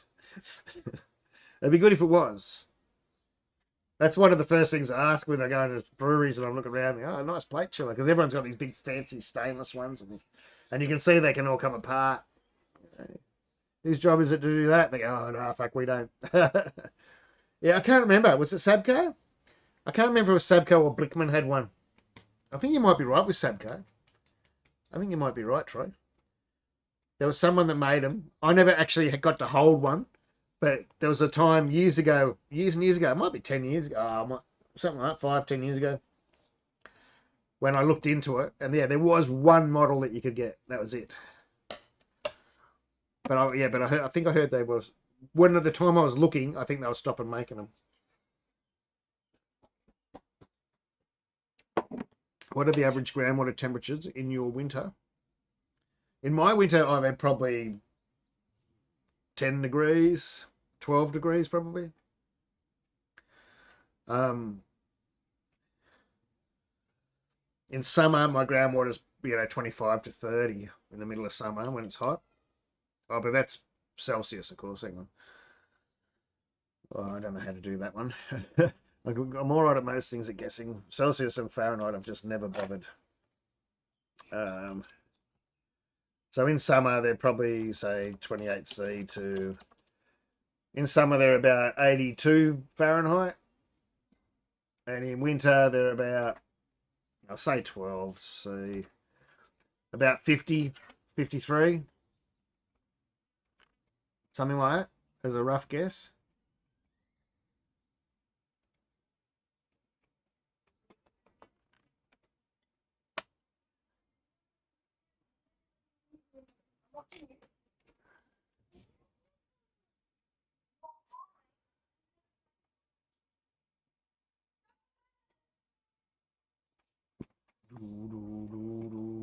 Oh, hang on. I've lost my screen. I lost the chat. Where is it?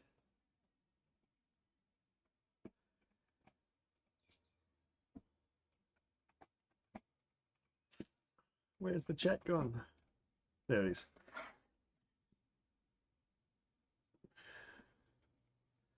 Winter, you smash it with chillers. Yeah, you just punch right through it, And my plate chiller, like, I never sanitize it anymore. I barely clean the bugger.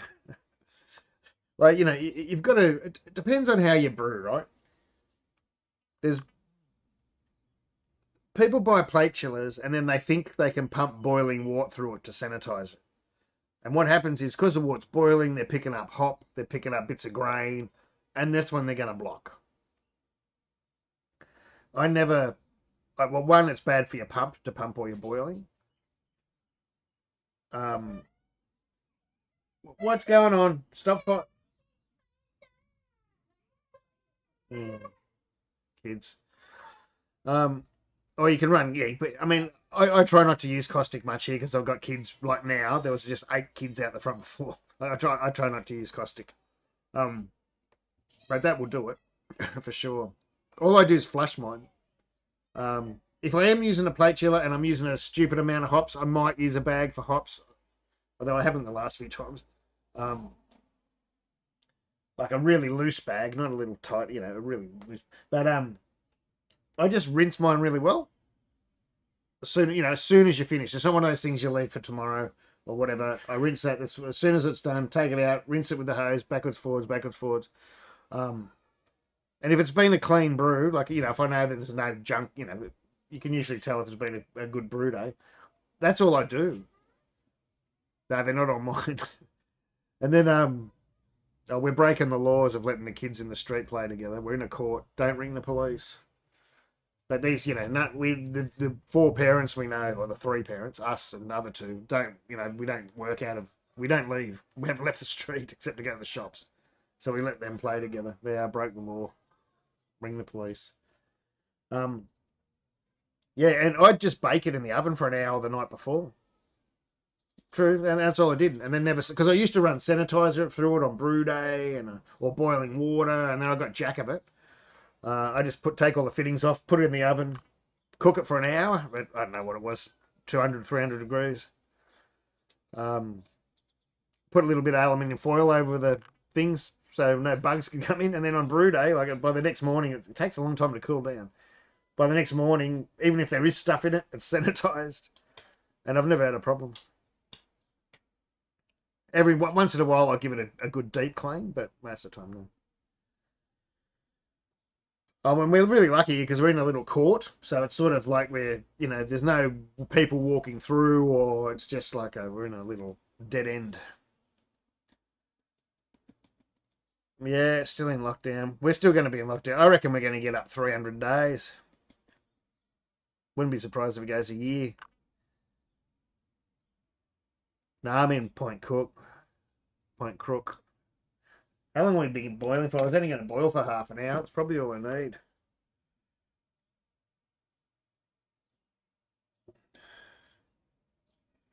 We've been boiling for over half an hour. I might take a reading, see what it says we're at.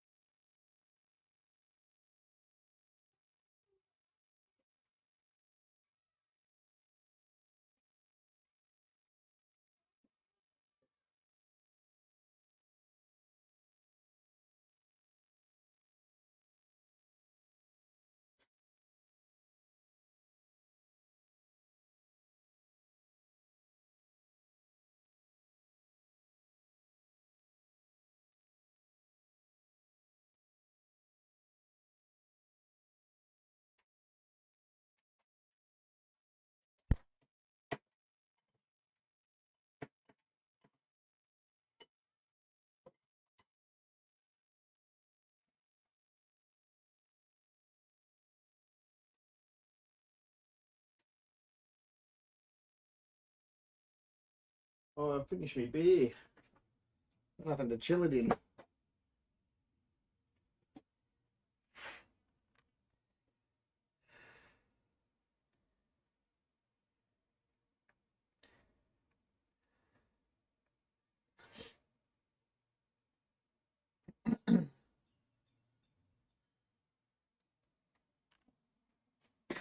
Plate chillers, internal water, external water.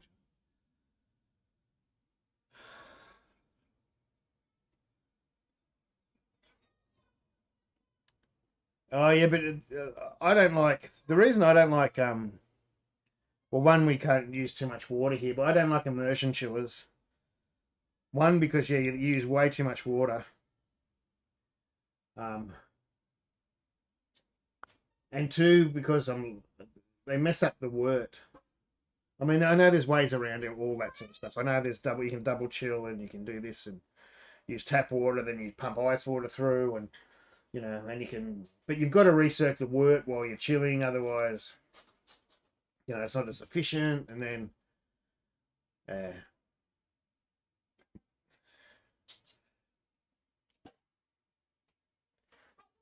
what is your favorite guitar solo cover? Um, oh God, I'm not quite exactly sure what you mean, but you mean someone doing somebody else's guitar solo, or?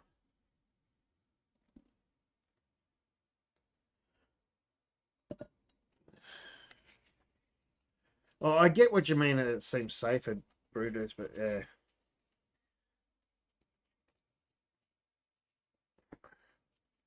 But I mean, it doesn't touch water. It's just, I understand what you mean, and I understand the simplicity of it too. But here in Australia, you got to use a lot of water in the middle of summer.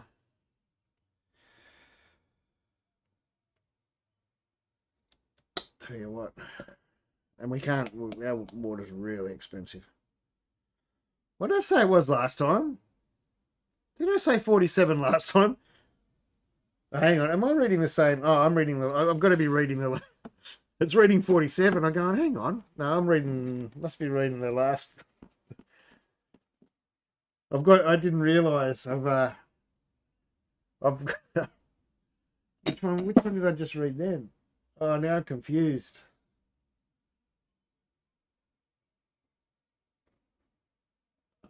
I'm confused. I don't know which one's which.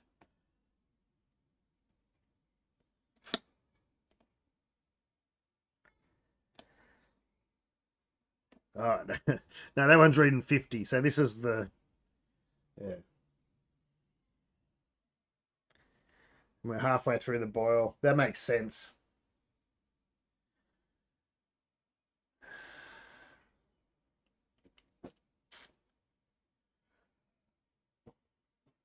I may as well just let it go. We're nearly there anyway. Although it wasn't supposed to be. What was the? I only made the recipe up this half an hour before brew day.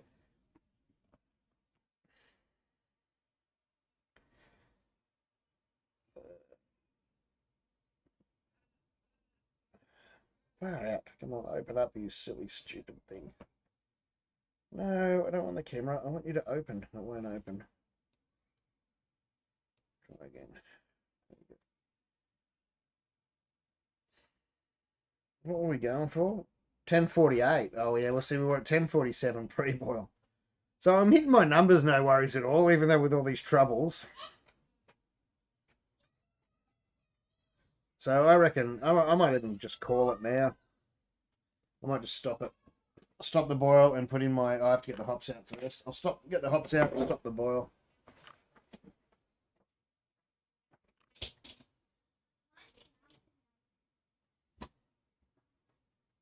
It's stronger than I wanted it to anyway, so.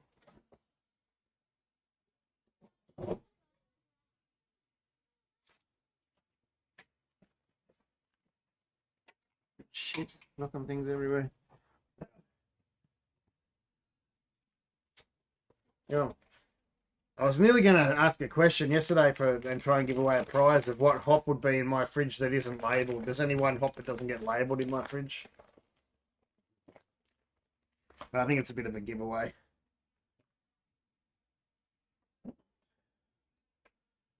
What was the cup I used last night? The dry hop. That was nice and clean. This one. Too easy a question. Yes, of course.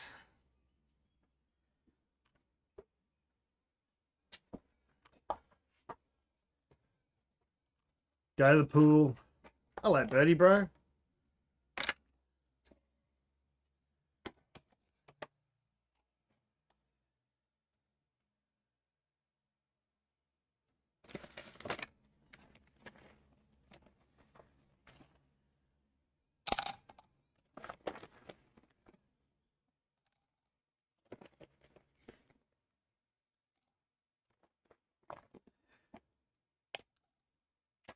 See, if I wanted this an IPA, I probably wouldn't use 100 grain. Oh, I might. For no chilling, I'd probably cut it back a little bit. That's why I'm making. It's like an IPA, but it's going to be bitter, so it's a hazy IPA. So I'm going to put 100 in. So it's going to be quite bitter, but I want it bitter.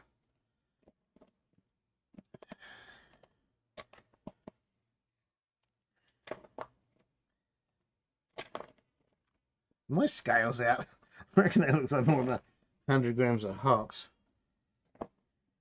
I might double check that weighing. I didn't think 100 was a full cup. How much does an empty cup weigh? I'll just double check that. Oh no, it's about right. Oh, must be used to the bigger cups.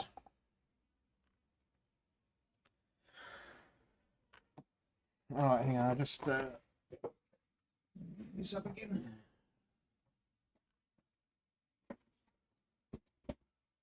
My pants are falling down.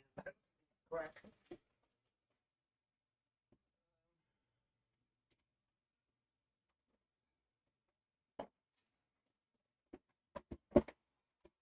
Oh, I keep forgetting I'm on live on YouTube.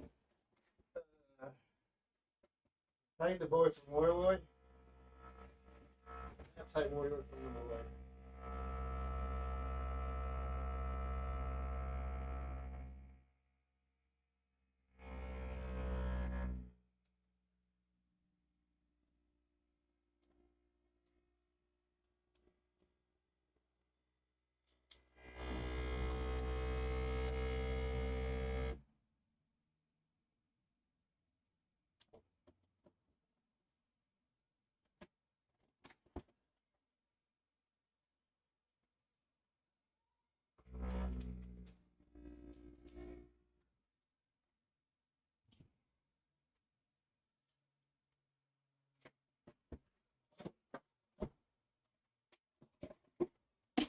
All right.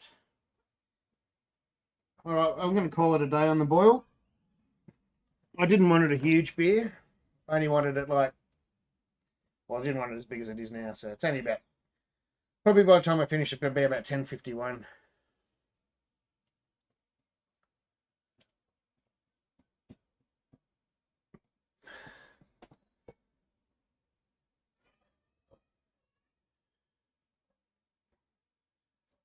So you want my address? Do you want my address, dudes? Are you talking to me or someone else? G'day, Stan? Stan, was it? Or are you talking to someone else? Or are you talking to Vince? Whatever. Send an email or a message to me somewhere if it's me, or whoever else you want, or whatever. And I'll try and catch us up or something or other. All right, I'm gonna call that a day on the boil because it took us so long to get the boil. We had evaporation. I'm just gonna throw this back in, which I meant to do before, and I'm just gonna give this a bit of a clean with alcohol.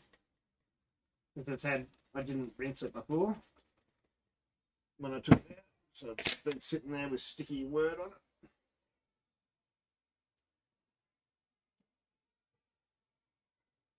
That'll do.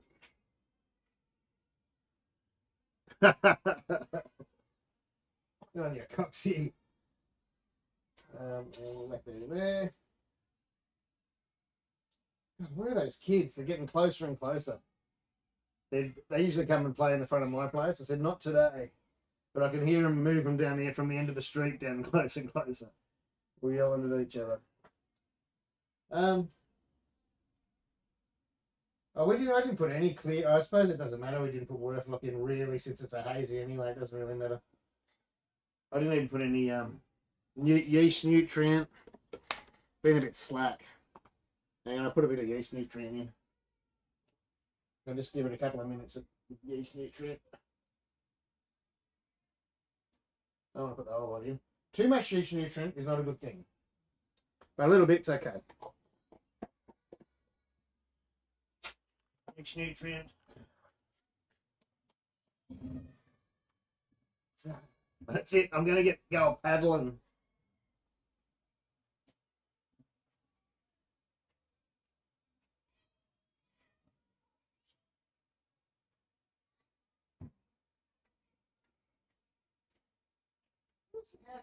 What are you doing in that house?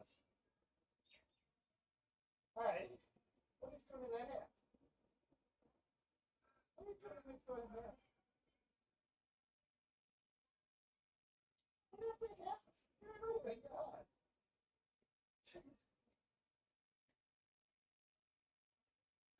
I'm trying to.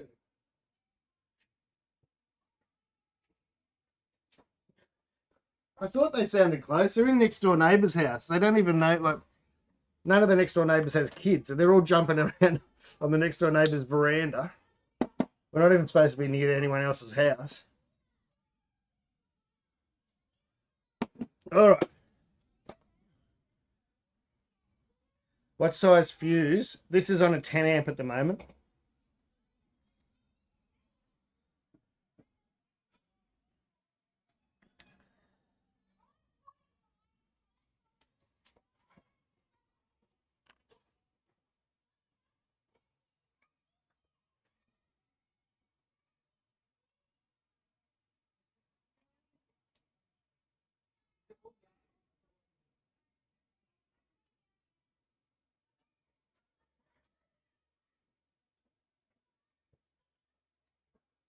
All right. That's it. There'll be buckets of blood. Buckets of blood, as my mate's dad. Oh, actually, he just passed away the other day. R.I.P. to Big Mick. He used to tell the kids, I'm going out, kids, and when I get back, if there's still mess in this house, if there's still empty beers everywhere, there's going to be buckets of blood.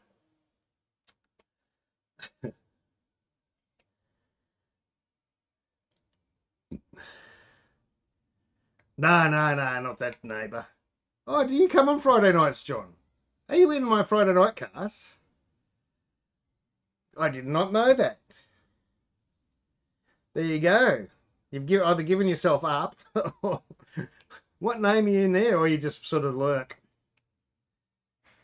100 grams of pellets is, well, only of green leaf, only of wet leaf, yes, but not of dry leaf.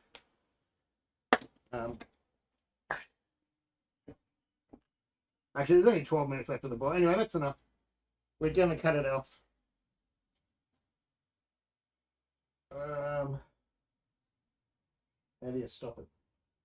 Let's turn the heating off. I don't know how I should stop it. I'll turn the heating off, but I don't know how else to stop it. I'll probably do it in the app.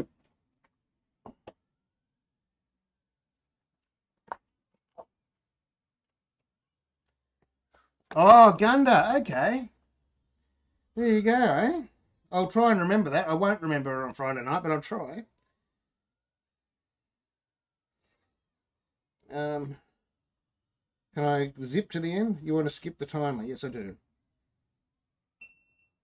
Oh, there you go, skip. Now we're in the hop stand.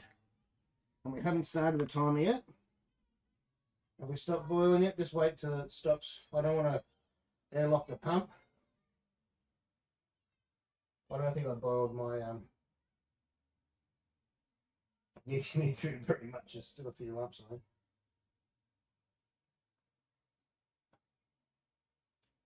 The last thing you want is an airlock when you're about to whirlpool. So just wait for it to stop turning over a bit. I still should have put some Werflock in, even though it is a hazy. Oh well. chatting too much. And didn't have it in my recipe. If you have it in the recipe, it gives you a warning. Which microphone am I on? The other one, aren't I? I have to yell. I didn't have my findings in my recipe, so it didn't come up on the timer. I can't wait any longer. Let's get this whirlpool on and see if it's going to work. Please don't end it. No, I think we're right.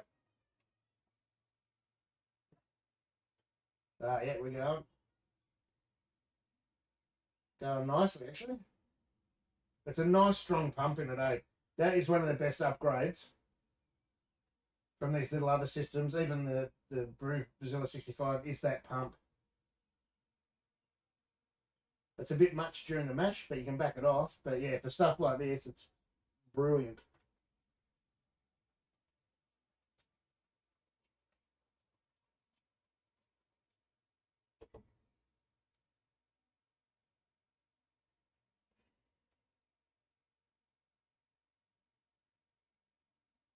Cool. Trouble is, my hop stand's on for 20 minutes because it's another story.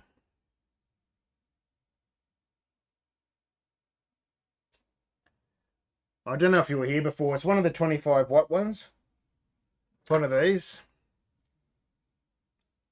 So then, it's much bigger than the usual ones in the systems. And these go forever. I mean, I've had that.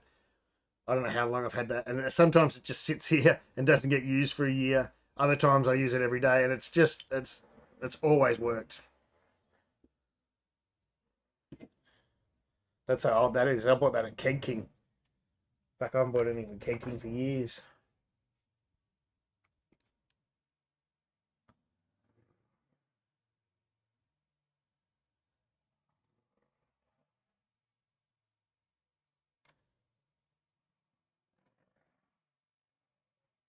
I got a few.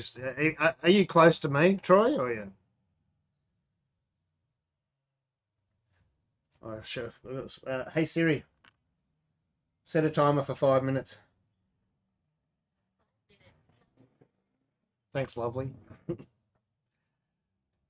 If you're near me, Troy, I've got spare counterflows. I'm not counterflows, immersion chillers. I've got about 6. I need to get rid of them. They're up there. They're stainless ones, though, so they're not, There's 1, 2. There's 4 up there. There's another one down here somewhere. I might have 5. I might have over-exaggerated. Because every time I go to, one of the Robo Brews, I've got a counterflow chiller. So there's Robo Brew 1, Robo Brew 2, Robo Brew 3, and the 65 litre. And Pete gave me one. Oh, Pete gave me one because he used to have a Herms coil in his HLT, but got rid of it because they're very inefficient.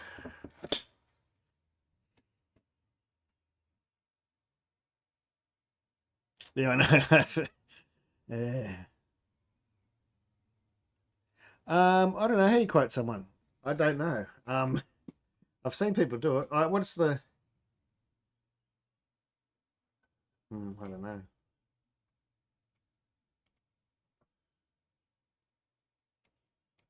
Yeah, I don't know, mate. Sorry.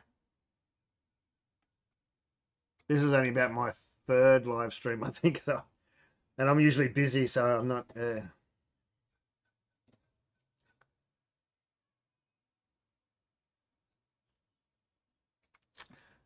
it might be a mobile feature only. I'll send them a message. I don't know. Someone else might be able to help you.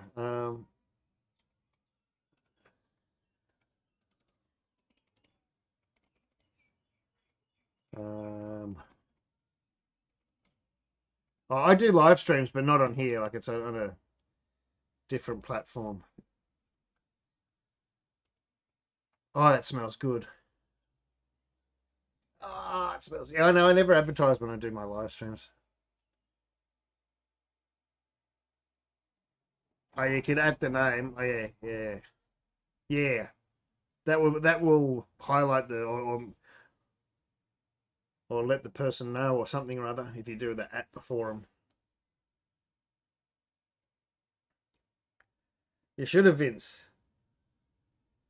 I keep forgetting we can go to the park, but the weather's been a bit shit anyway. And we've got to get the timing right, haven't we, between everyone? What? How do you reckon? Oh, there you go. How do you reckon a glycol chiller will go? A glycol chiller are good, but you don't use them for chilling beer. This is just Citra, this one, Coxie. I just got to use up some of my Citra. Is that pump still going? I think it is. Seems to have slowed down a bit. It might be just because I can't see it so much. Yeah, no, glycols are not good for chilling beer. It's too much work for them. So, I mean, you can take the edge off, but you got to take the fair amount of the edge off before and then switch to a glycol. Like you could use a tap water through your chiller first and then switch to glycol.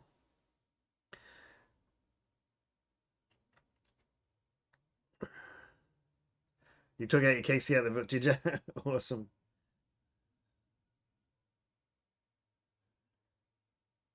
Oh, thanks, dude, Bruce. Doing the advertising for me. I've got to get some. I've been meaning to get some new designs up before Christmas, but I mean it just all takes time. I'm a one-man show, so everything takes a long time. Is that still going?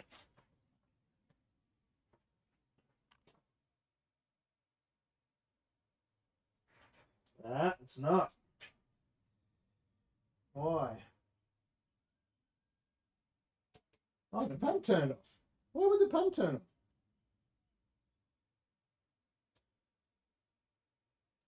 That's weird.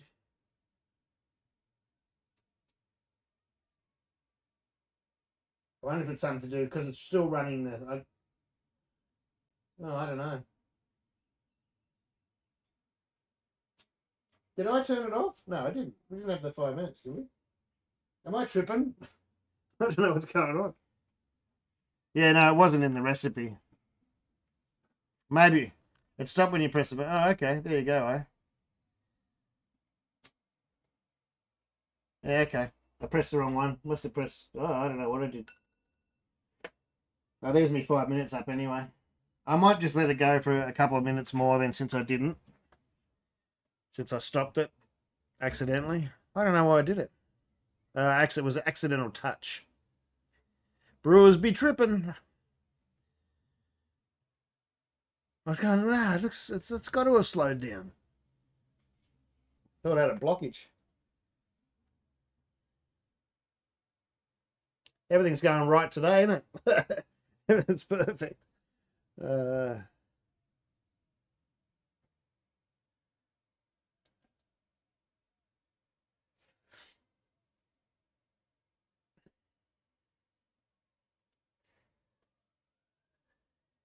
That's really enough anyway. I'm only doing a quick hop stand before I put it in the cube. It reminds me I should have emptied into the cubes.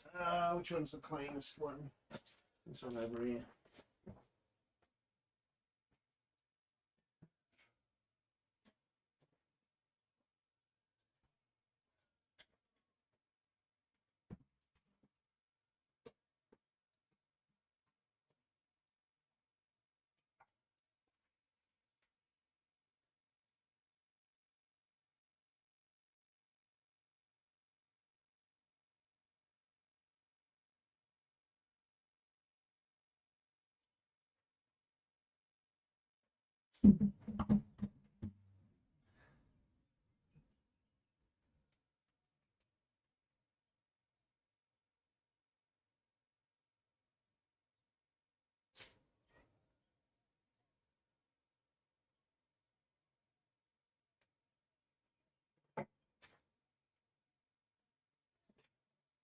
I'm going to turn it up.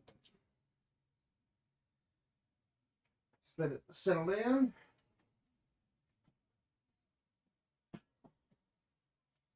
See that? Can't pump it out with that on, can I? I can sit on there for now. Cube. That's clean. And where'd the other crate go from now? No, it's behind.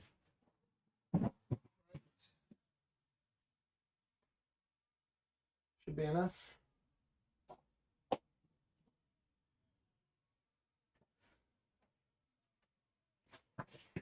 Good morning, Mr. I haven't got my glasses on, they're on my head, but I think it's Brygary or something. Brygary?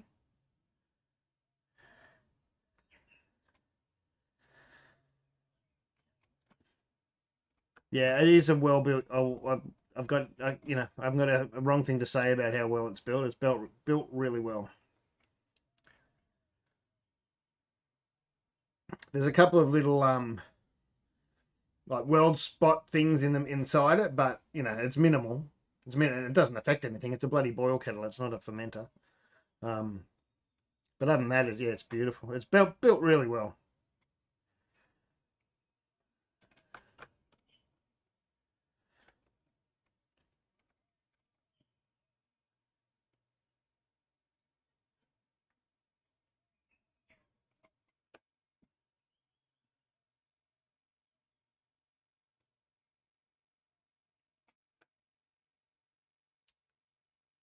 Dude, I'm thirsty now. I had that beer. Now I need another one. I still haven't put my Blackmans in the fridge. That's all right. I got some. I might go and get another lager while we're waiting.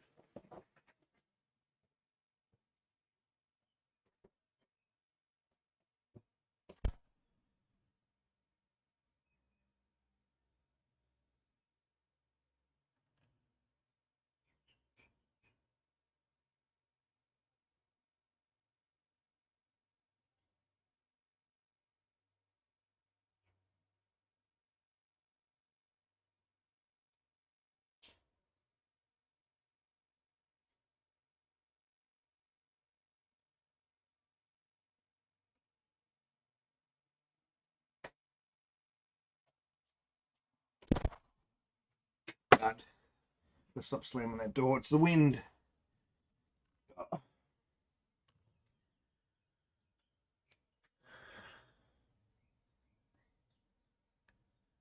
Yeah, that's mostly what I do. Super vascular. Mostly I'd do it manually. I'm a manual type. That's the sort of brewer I am.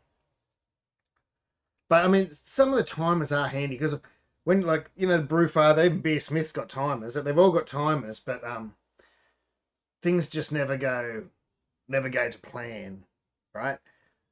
And you're going, oh, hang on, I'll extend it by 5 minutes because of this, or hang on, something happened, or the power tripped, or something, and it always go, oh, I'll extend it longer to get, as you would in a pro brewery, like if we haven't quite got the boil off I expected, or we're not quite at the gravity I expected, so I'll boil longer, and then it just throws all your timers out of whack.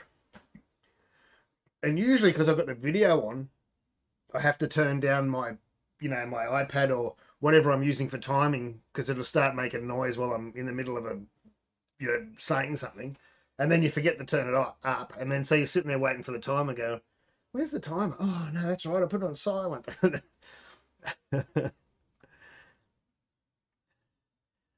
But and this way it sort of forces you to nearly. I mean, you can always override it, but it nearly forces you to continue going. Only an hour mash, only a 10 minutes mash, I suppose.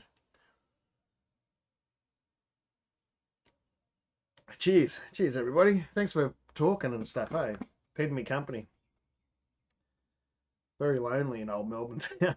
Everyone's like, I haven't got any friends within our 5K radius or whatever. Although Vince's, but we're still not supposed to visit each other anyway.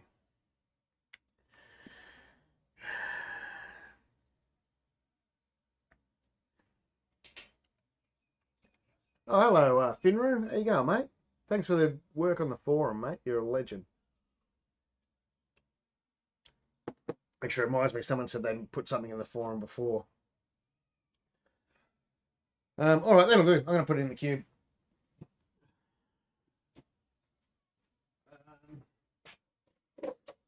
And if I don't burn myself, we might show you how easy it is to clean, but it's going to be hot. Is the problem. Um,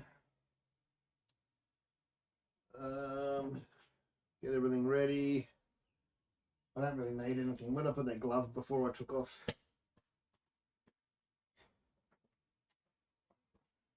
Right here, that's a bit bloody filthy. I shouldn't be using this glove. My silicone glove, grubby. Got covered in dust because the wind blows in over the garage door and covers everything in crap. All right. I don't think we need anything else.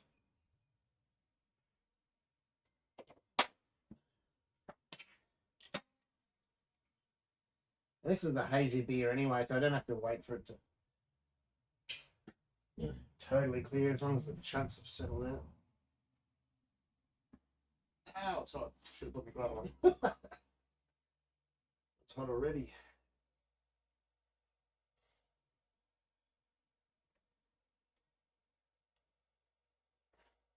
Do I use? Yeah, I did use. Alright, bang, bang. Yeah, let's watch that doesn't take off when I turn the pump on.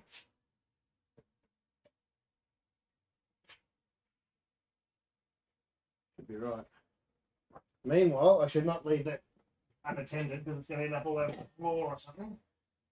Just want to do that check.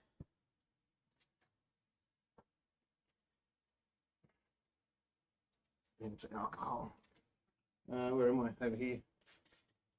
This is still a bit grubby from the other day, but it's been full of alcohol, so full of the sanitizing alcohol.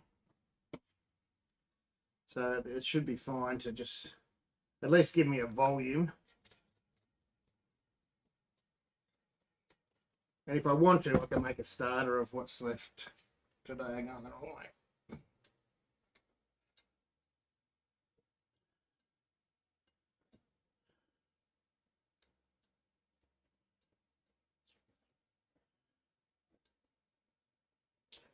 Oh, I've only got my plastic fermenters at the moment.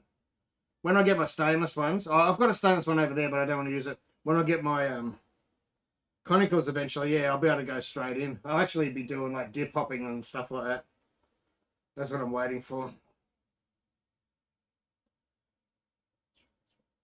No, I haven't chilled this, mate. This is a no chill, so I haven't chilled it, so I can't just dump it in.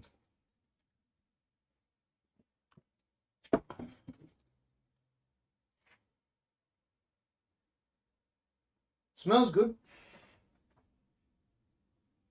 So it should be the 100 grams of citra in it.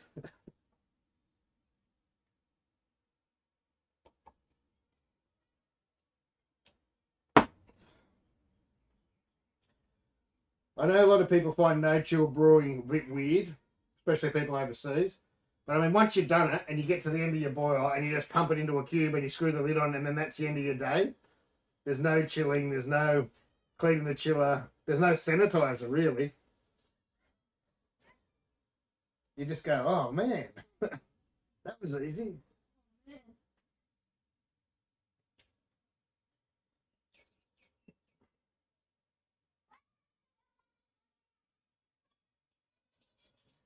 Yeah, it's pumping quick.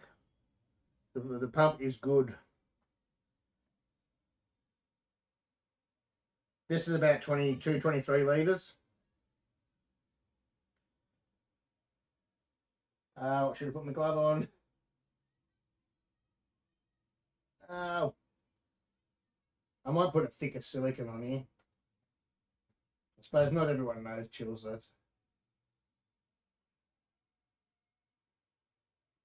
And the flexibility thing is good sometimes.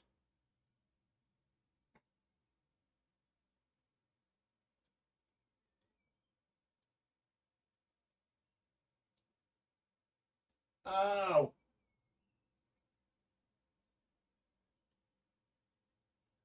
Thought I'd be able to handle it to the end. It's getting hot.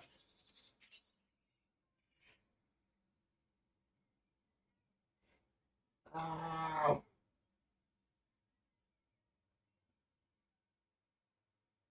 Oh,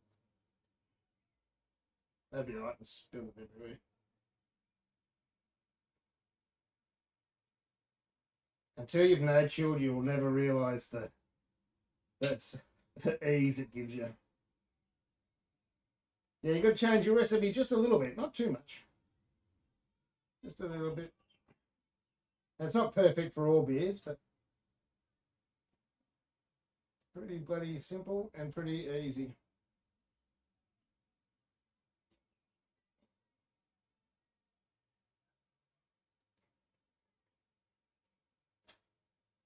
That will do. Oh, that's not turned off properly. I'm gonna put that in there for a sec.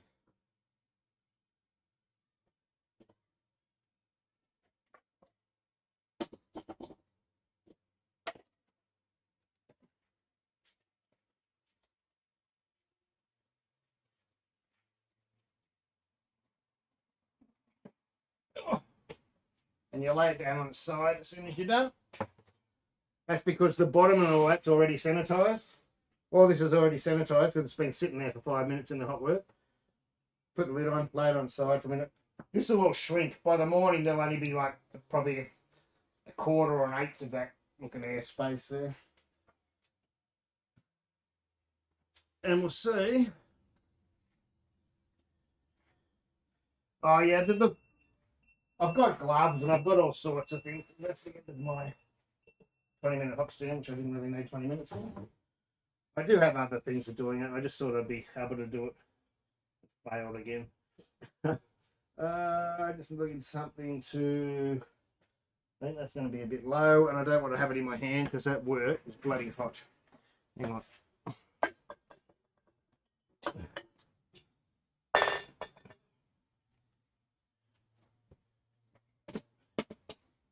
That should be enough. Oh, we'll easily get it today. Although we did have we're only about 10 minutes short on the boil, but we did have an hour's worth of bloody. We'll easily get it today. God, it looks green. I opened a beer last night called Deep Green, and it looked this colour. I'll easily get it today. Good. I did do a 2-litre bigger boil, and I'm not even going to use it all.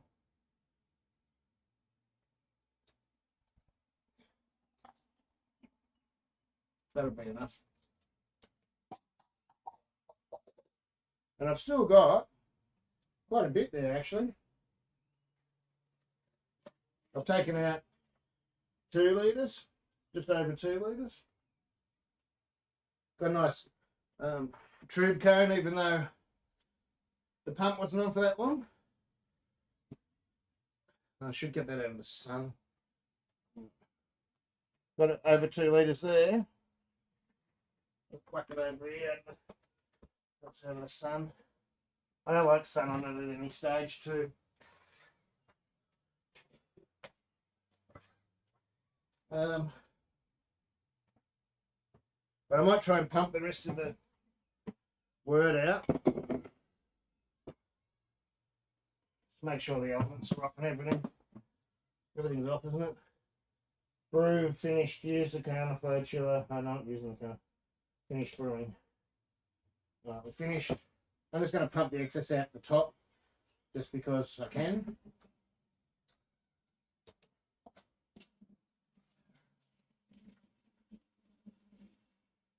There's still a few good litres. I should be. Actually, I could still measure it.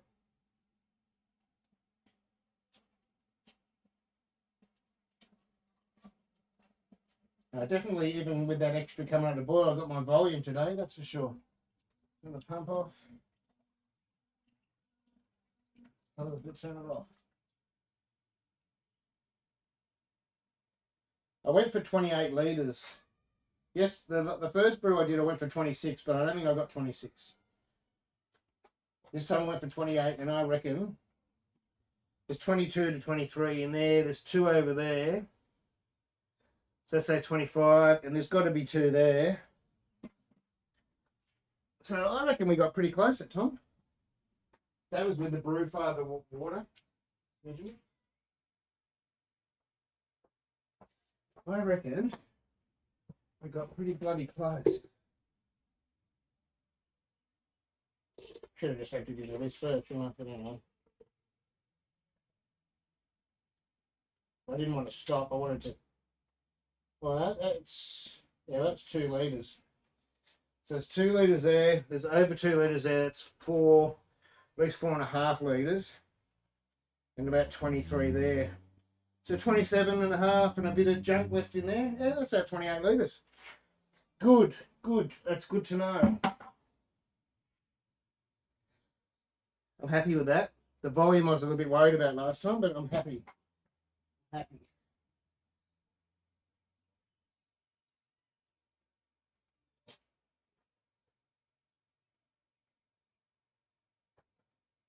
Oh, it seems like such a waste to tip out that word.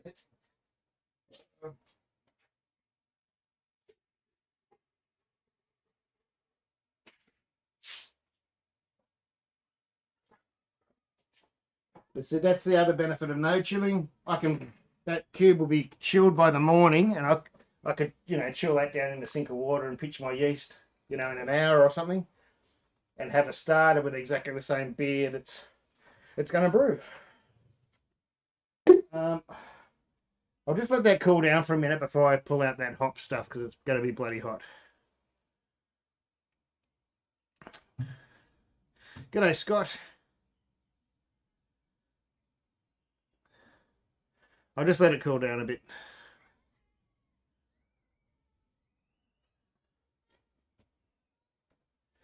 See, I don't get much scorching on any of my equipment. I did get scorching. I say I never do, and I got once bad, probably about 3 or 4 weeks ago, or about a month ago. So I can't remember what brew it was and why.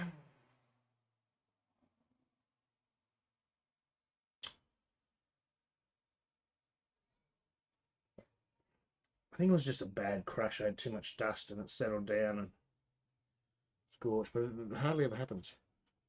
Take it easy, Super Vasca. Thanks for dropping in. It's been nice to chat, actually. I don't know your proper name, but take it easy.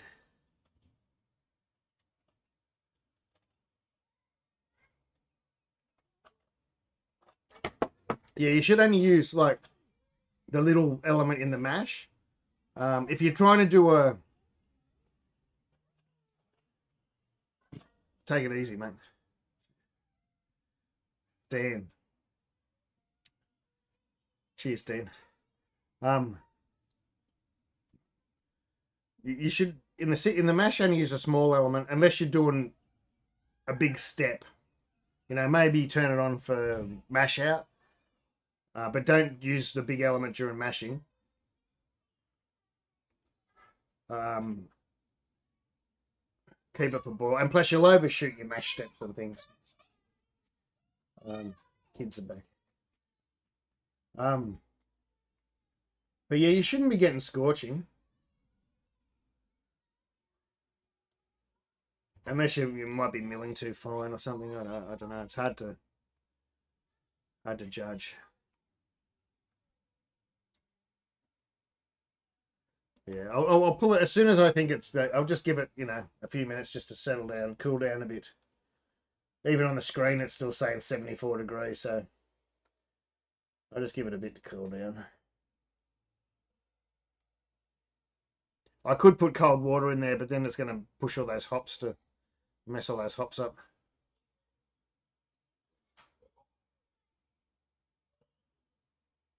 Although I still could put cool water slowly down the side. Sun's gone now a bit. I can open up the other one, even though I don't really want to. This is the one I brewed on it the other day. I feel like Jabba the Hutt on this bloody chair. Starting to look like him too.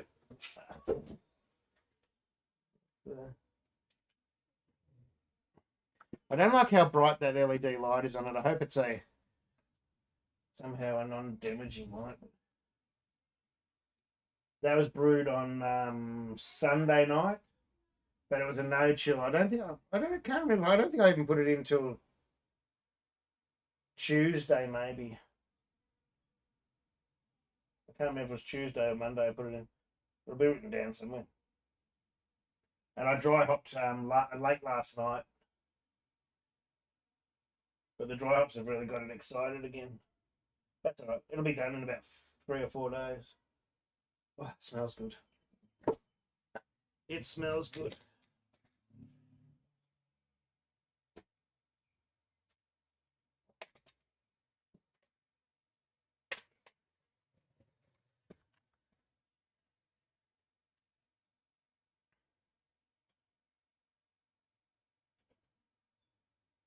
Yeah, she's nice.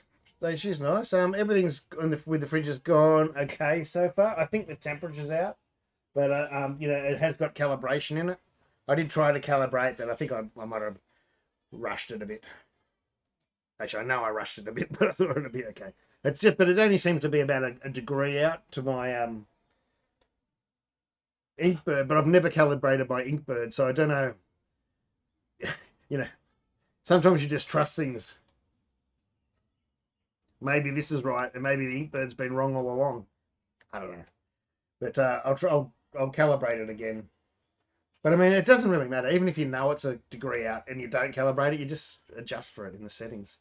And it's the same as all these new things. You can set it online, and I can show you this actually. This is something I can do.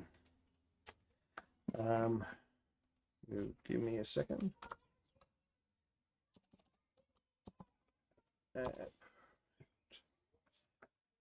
Oh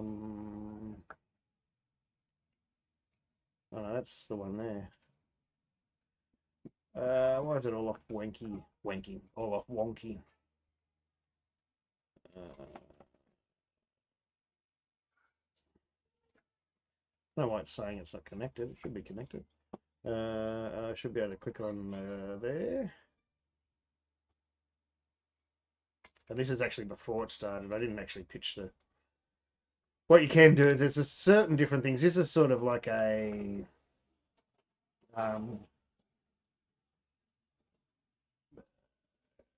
you can see what you had when that was when the compressor was running to cool it down.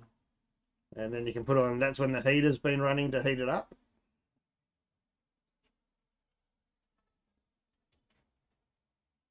So the compressor was on, it must have been a bit warm when I first put it in, so it cooled it down, and then, most of the time it's been heating. That's a Wi-Fi signal strength. You don't really need to see that. That's the target. And yes, I've set it to automatic, the fridge, so, got to here and then lift it up after 4 days. But this is from the whole history. This isn't the particular brew. That's somewhere else. Is it this one? No, that's the settings. This one. No, so that's my profile I did for this one. 5 days at 18.5 and then 5 days at 20.5.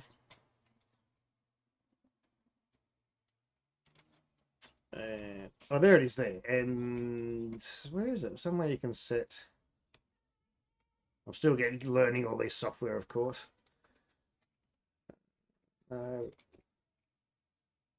Stop profile. There was another way you can put dates in or something, or maybe it's just not coming up on the screen properly because I've got it. Ah, yeah, it is that screen. I just couldn't see it. Does that work on your screen? I can't see. You can't really see it because it's down the bottom there. But you can change the date. I don't know if you can see this on your screen. So actually, the date. This is the history of the whole fridge. But actually, my ferment didn't start till I think it was the 22nd.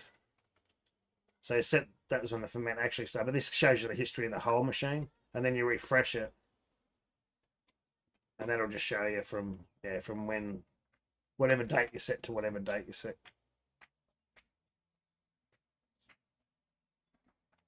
That happens to be, well, that's till tonight or whatever. Anyway, yeah, it's just another thing you can, and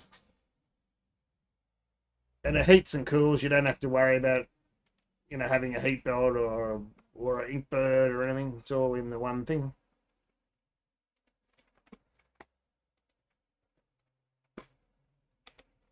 And how do we get back? And I can't see the chat when I'm doing all that.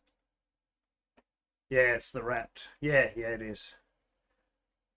Would a 50? I think so. Where's my tape measure? I think it would. They fit the big they fit their big keg menter that's 110 litres in there.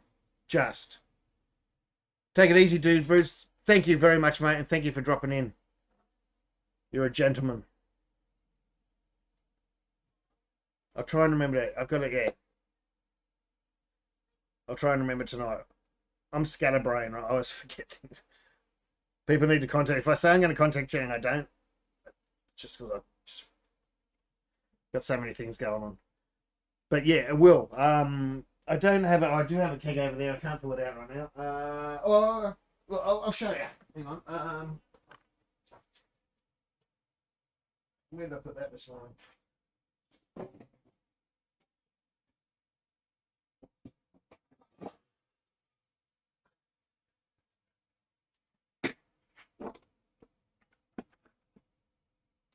This probably isn't much good, but like that's as the keg's only about that much wider than that. That's the top of a keg. I cut it.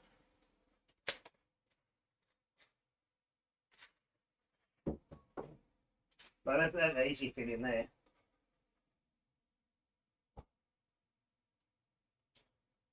Well, the keg's going to be, well, not that much wider on each side.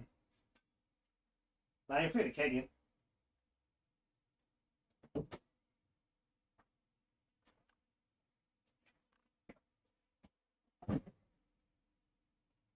Where are you going? Wife's going somewhere in the car.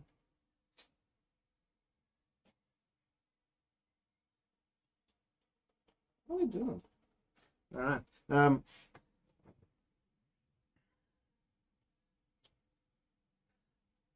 Yeah, you'll fit a keg in. I'm pretty sure. Yeah, if you look on their site, that they've got those big keg manners, the 110 litre ones, and they fit in. Apparently, don't take my word, but I think they do.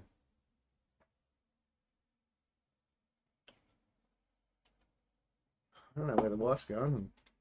I think one kid's in the car. I don't know where the other kid is.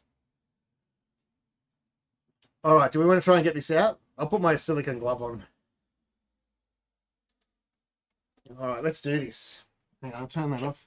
This might make a video. You might be famous. Oops, wrong one. That one. That one. Get this lid out of the way so I don't break it.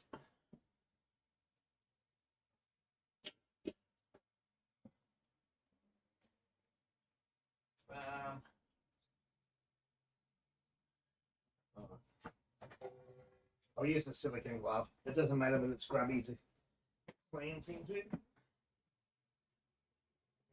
It's not terrible. It's just a bit grubby. I didn't want to hold it over the cube. Right.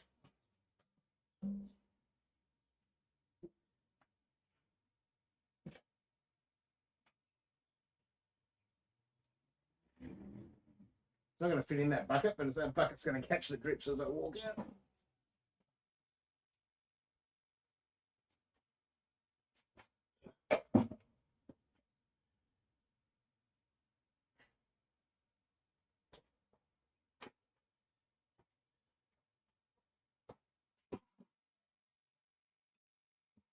Just turn it. Oh, didn't want to turn it on.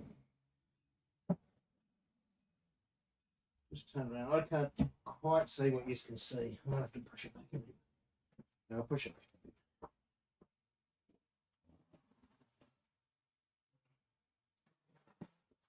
bit.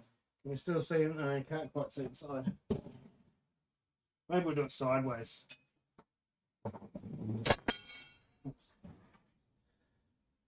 That might be better.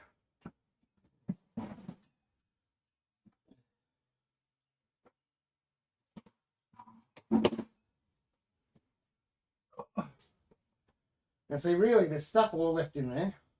I could have drained more out before, as you saw. I stopped the drain pretty early, and you still can't see under there. How can we do this? I need to go pick a side. There we go. That's better, isn't it? You can see inside and you can see outside. This is probably still only hand tight. Yeah, look. People don't believe me when I say just hand tight. Well, there you go.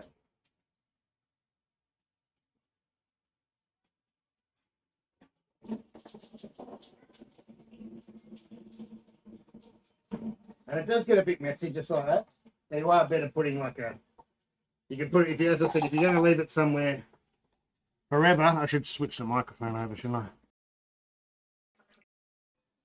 If you're going to leave it somewhere sort of hardwired or, you know, on a bench somewhere, you'd leave a tap or something or a fitting there permanently attached.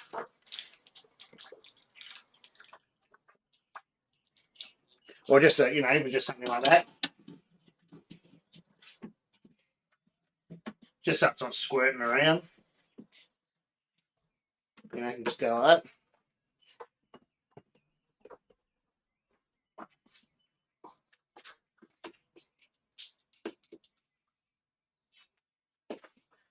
And then you can just grab a hose or whatever.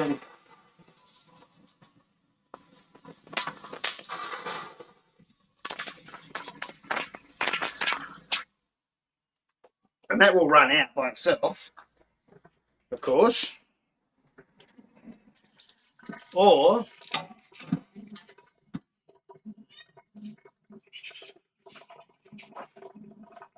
where did my fitting go? I had before I was showing everyone I've taken it off that bit of hose it was on. That would be right. No, it's just one.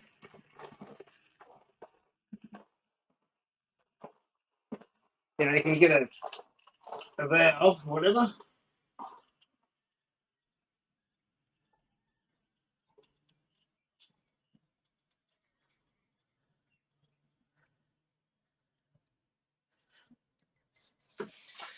And you know, give it a, where's the, I just spun before as well. Organised. What do I do with that? I was cleaning the fight before. Oh, I'll get another one.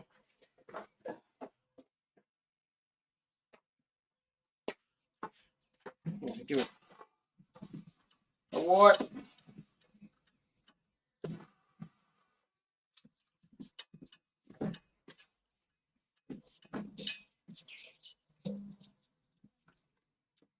Man, this looks like some suds in.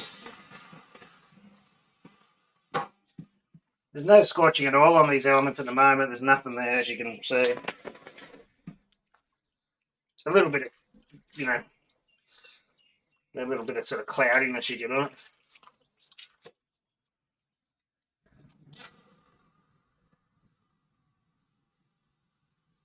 And you can use the pump, but what I've found, the pump's so strong that you'll get a vortex pretty quick here. This is going to be in a video. I've already recorded it, but I haven't edited it. And that'll sort of air block your pump. So hang on, if we take this off, we'll get water in here heaps quicker.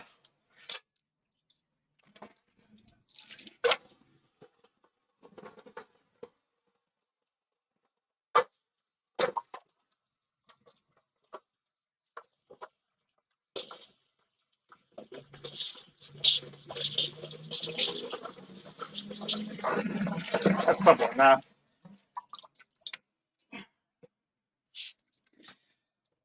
And so you close this off so your pump's not coming out here, but it'll come out down here.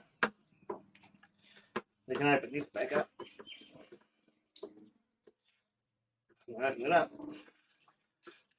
Still a mongrel with wet hands. Fittings.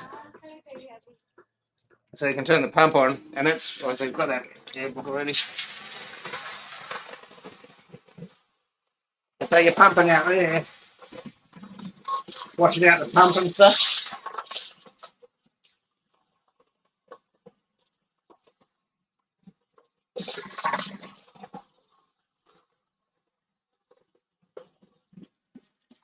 And you just got to be careful there, because as I said, you can get a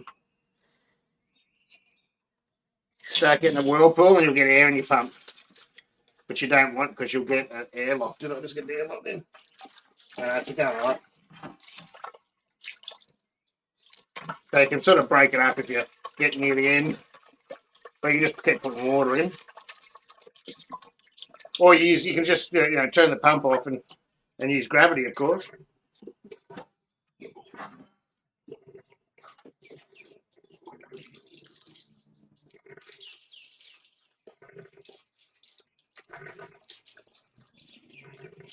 That's weird it's doing that with the pumps off. The pump's off, isn't it?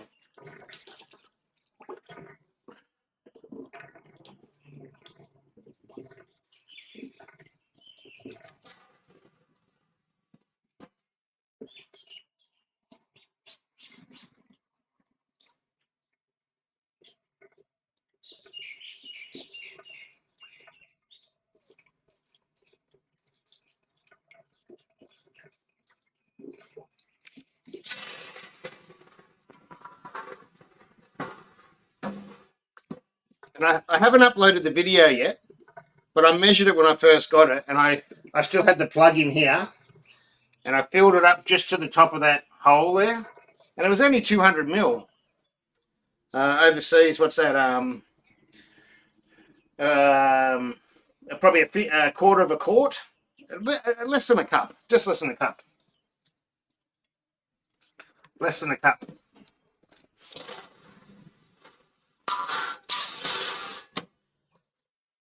And you'll see what I mean too. Like if I just let that run out,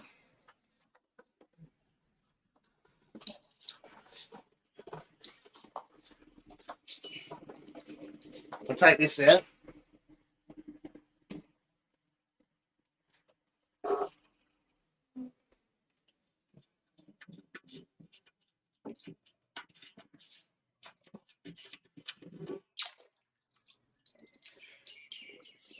And of course, you can still hose it like that, except just sort of, gets a bit messy.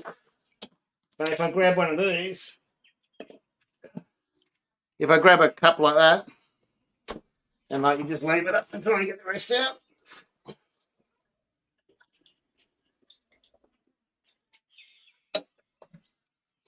It's stuff all. It's probably, it's not even 100 mil probably.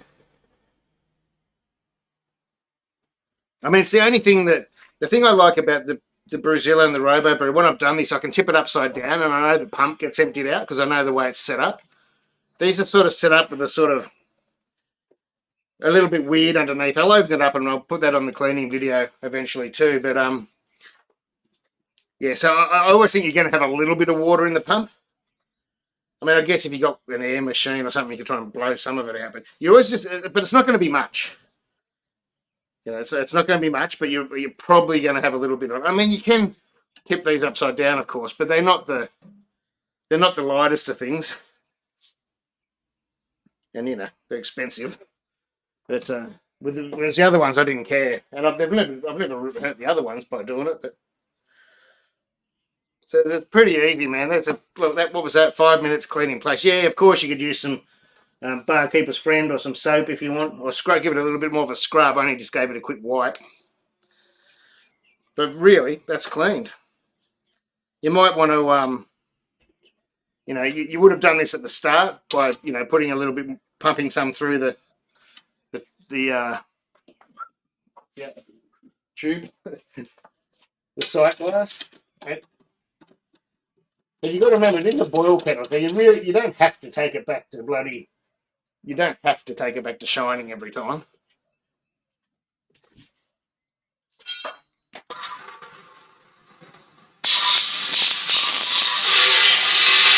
So you would have done this before you emptied it out the bottom. You rinse this out first.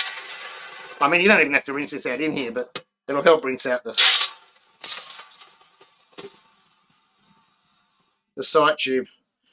Now the problem is, I haven't put much water in there, so if I back off the pump a bit, it won't be so bad with their thing. Yeah. It's not like it.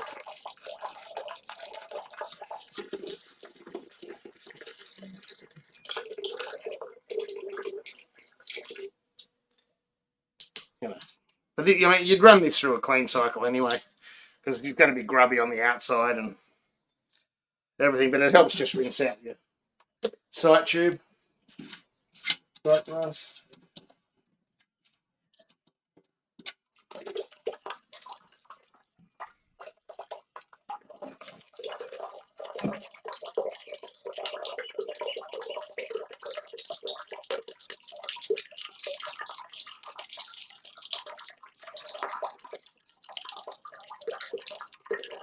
Yeah, that bit's pretty cool. the fact that, I haven't really had to, I mean, you don't even have to tip it up, but the fact that I haven't really had to do much at all to clean like that. I mean, of course, you can be a lot more careful than I am splashing it everywhere. That bit's pretty cool. I mean, you might even just leave that off to dry, but then I'm going to lose that nut if I leave it off. And of course, you could wipe it out and all that sort of stuff. I'm not going to bother right now.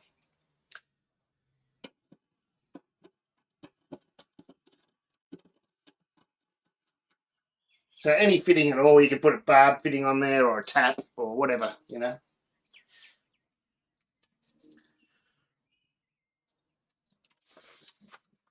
Pretty simple.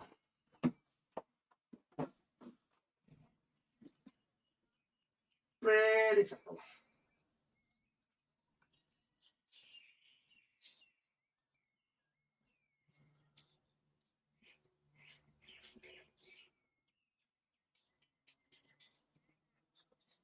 Well, that's true, but I mean, you just pump a bit through before your next brew. I mean, sodium carbonate's not going to hurt you anyway. It dries to inert. What is it? Soda ash and something else. I think soda ash and it goes to virtually nothing. But yeah, you got to give it a rinse.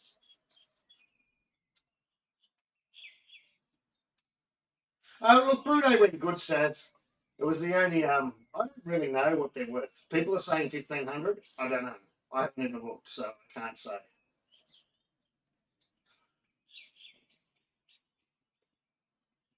1450. Look, I compared to the other Grainfathers, I think it's a bargain. If you thought the other Grainfathers were a good buy, I reckon the improvements on this make it worth. I'm not sure what the other ones were worth. I know they were worth $1,000 about, weren't they, or something? I don't think it's a. Of course, it's not the cheapest. Of course, you can go and buy two, probably nearly buy two. I don't know what are the 60. I don't even know what the pre-sales are worth these days. I don't know, about 650 or something. You can buy two Brazillas for the. But I mean, they're a different machine. Even though they run nearly the same, they're a different machine. I don't know how you'd go on 240 volts boiling for a 40-litre batch. That I think would be a struggle. I think that's one of the next tests I want to do, but I don't know if I want to do it.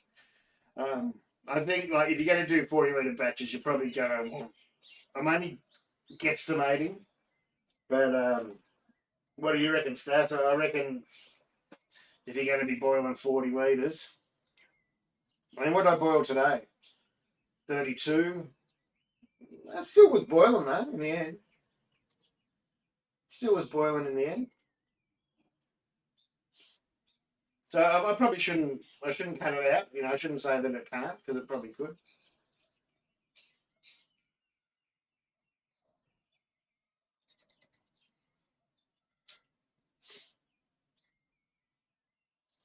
A good. Yeah, I don't think I haven't thought any of the Grainfathers have been a good deal, to be honest. But I think, especially the early ones, they were just like, they weren't much different to the Robo Brews and that. But I mean, people will pay that extra for the controller, for the Wi-Fi thing. You do get good service, but then again, you do get good service if you contact the right people with the other stuff too. You just don't need to contact. But yeah, I think maybe Stas, if they,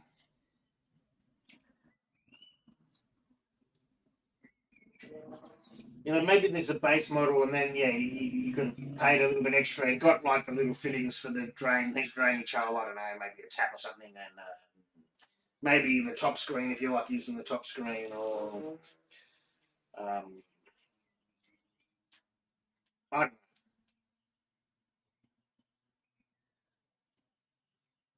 Just a couple of extra things, the jacket and stuff.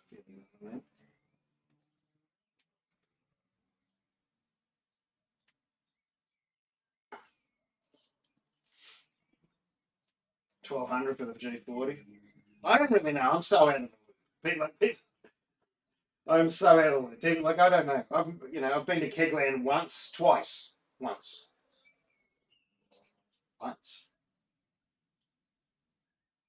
think I've only been to Kegland once. I'm thinking, I do know Keg. I've known him for years, and he knew when he was a Keg King, but I don't get out to see him and that because it's way on the other side of the city.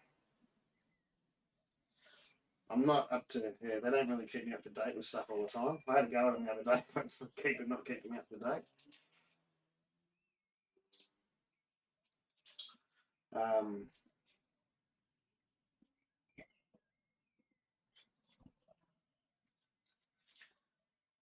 it is I will say, like, yeah, this build on this, if you compare it to any of the others, like the ones that I have, the Brewzilla 65 and I don't even, my actual 35 is still a Robo.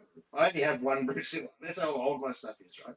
People think they break and stuff, but I'm still on all my original, mine are Robo brews besides the 65 litre. And I've pumped it. I've worked the shit out of them for it. Worked them hard. But yeah, so I don't really know.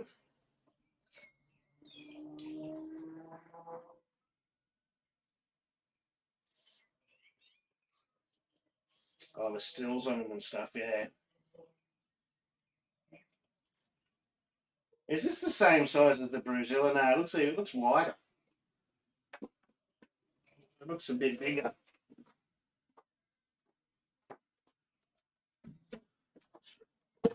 Yeah, that's the Brewzilla 65 lid. So it's about an inch, bit over an inch wider, inch and a half wider.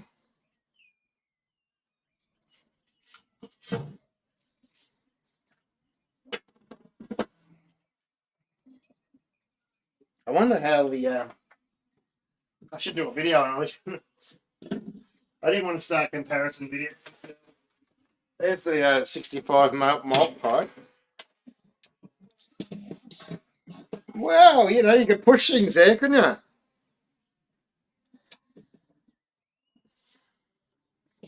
Wonder how that'd go.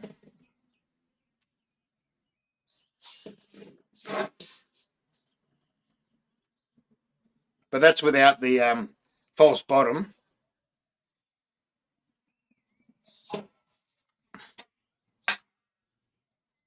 Well, there's an experiment.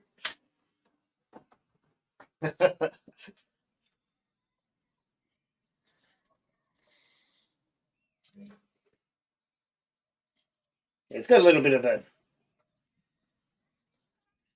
clouding on there. It's a strange place. That must be where the element is, but that's right on the edge where the plate goes too, isn't it?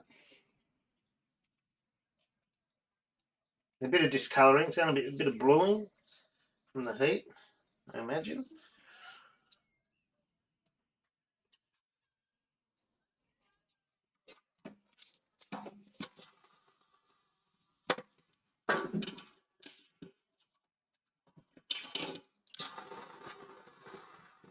But that's not too bad. I could have done that with less water, probably. Well, to at least get the majority of the junk out. That's probably 15 litres or something in there.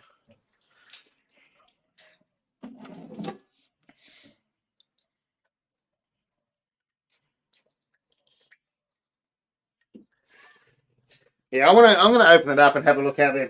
I mean, they must have put some study into it, but how they configured all the pipes and things, and maybe see if I can shorten one or lengthen one and try and I don't know. They've probably put in all that work already. Me having a look at it's probably not going to change anything. I'll take it easy, Robert. Thanks for dropping in, hey? Much appreciated. Much appreciated. Yeah, you gotta choose express. I mean, I don't normally do anyway. It's only usually a couple of bucks. Yeah, it's gone. Yeah, they used to be really fast, but plus the mail as well. Shit at the moment. Far out. Just anything, man. I get some beers like I can order from a brewery and they'll be here the next day. Others can take like a week and a half, 2 weeks, and it's just across Melbourne. Man, we're only just out of Melbourne. We may as well be in Melbourne. What's the? I haven't seen the S things. What's the difference with the S things?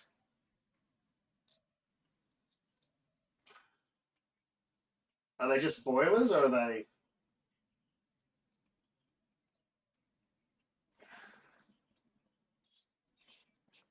So, oh, g'day, Grant. Sorry, I didn't see that. Buy one of these. Oh, man, look, I had a little bit of problem with the controller today. For some reason, it wouldn't get to boil. Oh, no Wi-Fi. Is that it though? Is that the only difference? No Wi-Fi connection.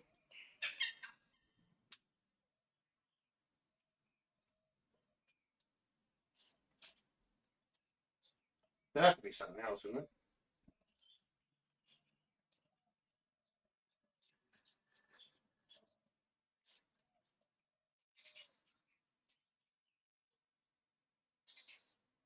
An immersion chiller. Ah, okay. The immersion chiller makes sense.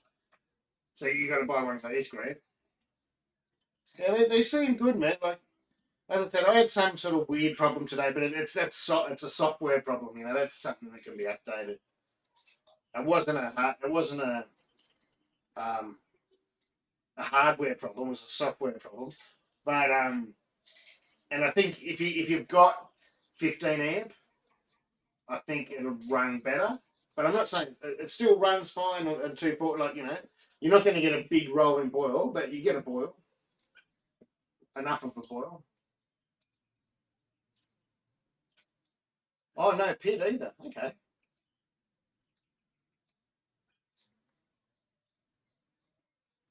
Is this the first model they've had a PID in, a pit in?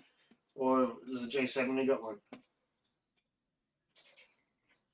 Yeah, I reckon. As soon as I can get one, I looked on their website. I don't know. I can't even find how you buy things. I'm useless.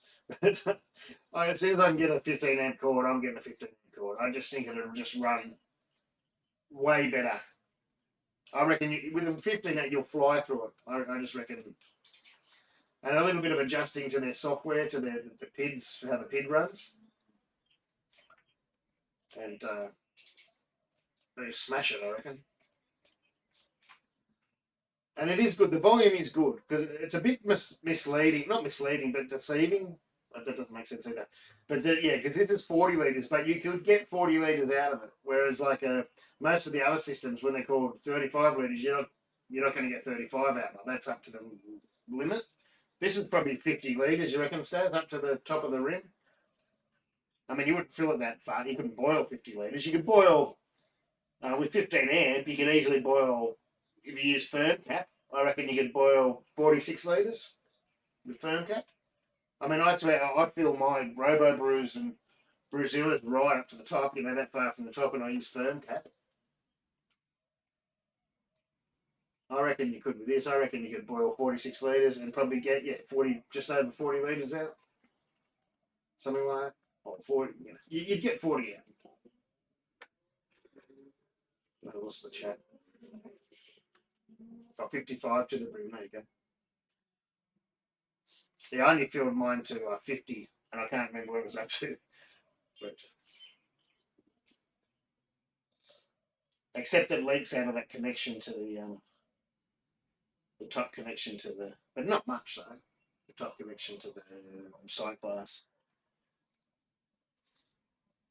I need to leak. I'll be back in a sec.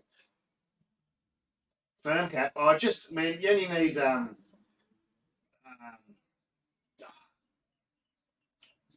it depends on the firm cap. Some's sort of thin and some's really thick. But you with the really thick stuff, you only need probably 5 drops or something like that. You don't need much, man. With the real thin stuff, I used to buy 100ml bottles. I used to just squirt it in.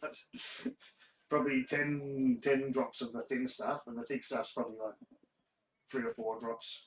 I think what's he here from the One Man Brewing?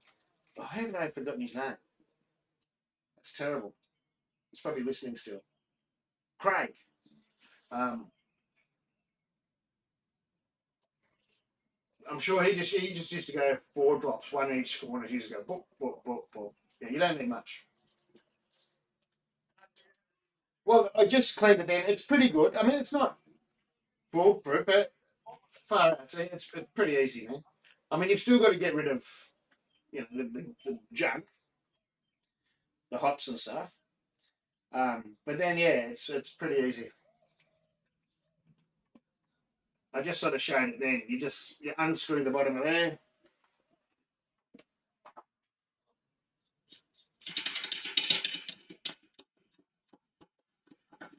And yeah, you can use the pump if you like, but other than that, you just give it a wipe with the hose. And you can put taps or hoses. I had this hose on it before. Just to stop it splashing around, and have a tap on it so it'll turn it off and on.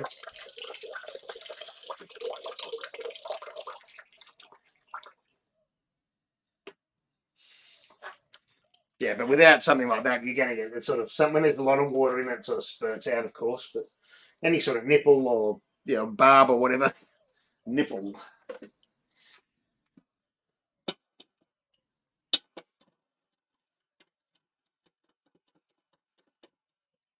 That's all. I keep that like hand tied. I just finished the brew and I did it with my hand before. So and you could, I don't know, you can use the pump if you close the top off and use the pump. But you do have to watch your. Oh, there's a bit of water stuck in it. You do have to, if you've got the pump on, you have to have a fair bit of water. Otherwise, you'll get a whirlpool and you'll get an air pocket in your pump. Or if you're like me and you're only using a little bit of water, you sit here with your hand like that and it stops the whirlpool happening. But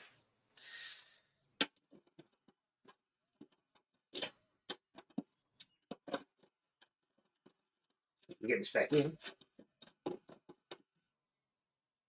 It's got to go to the loo.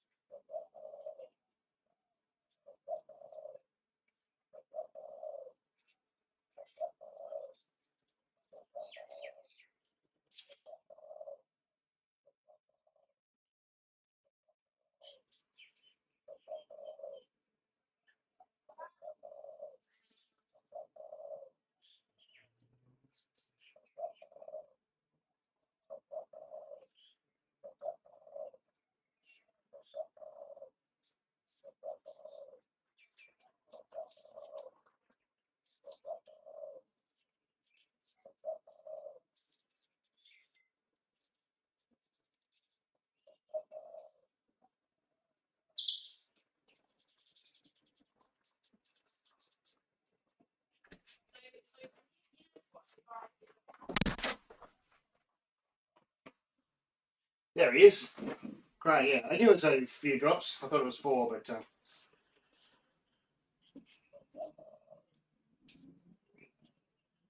you have a hack for what?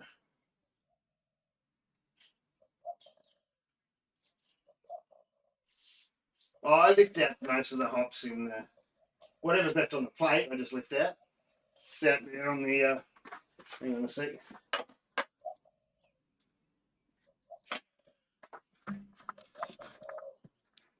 It's out there on the driveway there. You can see it. Just lifted the plate out and then. I mean, you could hose it out probably, but.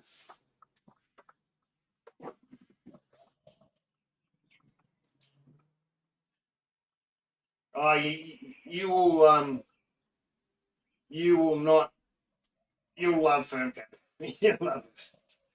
Firm cap is the bomb, whatever that is. But you will love the firm cap. What is going on here? What can I see? Where's that one? What have I done?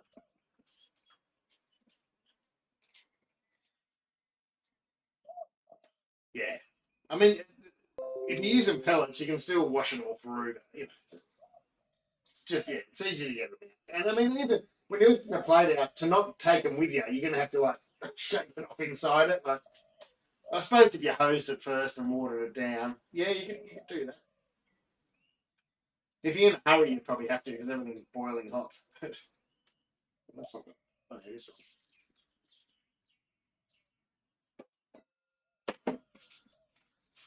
Well, see, I've never had a problem, but see, I'm really rough with mine. I just take it out in the driveway, tip it out in the garden, hose it, give it a rub with a sponge, hose it again, and then bring it inside, upside down.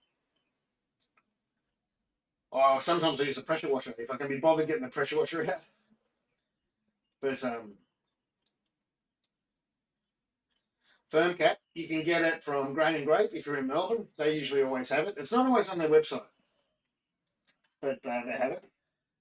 There was a guy here earlier, I think it was. I think there you go. I'm hopeless with names, but I do know a lot of people. I think it was David Hopkins. Someone Hopkins was here earlier. I think he has a web shop, and you can buy some on eBay from Three Chins Brewing. I should give you a link, but or I used to get the big 100 ml bottles from a place called. The bottle's still inside. I've told so many people about this place, and I always forget the name. It's a wine chemical supply store, and I used to buy my yeast nutrient and my it'll be on the yeast nutrient that I had here earlier. That I had here earlier. That I had here earlier. No, it's not an plus.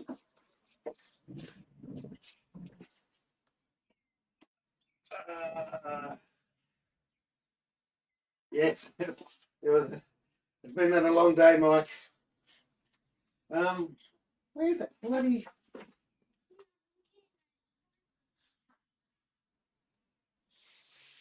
I had it before when I put the bloody nutrient in the boil pot. At the end of the day, it's just easier to Google. Hang on.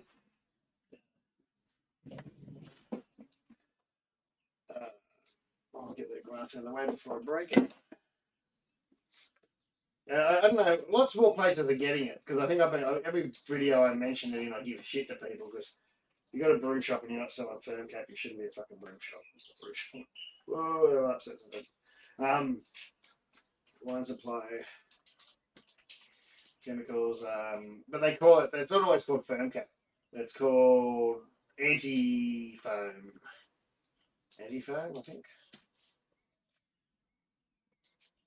And yeah, lots of wine stores. People don't usually use them. The one I usually use still isn't showing up. Why isn't it showing up?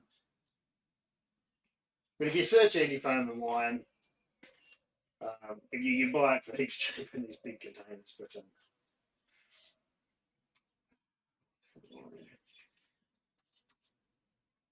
it's Airpress or fucking something like Apros or Airpress. I can't remember. I've only had to buy 2 bottles. It lasts a while. Ampros or something. Ampros. Oh, I can't remember that. I should just go into the bottle.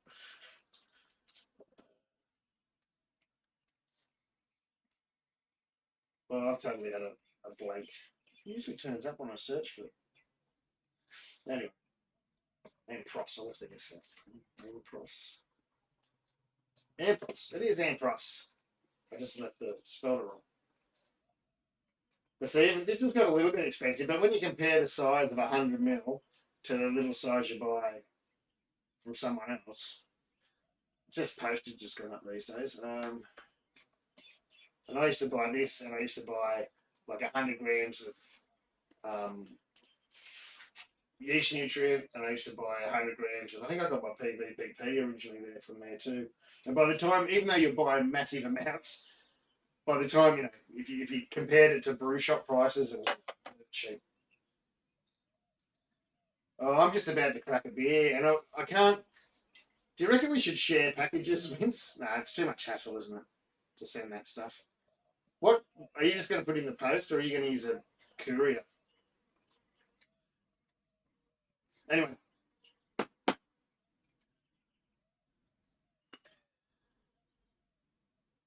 No worries, GD Rider, though. Thanks for dropping in, though. Yeah, I get a message from Hard Brewers this morning at 5 a.m. God, no, I'm waiting here till the brew day starts. I didn't wake up till 7, though. Or 7:30. Because their bloody daylight savings started last night or the night before. Last night or the night before. So we're now 3 hours behind. So that's why we weren't supposed to release any videos till 9 o'clock New Zealand time. But nobody told us about New Zealand daylight savings time started. So that's why my videos got released at 6 o'clock or 6:15, 6:30. I did it every 15 minutes with it. That is the rat chamber, but I bought it. He sent it. He didn't pay for it. I bought that one, but yes. I bought it out of my credit though. But thanks for the people who use my links for when they buy stuff from Kegware. They're not cheap. I think it was about $800 delivered, maybe even more. It was $88 delivery. But yes, I bought that out of my credit. So yeah. Anyway, I'm going to have a beer since the end of brew day, and now I can't have my. Well, I had already had 3 schooners of the Pilsner thing over and tap, which really isn't ready to drink yet. I can't drink my Mountain Culture because I've got to bottle a couple of bottles to send tomorrow. I can't drink the Jetty Road because there's about 2 schooners left. I'm going to do the tasting video for the video. And that's it all. I've only got 3 kegs on at the moment. So I'm having a Blues for the Red Sun, a fixation beer that was probably should let it mellow in the can. It was only bottled or canned on the 24th. 24th of the 9th. 24th of the 9th. 3 days ago.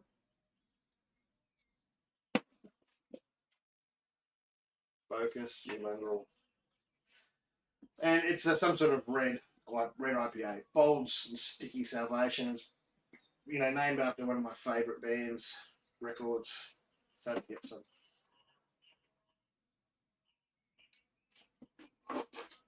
Thank you.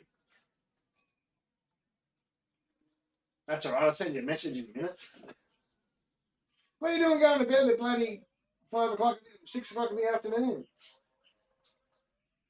You've been up on the piss since 5 o'clock this morning, Mike. That's your problem. Everyone say good day to Mike.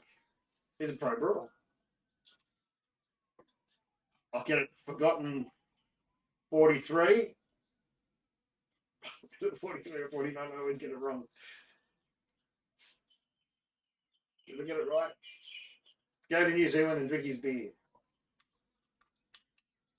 I'll be brewing one of his recipes soon. I might brew it in here. I'll do his red IPA. Speaking of red IPA, does this give you any hints, Mike? Does this give you any hints? Mike's a legend, actually. He's one of the nicest guys I know. Jeez. 43, yes. 43 brewer. Red IPA. Mike's got one of these. You can buy it in bottles. Look out for F43 red IPA. And we'll brew it here one day.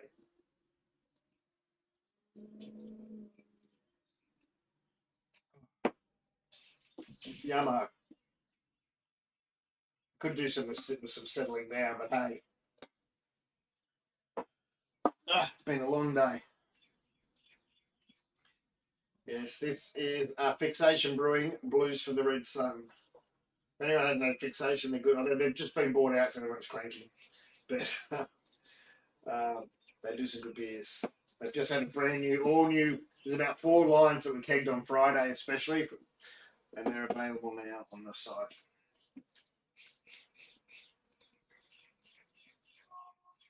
I'm not forgotten 43. I don't remember where his brewery is. I don't know the address, but it's there somewhere.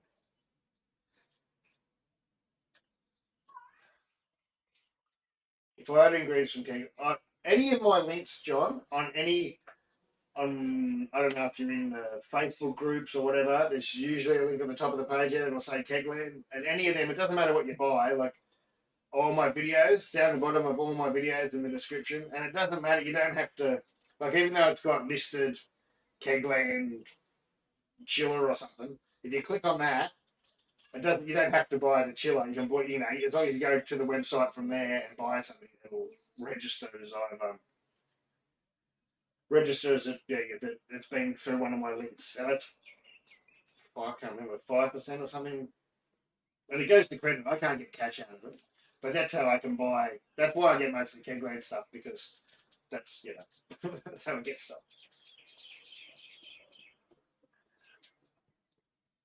And everyone there's also eBay affiliate links and Amazon affiliate links. Most places have them. It doesn't mean you pay any more. You pay the same amount, except 5 or it depends what it is. Sometimes 1%, 5%, 10% depends.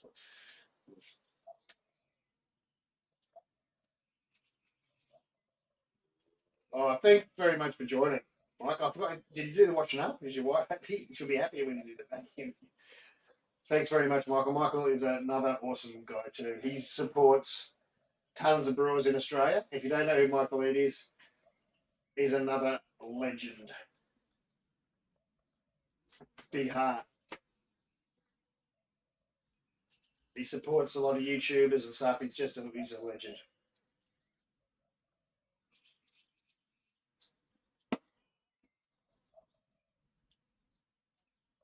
Thanks, Debbie. Yeah, it doesn't cost you any more or anything. You just got to any of those links under my videos if it's got Kegland or whatever.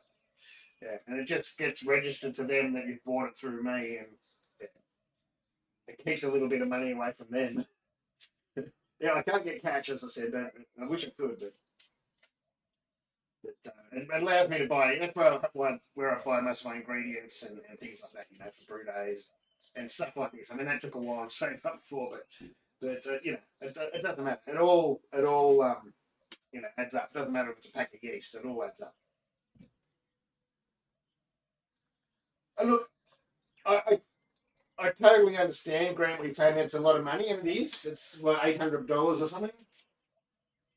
But it's if you go to buy a wine fridge or something like that, you're going to pay that size. You're going to pay twice that. And this isn't just like a fermentation fridge, right? It's not like, even though that's what most people are going to use it for, us, but that can be used for meat or for wine storage or for, you can get a glass door for it and make it into a wine cabinet. So there's more uses than a ferment fridge. I think that's what people are sort of missing, even though most of us are going to use it for a ferment fridge. You know what I mean? That's what, if you compare it to, you go and look at a little wine fridge, you're going to pay $300 for a bar size one. But I'm not lying. I'm not saying it's cheap at all. Not cheap. It is pretty cool, though, not have to worry about a heat belt or a. I don't think it'll fit 2 Firmzillas. It'll fit 2 all-rounders. I don't think it'll fit 2 Firmzillas. No, it wouldn't fit 2 Firmzillas. It'll fit 2 all-rounders. They reckon it fits one of their 110-litre kegerators. It'll easily fit a 60-litre or whatever it is all-rounder or whatever. I won't fit 2 of those, though. Oh, I can't wait to try that. Taliesin Citra. What day is it? Monday. Oh, that'll be. Yeah, I'll be able to try that by Friday. Awesome. I can't wait. Oh, God, I can't. This chair's had it. This is my old computer desk chair. And it looks like I'm crunched up, and it's because I am. Because I won't lift up and stay up. I keep fucking sinking on it. It doesn't help that I weigh under 50 kilo or whatever. Mushrooms. I've got a pack of mushrooms I'm going to start up. Been waiting for a bit warmer weather, but not that you probably need to.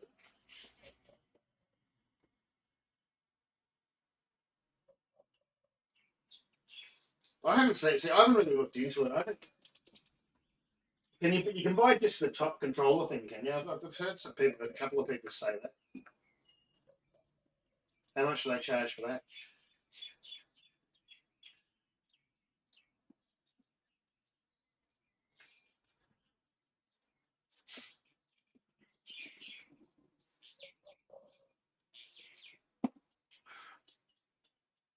And so, well, that's got a probe on it and a power plug or something. $100. That's all right. Well, and that gives you all the online stuff, and I was showing that before because you I don't know that. I was showing that before that you can. Yeah, see, there's that's the one going right now. That's live or whatever you want to call it.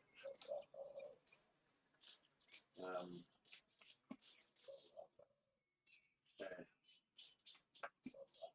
I did 5 days at 18.5 and then 5 days. Although I adjusted it halfway through. At the start here, I had oh, you can't see it down here again. At the start here, I had it set to 1 degree colder and 1 degree warmer. That's why you can see these bigger things. And so at the start, it was cooling my work more. And then once it, got to that 80 degrees before the yeast took off, it was heating it. And then started cooling it again. But about here, I switched it to 0.5 degree above and 0.5 degree below. And that's why it's sort of tightened up.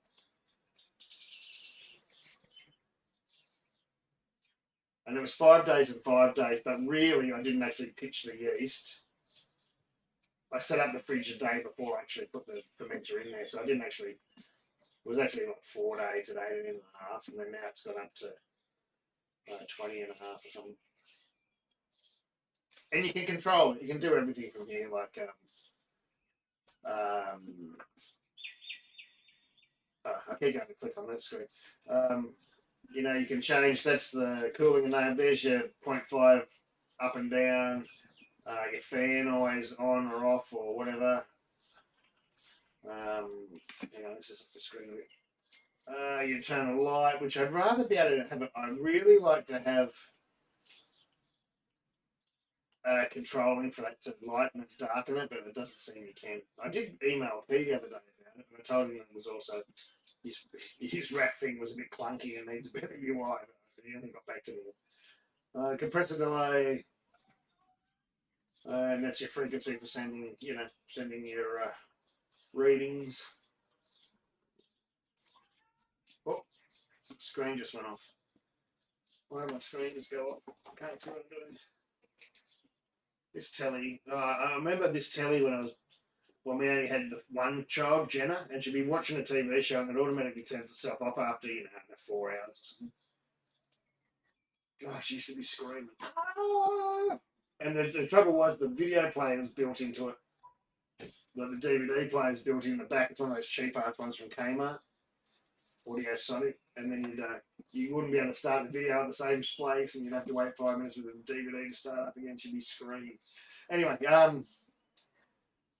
yeah, there's not much else to show really, because at the moment it's just the fridge. But then, eventually you're going to be able to get the. What I'm really looking forward to is controlling the ferment via the wrapped or the pill, I should say. And that'll be cool because you could use XO4 or something, and you could go as soon as you hit 1.025, ramp the temperature up. That bit'll be cool. I take it easy, Grant. Thanks for dropping in. Hang on, I can't see anybody. Well, it really matters. Great to talk to you. Thanks for dropping in. Actually, I think my STCs, I used to set at 0.3. I think up and back down. I'm not sure. Can't remember. STC, I really love my STCs better than Inkbirds. The trouble is all my STC containers broke because I was cheap. I put them in lunch boxes. But they live through everything. Where the Inkbirds are great because they're plug and play, but they're not quite as robust. They die a little bit better. They die Die. I mean, I've been pretty lucky with them. Thanks, Walter, for dropping by. Thank you. Cheers. Much appreciated. You don't understand how much I appreciate everyone that watches, just even has a look at my videos or whatever. Like, subscribe, share, comment. 70% of my viewers aren't subscribed. I'll keep them. Look, I think they're just so fucking busy, especially, that I think they would give me more if I asked for more. The trouble is, to be 100% honest, they've got their own YouTube channel now where they didn't used to. And so I think they like to get their stuff out. And they get like tons more views now than I used to get all their views. So they sort of wait. I get left behind until they've got their YouTube video up and they've got their.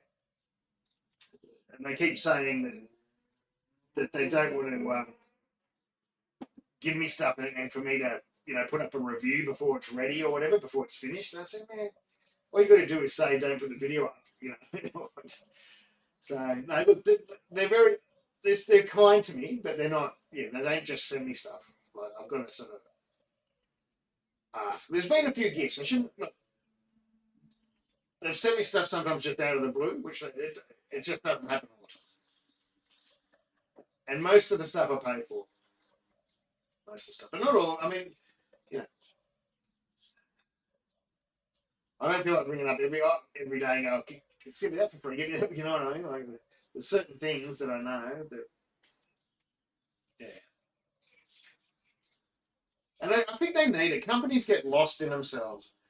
Key King's totally lost in itself. And I'm not saying, I'm just being honest.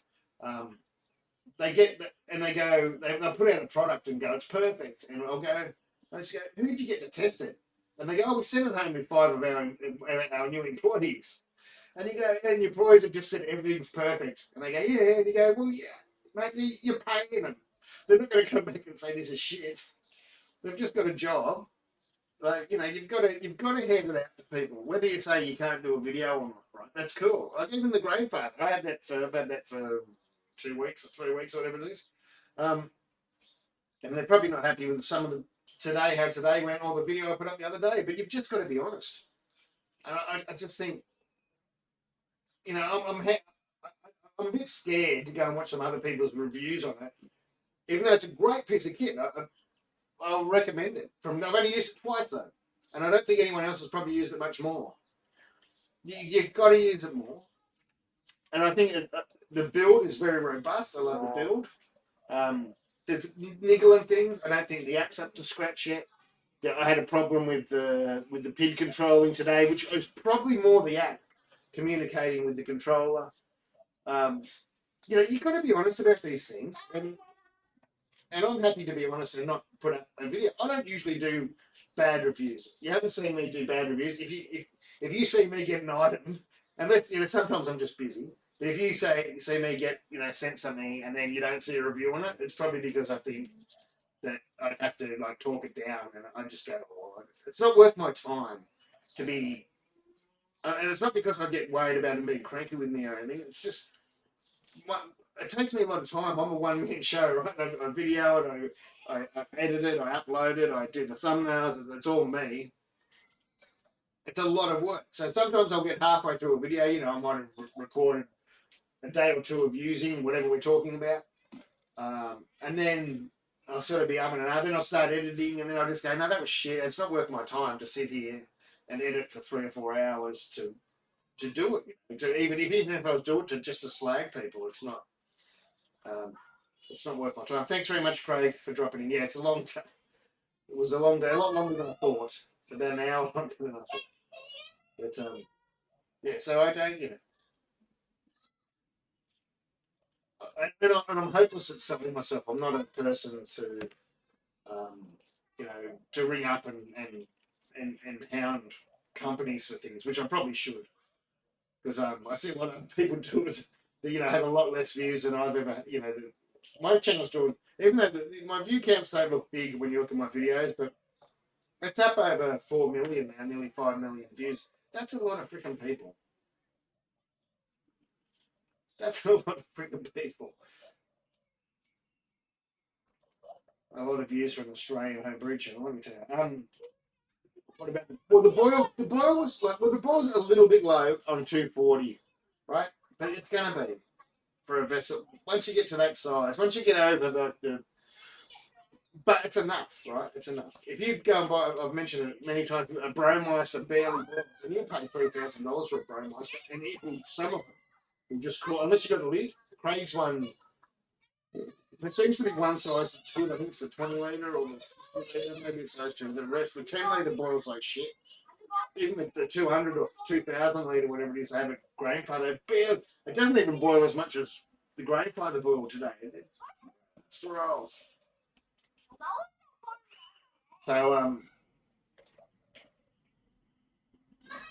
yeah, it's just the boil. I'm not worried about. I still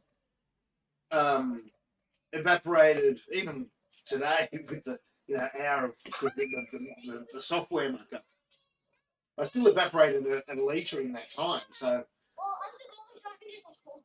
the evaporation's there. It's enough to make beer. Like there's even when I did the brewing science course today, there's a lot of study about trying to reduce, of course, energy use, right? And they're talking about using green malt and all this, but I'm not a fan of that. But anyway, they're talking about boiling and whether they're just in all the study I did, it's like they're trying not even to the old thing of having to have a raging boil is wrong. I mean, there's certain styles that will benefit from it, but as long as the it's near that 100 degree, it doesn't have to be. As long as it's just like what we had here today is plenty. So there's a lot of stuff you read and a lot of old heads will say, it has to be raging, and it's just not true. You're just wasting energy, wasting water, wasting beer, wasting. And then all about it today is that of course, everything's about energy conservation from water to cleaning to boiling.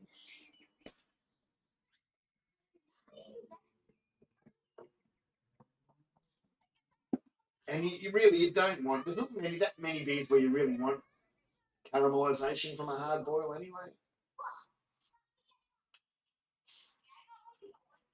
Now this beer probably do all right with it.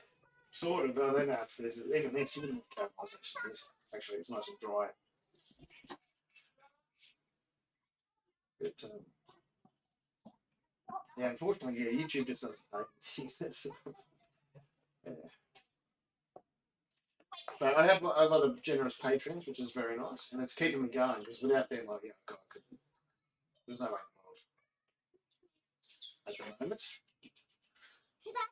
I'm very lucky that the wife still got the job through the, she's had a job all the way through the COVID stuff. I'm very lucky about that.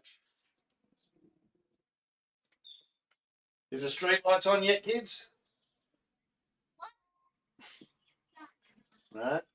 Whose shoes that are out the front? Random kids' shoes. So yeah, I don't. Yeah, Grainfather approached me about this. I don't know if someone asked them to or not. I didn't know I was friends with the Grainfather rep, but friend on Facebook friends for a long time. I didn't know. Maybe I would have asked him earlier if I didn't know. But I didn't ask him. They offered me this, so I didn't. This was nothing to do with asking. It was offered, which is very, very kind. I might have a few things coming up soon. I don't want to say too much just in case I pull out. A couple of them have read it before. And it's funny because there's companies contact you and they go, and wait. And you send them a message,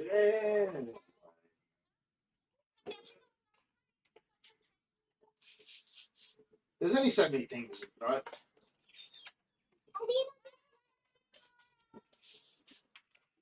Good to hear, Legend Shoot Larry. I can't even say it. Legend Shoot Larry. That's good to hear, mate. Good to hear. That's the can't remember what I called it. But anyway, yeah, the cheap, easy, quick pale ale. It's an awesome beginner pale ale, and it's quite tasty. if you're into real hobby, you can probably double some of those hops. But it's a great easy bit of brew for sure. And I'm glad you enjoyed it. Cascade Nemarillo, you can't go wrong. Why is my head getting so bright? My head's getting brighter. It's like the moon's coming up. I keep meaning and I keep promising to do more extract videos, and I have to. I've got some really good ideas and recipes to do. It's just I haven't had the time with the kids, having to homeschool the kids, and things have just been a little bit chaotic, as everybody knows. They're on holidays now, so they're running on the streets like that's why you can hear them in the background if you can. And it's pretty cool you're into censorship. I can't say it. Oh man, trying to narrate, like do voiceovers for some of my videos lately, far out. It's like I'm getting a lisp or I can't talk, tongue tied all the time. Especially when I say, is it efficiency? No, it's not efficiency. Brew, it doesn't matter. Whenever I have to try and put efficiency in, I get tongue tied. And then I try and change it. I think, how can I? I'll use a different word. It's always something to efficiency. Like sometimes it comes out easy, and then other times when you're trying to do it for a voiceover, that's why it takes me so long to edit. You're trying not to get you just screaming off your head onto the video. I've just said it 5 times.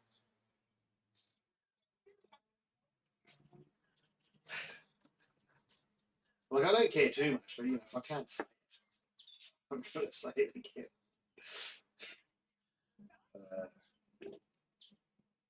And that's why a lot of people don't like things like that, like this, because it's not that easy sometimes. I'm a bit used to it because I've been live streaming for 10 years now, but it's not doing brewing videos usually.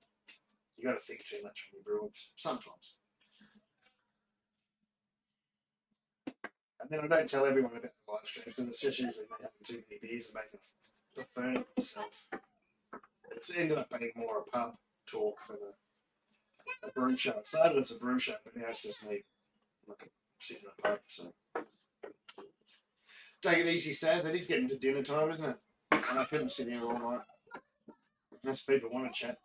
I think I've got to go to cooking dinner tonight. The light's bright. That's the light that's been turned off.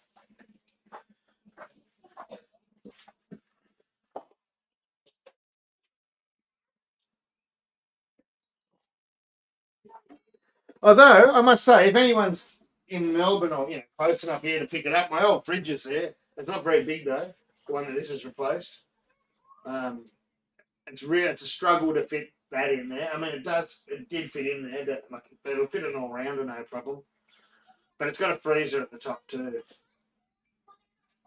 But it's sitting out there just about to be thrown out or whatever.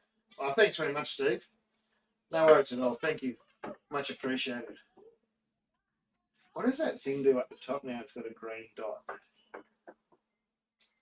don't know if that means top chat. Does it mean I can give you something or do something? No, it just means I think it's just not what wants me, but tell someone's donated. Thank you very much, man. That is really, really appreciated. And you're in New Zealand. Where you are in New Zealand? I've been to the South Island. I've been from the top of the South Island to the very bottom of the South Island, right down to my auntie was living in Bluff, but this was back in the 70s. 70s? Yeah, it would have been the 70s. And we went and stayed on Stewart Island, so I've been from the top to the very, very, very, very bottom. Somewhere I've still got my Stewart Island passport.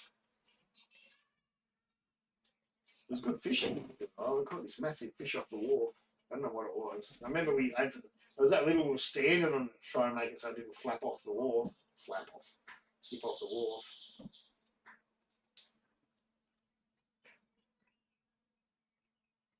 Yeah, what doesn't matter. Make sure you go to. I think because sometimes I've got things on two sides. I think Spreadshirt and I can't remember the name of it. But go through Spreadshirt and make sure you check the sizing because there's all different hoodies, and just make sure you check the sizing and stuff. I mean, it's US the sizing. I mean, I originally went to Spreadshirt because they did have an Australian site and a US site, which they sort of still do.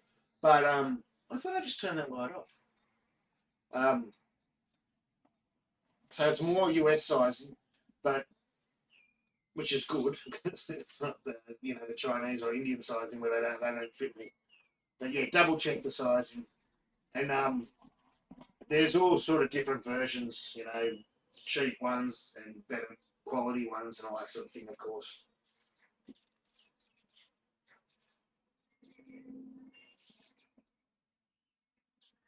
And yeah, try and get the better one. I'm not saying that because of the price, but yeah, because the cheap ones are cheap, right? But I mean, they work, but the cheap ones are cheap, and that's what you need to bet, I guess.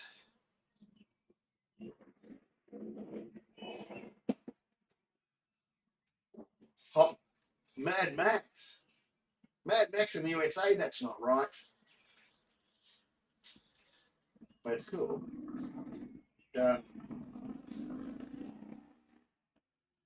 Yes, actually, my hops are about this big at the moment. I've still got the two pots from the video. It's a different video that you're talking about. But the video where I ripped them up and cut the hell out of them and put them in to another pot. They're popping up right now here because we're at that time of year. They're about that big and they're purple. They look like Cincinnati. No, they're mine are just popping up, and so I might stick a few in a little pot just like that. Thanks very much, Max. Much appreciated. True, Stephen. True. This one's actually from because I wanted it fast. This one's from. I mean, I've got this design on the sides, but this one's from. Which I can do. I can order for people, but not Spreadshirt. What's the Australian? What's the one that do all the office business cards and that? I can't remember what they're called. Every now and then they have a special. They happen to have a special, so I grabbed it from there. And I can get them from there, but they're a little bit more expensive. They're nice print though. What are they called? No, I can't think. All I like to do is go. Vista print, yeah, that's the one. That's the one. And there is actually a big t-shirt printing place around the corner, but I don't know how nice they'd be to me. There's the trouble. There's no point in me ordering. Well, I can't afford it anyway. 100 shirts, 20 of each size, and having them sitting here and then trying to send them around the world. It just doesn't. That's just not feasible, sort of thing. And I used to print my own shirts, but again, because I've been renting, I haven't set things up. But I've got a screen there to use, but it's just not. It's not feasible. It's that's why I go to the Spreadshirt and stuff like that. It's just I can just upload the design. It might not be as good as printing my own and stuff, but I only tried to chip from the code after D-Rest, drop the temp down to 50. Yeah, I've never. That's never worked for me. Well, I've never had a problem with Hop Creek Sand Groper because I don't bottle. Hop Creek's only a problem if you're bottling. I don't. I keg all my stuff, so I don't have to worry about that. And secondly, whenever I've tried to drop temp, I've never got quite as good as effect from the hops. So the fact I don't get hop creep, I don't have to worry about hop creep plus a keg, and the other fact that I got less efficiency from the dry hop, then I don't do it. I know there's people that because once it came out, a lot of people swear by it, but it never helped me. But if it helps you, do it. That's what I've always said with that dry hop thing, because it's never. And I even tried real cold dry hopping at 2 degrees for 2 days, whatever. I tried. None of it worked. None of it worked better than dry hopping for me. But this is, you know, in my situation, it's different for other people. So I just still go, at ferment temp. And it's funny, the last two, and this still doesn't mean you shouldn't do the 15. But I've been in a lot of the brewery talks lately. Fixation, the beer I'm drinking now. Bridge Road. And I was in another one. And all of them, there's always people, you know, the young home brewers, well, not young, the current, home brewers they keep up with the trends in the chat, and they go, oh, do you chill for dry hop? And all of them said no. So, and I mean, again, as I say about other methods, it's too hard in breweries to even bother. Like you come from a fermenter,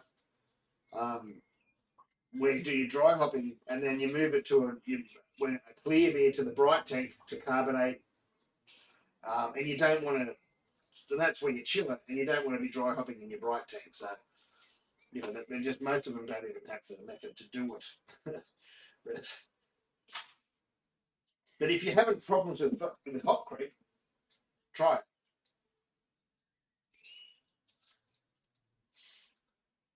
I mean, I don't even do we wouldn't even call,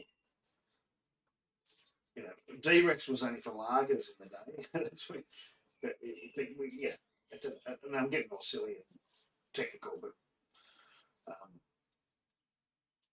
yeah. I know what you mean. After the end of the you ramp attempts to finish it off, then you lower it and you have to dry hop. You cool it down to stop it. And I don't really, you know,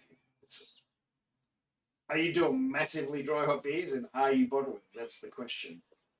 Because if you're not bottling, you've got no worry about it. Because you're in keg, doesn't matter. And it's cold. If it's cold, you're not going to get hop creep. If you are, it's extremely slow. When you were bottling your homebrew, I was just bottle carbon. If I do bottle beer now, I'll use a carb cap, and because the carb caps are so cheap, I buy them 10 for $20 or whatever. Every sort of 3 or 4 orders, I just buy more. And if someone wants a beer, I use that and then send it off. Take it easy, John. Yeah, I might see you on Friday night. Priming sugar? Yeah, just sugar. I used to mostly just use sugar or dextrose. But for the last probably 5 or 6 years, I've been using carb drops because I stopped. I kegged and then I used to bottle 2 or 3 bottles, just carb drops. Because I used to bulk prime, but bulk prime's really not good for hoppy beers. And I ended up just brewing hoppy beers. I became a hophead. And bulk priming is not good for hoppy beers because you're adding extra oxygen. You just can't help it. It's not real good. So my mission in brewing was to keep the hop flavour in a beer, because the minute you put a hop in a beer, even in the fermenter, it's trying to get out. It's oils. You want oils in your beer, but it's oil and water mixing, and it doesn't matter that there's alcohol there. It's a catalyst. It doesn't matter. The hops are trying to get out. So I've done everything in my brewing thing to keep hop stuff in my beer, and that's why you don't mess around. You don't leave it in the fermenter for longer than it has to be. You move it, you package it as fast as you can, and you keep oxygen away. And even when you're bottling, you try and do that. So I stopped bulk priming for hoppy beers. I'll still do it for a big stout or something like that, but I wouldn't do it for a hoppy beer. I'd rather use a carb drop than bulk prime a hoppy beer. Yeah, it's just oxygen, evil. Always has been, always will be.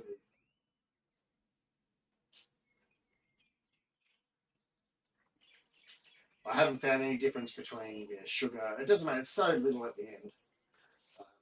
Whether you're using bloody half sugar or whatever. I never like to use a light dry malt that some people use, because you're adding unfermentables. So, you brew a beer to a recipe, and then all of a sudden you're adding, even though it's little still, you're still adding extra unfermentables. It just doesn't quite make sense. I've never tried the honey and all that sort of stuff. That's all a bit strange too. But I mean, I know people do it, but I don't know how they bloody judge how much they're adding. But I mean, that's the fun of brewing. If you want to experiment and go rogue, that's fine. I'm not going to tell you not to. I'm up consistency and quality are my things, right?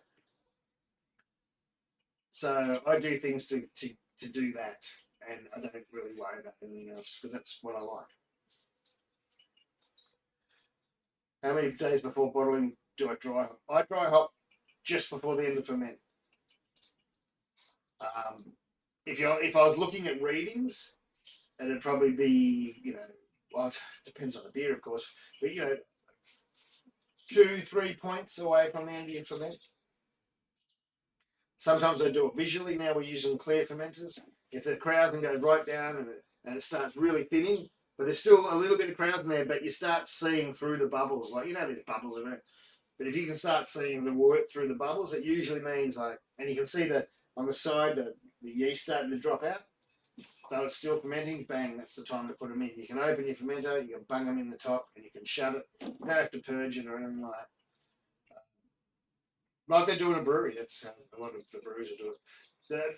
The only breweries there are some breweries that will dry up right at the end of ferment, but they'll usually have conicals, and they'll have taken the yeast off out the bottom of the conical, put the dry hops in, and then they'll put CO2. Because there's no action in the fermenter anymore, it's all fermented out. So your dry hops just go sink to the bottom. Like everyone sees them now doing that in these clear fermenters, and they freak out. Oh, it's the FermZilla's fault. And no, it's not fermenting. You're putting something in there, and it's just dropping to the bottom. That's what it does. But see, in the breweries, they have enough volume. They can totally clear the yeast out. They can put the hops in, and then they can put CO2 in and recirculate the hops around. Now I've tried that a few times in the FermZilla, and it just hasn't really worked. It's I've made little contraptions. That's why I haven't put the videos up. I nearly put a fail one up. I just haven't got around to it.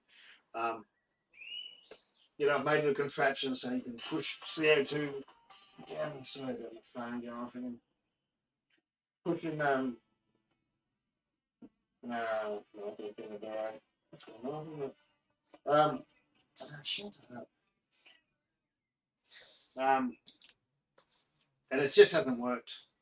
I was trying to mix that in with the low temperature hop thing I was talking about before. And because you can't, in our systems, we're only using, like say I tried to do it with this, which is what I tried to do it. It's a bit bright. So that's ready to dry. I could take that bottom container off, and it looks like all the yeast is in the bottom, but it actually isn't, because there's still some sitting on the sides and around the top of the valve and that. And so once you unscrew that bottom thing, I've taken all the yeast off, then you put your hops in the bottom and you flush it, and then you put CO2 in through the valves at the bottom, and you raise your hops a couple of times a day for a couple of days. But there's still yeast in there. And when the way yeast flocculates is when it started to rain, you end up with this murky, yeasty mess. And yeast doesn't flocculate twice. It just doesn't, like a single yeast cell, when you cool it, just doesn't fall out and stop eating and fall out and stop eating. They join together and they form like rafts. I know that's more when they're fermenting, but when they're flocculating, flocks they form. And they've got little things like Velcro, Manos, and I can't remember the name of the other one. And they join together and they all clump together and they fall out. If you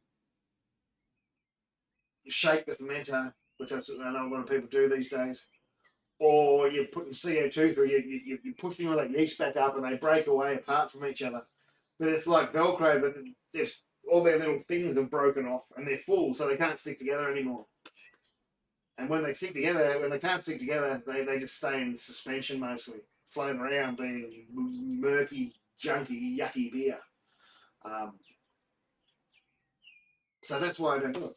In a brewery, they do it in the volumes enough in a proper conical where they can flush out all that yeast before they start recirculating the hops.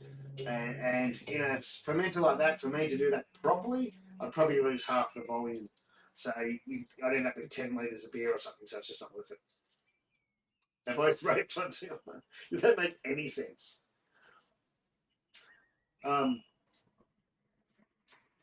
Is it possible to oxidize before transport? Hang on a second. The brew second time, first time was great. This time my wort was dark brown just after transfer to fermenter. No, I don't know why that. No, you wouldn't oxidize there. You don't oxidize till after the ferment. Like you can oxidize. There's small different damage you can do during the match, during everything. The only time you want to add oxygen is between end of boil and pitching the yeast. That's all right to put oxygen in there. So I don't know. Any other time you try and reduce it as much as you can. Anytime, it doesn't matter. So, Bruce. First time was brown. This time I bought was dark brown just after transfer to fermenter. Some beers do look really dark in the fermenter. Did it lighten up though? Is it just recently? Did it lighten up in the? Because some will really lighten up in the fermenter.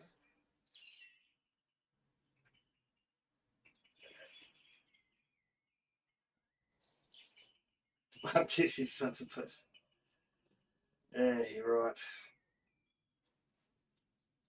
Like some will really darken up. Has the yeast taken off yet? Do you crush your own grain or do you get it from the shop? Because maybe they've put the wrong something in there.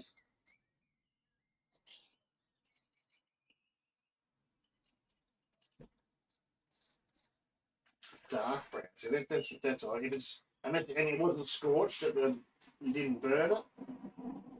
I mean a little bit of scorch at the bottom doesn't really hurt anyway, but you'd have to burn it.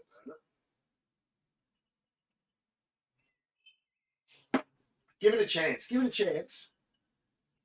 Give it a chance.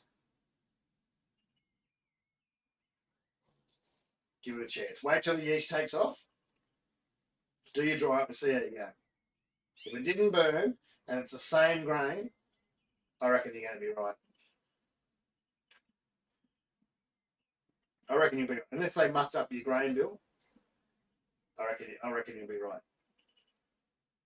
Some of mine look really dark, man. I can't remember which ones. I can show you videos. And even me, I've gone far out. That looks dark. And then once the yeast is taken off and things.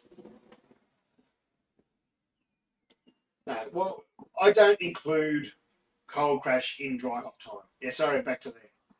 I don't include cold crashing in dry hop time because it doesn't count. You may as well pretend it's not there. Pretend it's not there because it slows everything right down. Like you wouldn't want to leave it a week, but like my big hop beers, I cold crash in at least 3 days. So my NIPAs, right? So I'll put up an NIPA for a start. So the first dry hop might be after 24 hours. The second dry hop, probably day 4 or 5. And that'll probably sit there for 4 days before I start the dry hop. So the first dry hop's probably nearly been in there a week already. But then the dry hop, when you dry hopping massive amounts of it, you really got to do a good 3 day, at least 3 day cold crash, because it drops all that yeast particle out. Because you don't want, well, just drop yeast out too, but the hop particle out, because you don't want it in your beer. It'll make it bitter. And so that bit doesn't get counted. So when they say dry hop before 3 days before packaging, 3 days is about what your hops need. And it's good that everybody's coming along because it used to always be a week. It was too long. But 3 to 4 days, even 2 to 3 days, right, is enough for dry hopping. But it really helps if you dry hop just before the end of ferment. You want a little bit of action. If you know, or you're guessing that your beer is going to stop at 10:10, dry hop it 10, 13, or 14 or 11. And you'll get a little bit of action from the yeast. It'll stop any, really help to stop any oxidation. It'll rouse your dry hop up. And at that same time, you raise the temp of your fridge to 2 or 3 degrees. 2 degrees is usually enough. So you might be at 18 and you raise it to 20 if you can. If you can't, doesn't matter. And that'll help make sure your beer's finished in 3 or 4 days, and will make sure those hops get in. Then you cold crash, and you stop counting after the cold crash. So cold crash for a normal beer, it usually takes a fridge. Depends on your fridge. My fridge over there, 24 hours will get it cold, and then you want to leave it another 24 hours. The fridge I used to have here, man, that would take nearly 2 days to get the whole fermenter cold, and then you'd have to leave it another day. And that's for a normal beer. But when you're doing something with a real lot of dry hop, like an IPA with like 300 grams of dry hop in it, you want to cold catch again for another couple of days. So it can end up being 4 days. So yeah, and it's worth it. And don't worry about grassiness and all that. It's not going to happen when the beer's cold. Or, yeah, it depends on hops and things, but it's much less likely to happen when it's cold. So yeah, dry hop just before ferment's finish, and it usually takes about 3 days to finish off. You raise the temp if you can. 4 days. If it takes 4 days, it's okay. If it takes 5 days, it's okay. But you're much better off doing that than waiting till the beer's totally finished fermenting and there's no action at all, and you throw hops in, and all they're going to do is sink to the bottom. They're going to get no movement. They'll still work a bit, and then wait 3 days and then package. Yeah, you're better off. Yeah. All right, I think I've got that enough times. Yeah. Hello, little wolf. How you going? In your opinion, have you noticed much difference since closed stream? I've noted a lot of difference to longevity of hoppy beers. Yes, longevity for sure, without any word of a lie. Like I don't know. I'm trying to think of a scale.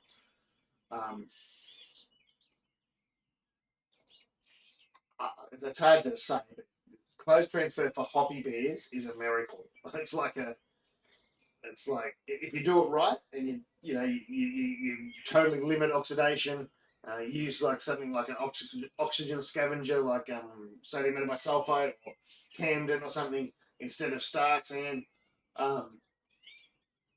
Your hoppy beers won't oxidize and it'll last fresh for months. Bottling's a totally different thing again. You can't really. You just gotta hope for the best when you bottle. I'm not being an ass because I bottled for years and years and years, but hoppy beers, keg if you can. Or you waste a lot. A lot of these breweries are using these canners now, and you're getting a lot fresher and hoppier beers, but their wastage is so far up, it's not funny. They don't talk about that because everything's, save the planet, aluminium, blah, blah, blah, better for light, blah, blah, blah. But the canning process wastes a ton of beer. And anyone that's got a canner will know. Sprays it everywhere. You need to get a guard to stop you getting covered with beer. And how much of a delay do you allow for hop additions? How much of a delay do you allow hop additions in recipes for cold question? Often no chill. I don't do that old school 20-minute thing. There's a couple of. It's really, really hard to judge, right? There's a couple of different ways. A 60-minute addition, I wouldn't change at all. There's no point. You're not gonna. There's nothing's gonna change. Some people will say move your 60-minute addition to 40-minute. That's just silly. After 40 minutes of boiling, you're not going to get any more bittering out of that hop, excuse me, except for that little bit of evaporation you might get for the last 20 minutes, and that's for a different reason. It's not the extraction of the hop oils because that's already happened. 60-minute, you can just leave. I don't cube. I'm different from a lot of people. I don't like hopping in the cubes. because it's just junk. You got, and if you don't put it in your fermenter the next day, or you get distracted, or you're doing it, you might do a double batch, and you've got 2 cubes, and one you'll ferment the next day, and the other one you might not ferment for a month, and you've got those hops and that green matter sitting in the cube. I mean, there's tons of people that say they do it, but I just don't like it. And then you're filling up your fermenter, and you can't help but transfer half of that hop stuff unless you put it through a sieve, and then you're trying to pour a no-chill cube into a fermenter through a sieve with hops in it. It's a nightmare, right? It's a nightmare. So I don't do no-chill cubing. I mean, hopping in the cube. I don't do hopping in the cube. What I normally would do is in your recipe, even though like today, I did a 5-minute whirlpool with hops and a 5-minute hop stand, so the hops have the time to drop out before I put it in the cube. But in the recipe, I put like 20 minutes in the recipe, and it just gives you that little bit of extra. But the recipes thinks you're going to leave it there for 20 minutes, so you get that little bit of extra bitterness in the recipe. It's really there's no science to it, right? There's no formula I can give you and say that's how you do that beer and it'll work out the same IBUs as if you didn't do no chill. There's none of that. It just doesn't work like that. You've just got to try it. The recipe I did the other day was the one that's in the fridge behind me was going to be a chilled beer. I had 50 grams of Citra and 50 grams of Talus in a hot whirlpool, but then I was going to chill it and put it in the fermenter. And had a 10-minute Magnum addition, 60 minutes, just to give it a little bit of base bitterness. And then at the last minute, I went, I'm going to do a no chill. So I cut those back. Instead of being 50 grams of each, I cut it back to 30 grams of each. And did a 5-minute whirlpool, 5-minute whirlpool, and then turn the whirlpool off in 5 minutes for everything just to settle down before you put it in the cube. So yeah, sometimes I just cut those back a bit. But if you want to make them up, you can make them up in the dry hop. I don't think you'll find much difference. Today's was a more like an IPA style. I didn't do a 60-minute addition, but I chucked 100 grams of citrine at the end of boil, and I did the same thing. Whirlpool for 5 minutes, let it sit for 5 minutes, and then cubed it. But in the recipe, I had them in down. It's a 20-minute hop addition at 97 degrees. So the trouble is even for your whirlpools, right? The programs don't calculate because they don't know how fast you're going to chill. When you're whirlpooling, you're always cooling. You turn the boil off and you let everything settle down before you start your whirlpool. Even then, you've dropped 3 degrees, and then you put your hops in.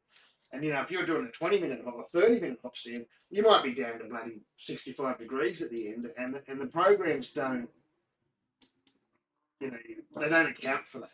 So you've just got to sort of guesstimate, try it a few times, and see what it is to your palate, and see how it works out. Because there's no calculator that can help you. There'll be people that say, "Oh, I've been doing it for years," like I have, but there's no calculator. You've just got to try it. And so hops will react differently.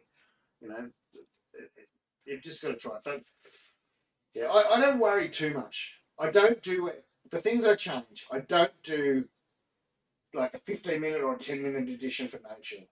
Cut those out, right? If you're going to put them in, move them to the end of boil. Some of the recipes I used to try, and it used to work too, I'd just put it in for like 30 seconds or a minute at the end of boil. So you had that bit of boil for the hop.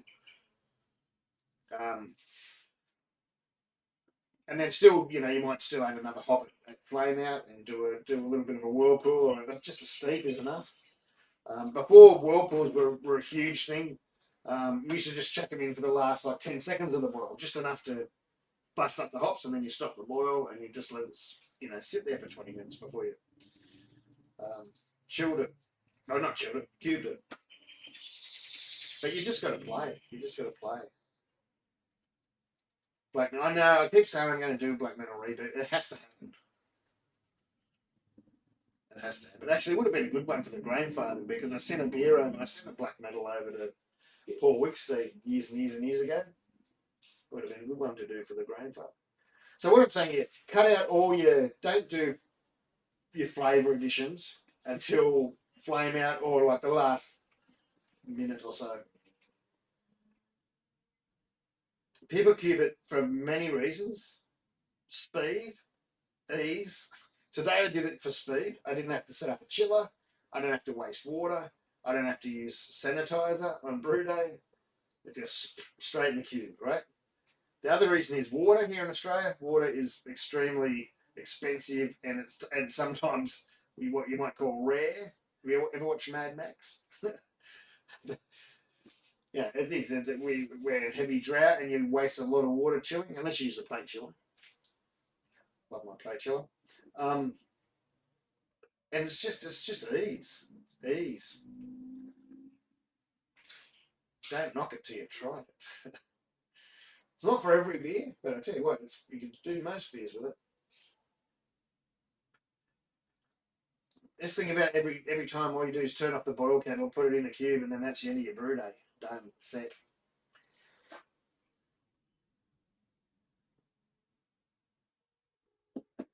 You don't get DMS, you don't get all those scary things that people want to try and tell you do. The trouble with the Black Metal reboot is I don't know whether I want to, because I really enjoy the proper version, but that was made before Black Metal was before Black IPAs were a thing. They'd only just started, and there was no. So mine was more like a hoppy stout, which was really nice. Though I really liked that bit. And then where Black Metals today are more like a hoppy dark lager sort of thing, and like an IPA but just black. So I don't know whether I want to go right back to the start and do the exact same one, or want to sort of make it more modern, where it's more like just a black IPA. I don't know. What do you reckon?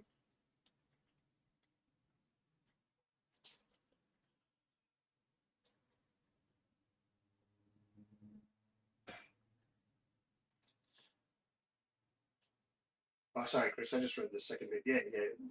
But it would be from the reason. Yeah, yeah. You should cut out all your. The 20-minute thing is a crock. Like there's that old bit of paper graph thing that goes around, and I don't know, half of it still doesn't make sense to me. I've been looking at that little list of no chill. I don't know if I'll be able to find it, but when it was going around for years, no chill. I don't know what you call it. No chill diagram. No, that's not a diagram. It's way wrong. No chill times. Aha, found it. After all those years, it's still this thing on the internet. I can't believe it. Hang on. How do I get it up to big? Give me a second. And people are still rehashing it. Although this post is from 2012, so I suppose it's not this. This one here. How do I get it on the screen? There we go. Oh, that worked really well. Like the bloody hell. Alright, original hop edition 100 minutes. Who puts hops in at 100 minutes anyway? So everything's moved 20 minutes, right? At 35 minutes, no one adds hops at 30 minutes. Doesn't matter. You get down to the important stuff. If you're adding a 20-minute addition to a normal beer, you put it in the cube. That's just rubbish. It just doesn't even make sense. And then your 15-minute addition, you're supposed to first wart hop like that. Again, it just doesn't make any sense. Like this list was around for decades. It just doesn't make any sense. And an original hop at 10 minutes in the boil ends up as a first wart hop too. So you're putting it in before the boil. None of it makes sense. Well, maybe your 5 minute, yeah, your 5 minute there. If it's a normal 5 minute edition, you do it as a dry hop. We were just so wrong. We were just not. It's not even just we were wrong. Things were just calculated so much differently in the old days. It wasn't that long ago. Really wasn't that long ago. Maybe 5 years ago, maybe 6. That any hop added after flame out or at flame out and from on, there was no bitterness added. It didn't matter if it was an IPA or a lager or whatever. We would probably wouldn't have had a lager, but you could throw 200 grams of hops at it in a hot whirlpool, for whatever. We didn't usually do as long ones as we do today. That bitterness wasn't added to the recipe. So if you're doing an IPA, you'd still hop it up at the 60 minute, and a few flavour adds, 10 minute, 5 minute, or whatever. But that was your 60 or something IBUs. You didn't add what would have come naturally in the whirlpool. It just wasn't added. So if you look at a lot of old recipes, that even the where I really noticed that people were mucking up a heap wrong was in the punk IPA recipe books. The Brewdog recipe books, and they're really early recipes, and they were writing middle hop, and middle hop doesn't mean 30 minutes. Middle hop is your flavour hop, which comes in, the last 10, 15 minutes. And the bitterness from the whirlpool ones weren't even added to the recipes. And so people were just way confused and stuck on the recipes up totally. But if you notice, if you have a little bit of a play and you put the hops in, 60 minute, and not in the middle, even though it said middle hops, if you put them at the flavour hops. So, the last from, 15 minutes. And then you didn't add the bitterness of the flame out, the whirlpool hops, then the recipe worked. It's just recipes were wrote very differently, not that long ago. And so it's a big point of funniness when you, especially when a lot of, and I shouldn't, people just don't know. It's not their fault. But a lot of young brewers just don't realise that was the case. And so they look at a recipe and they go, oh, it can't work like that, can't work like that. I mean, anyone that's making money, beers for money, wouldn't use hops at 30 minutes. It's just a waste of money. Yeah, take it easy, Sandgroper. Thanks for dropping in. Actually, I should go too. It's been here too long. No, I haven't even sent my beer. Hopefully tomorrow I'll send my beer to the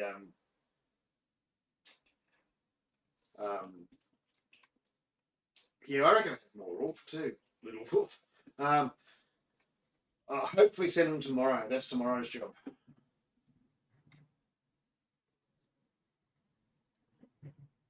Yeah. Well, that would too. Yeah, you're right. Yeah, it wouldn't do it. Even some of my old mates still now. It's got to be 9 degrees for 3 weeks or 4 weeks.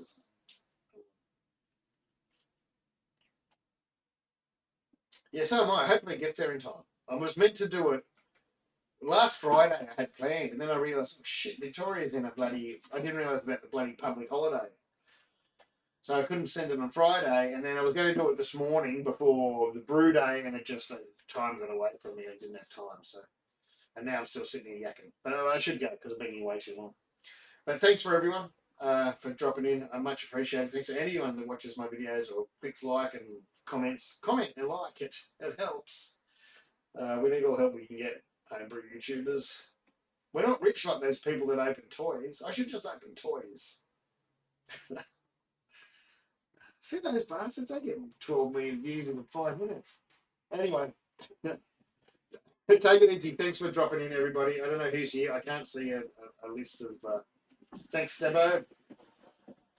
I can't see a list of... Oh, I can see participants. I did not know that. Oh, there's not that many left anyway. But thank you for all being here. Thanks very much. Where's the... God, I can't find anything yet. Oh no, there's 34 people here. The chat thing only said who's chatting. That makes sense. So, thank you, everyone. Thanks very much. Oh no, 34 concurrent. Oh, I'm confused. Anyway, it's been a great day. It's time for me to go sit down and relax, maybe have some dinner.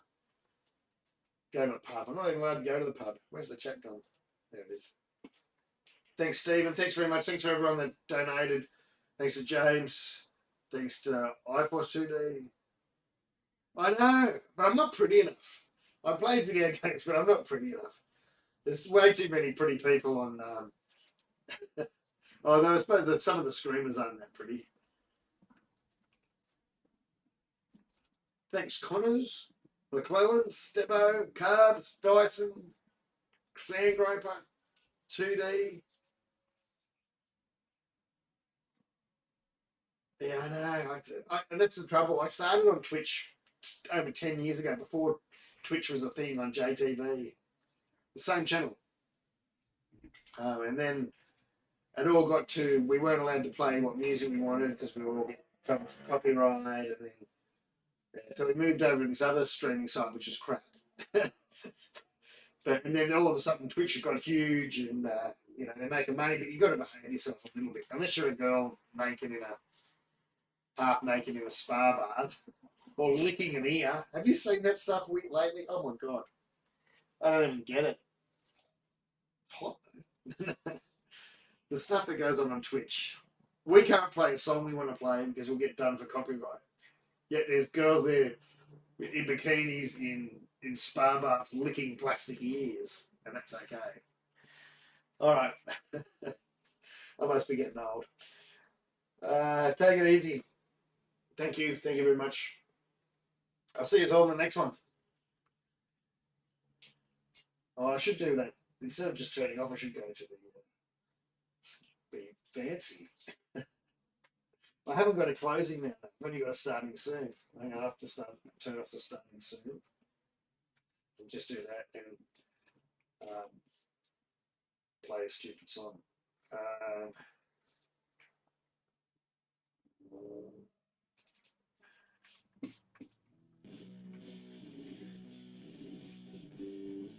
I have to turn the microphone because it's going to feedback.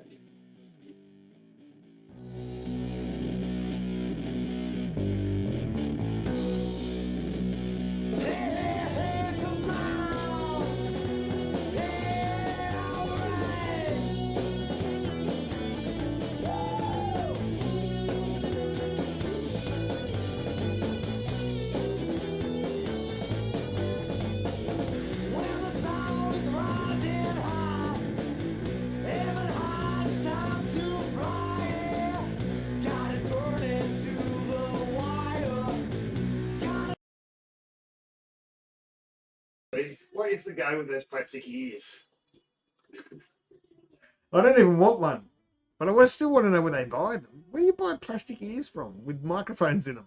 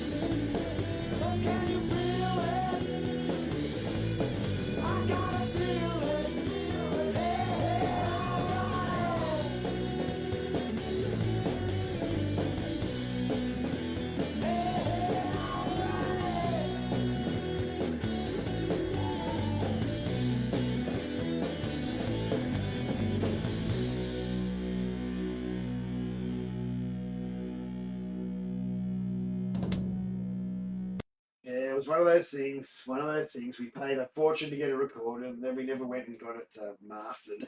We never mixed it properly. That's just typical of All right, take it easy. Thank you. Love you all. Cheers. I got to turn off. It's time to go inside. It's getting cold out here. I've got to bring the girls' bikes in. Thank you. Cheers, Steve, Mel, Little Wolf, Steve.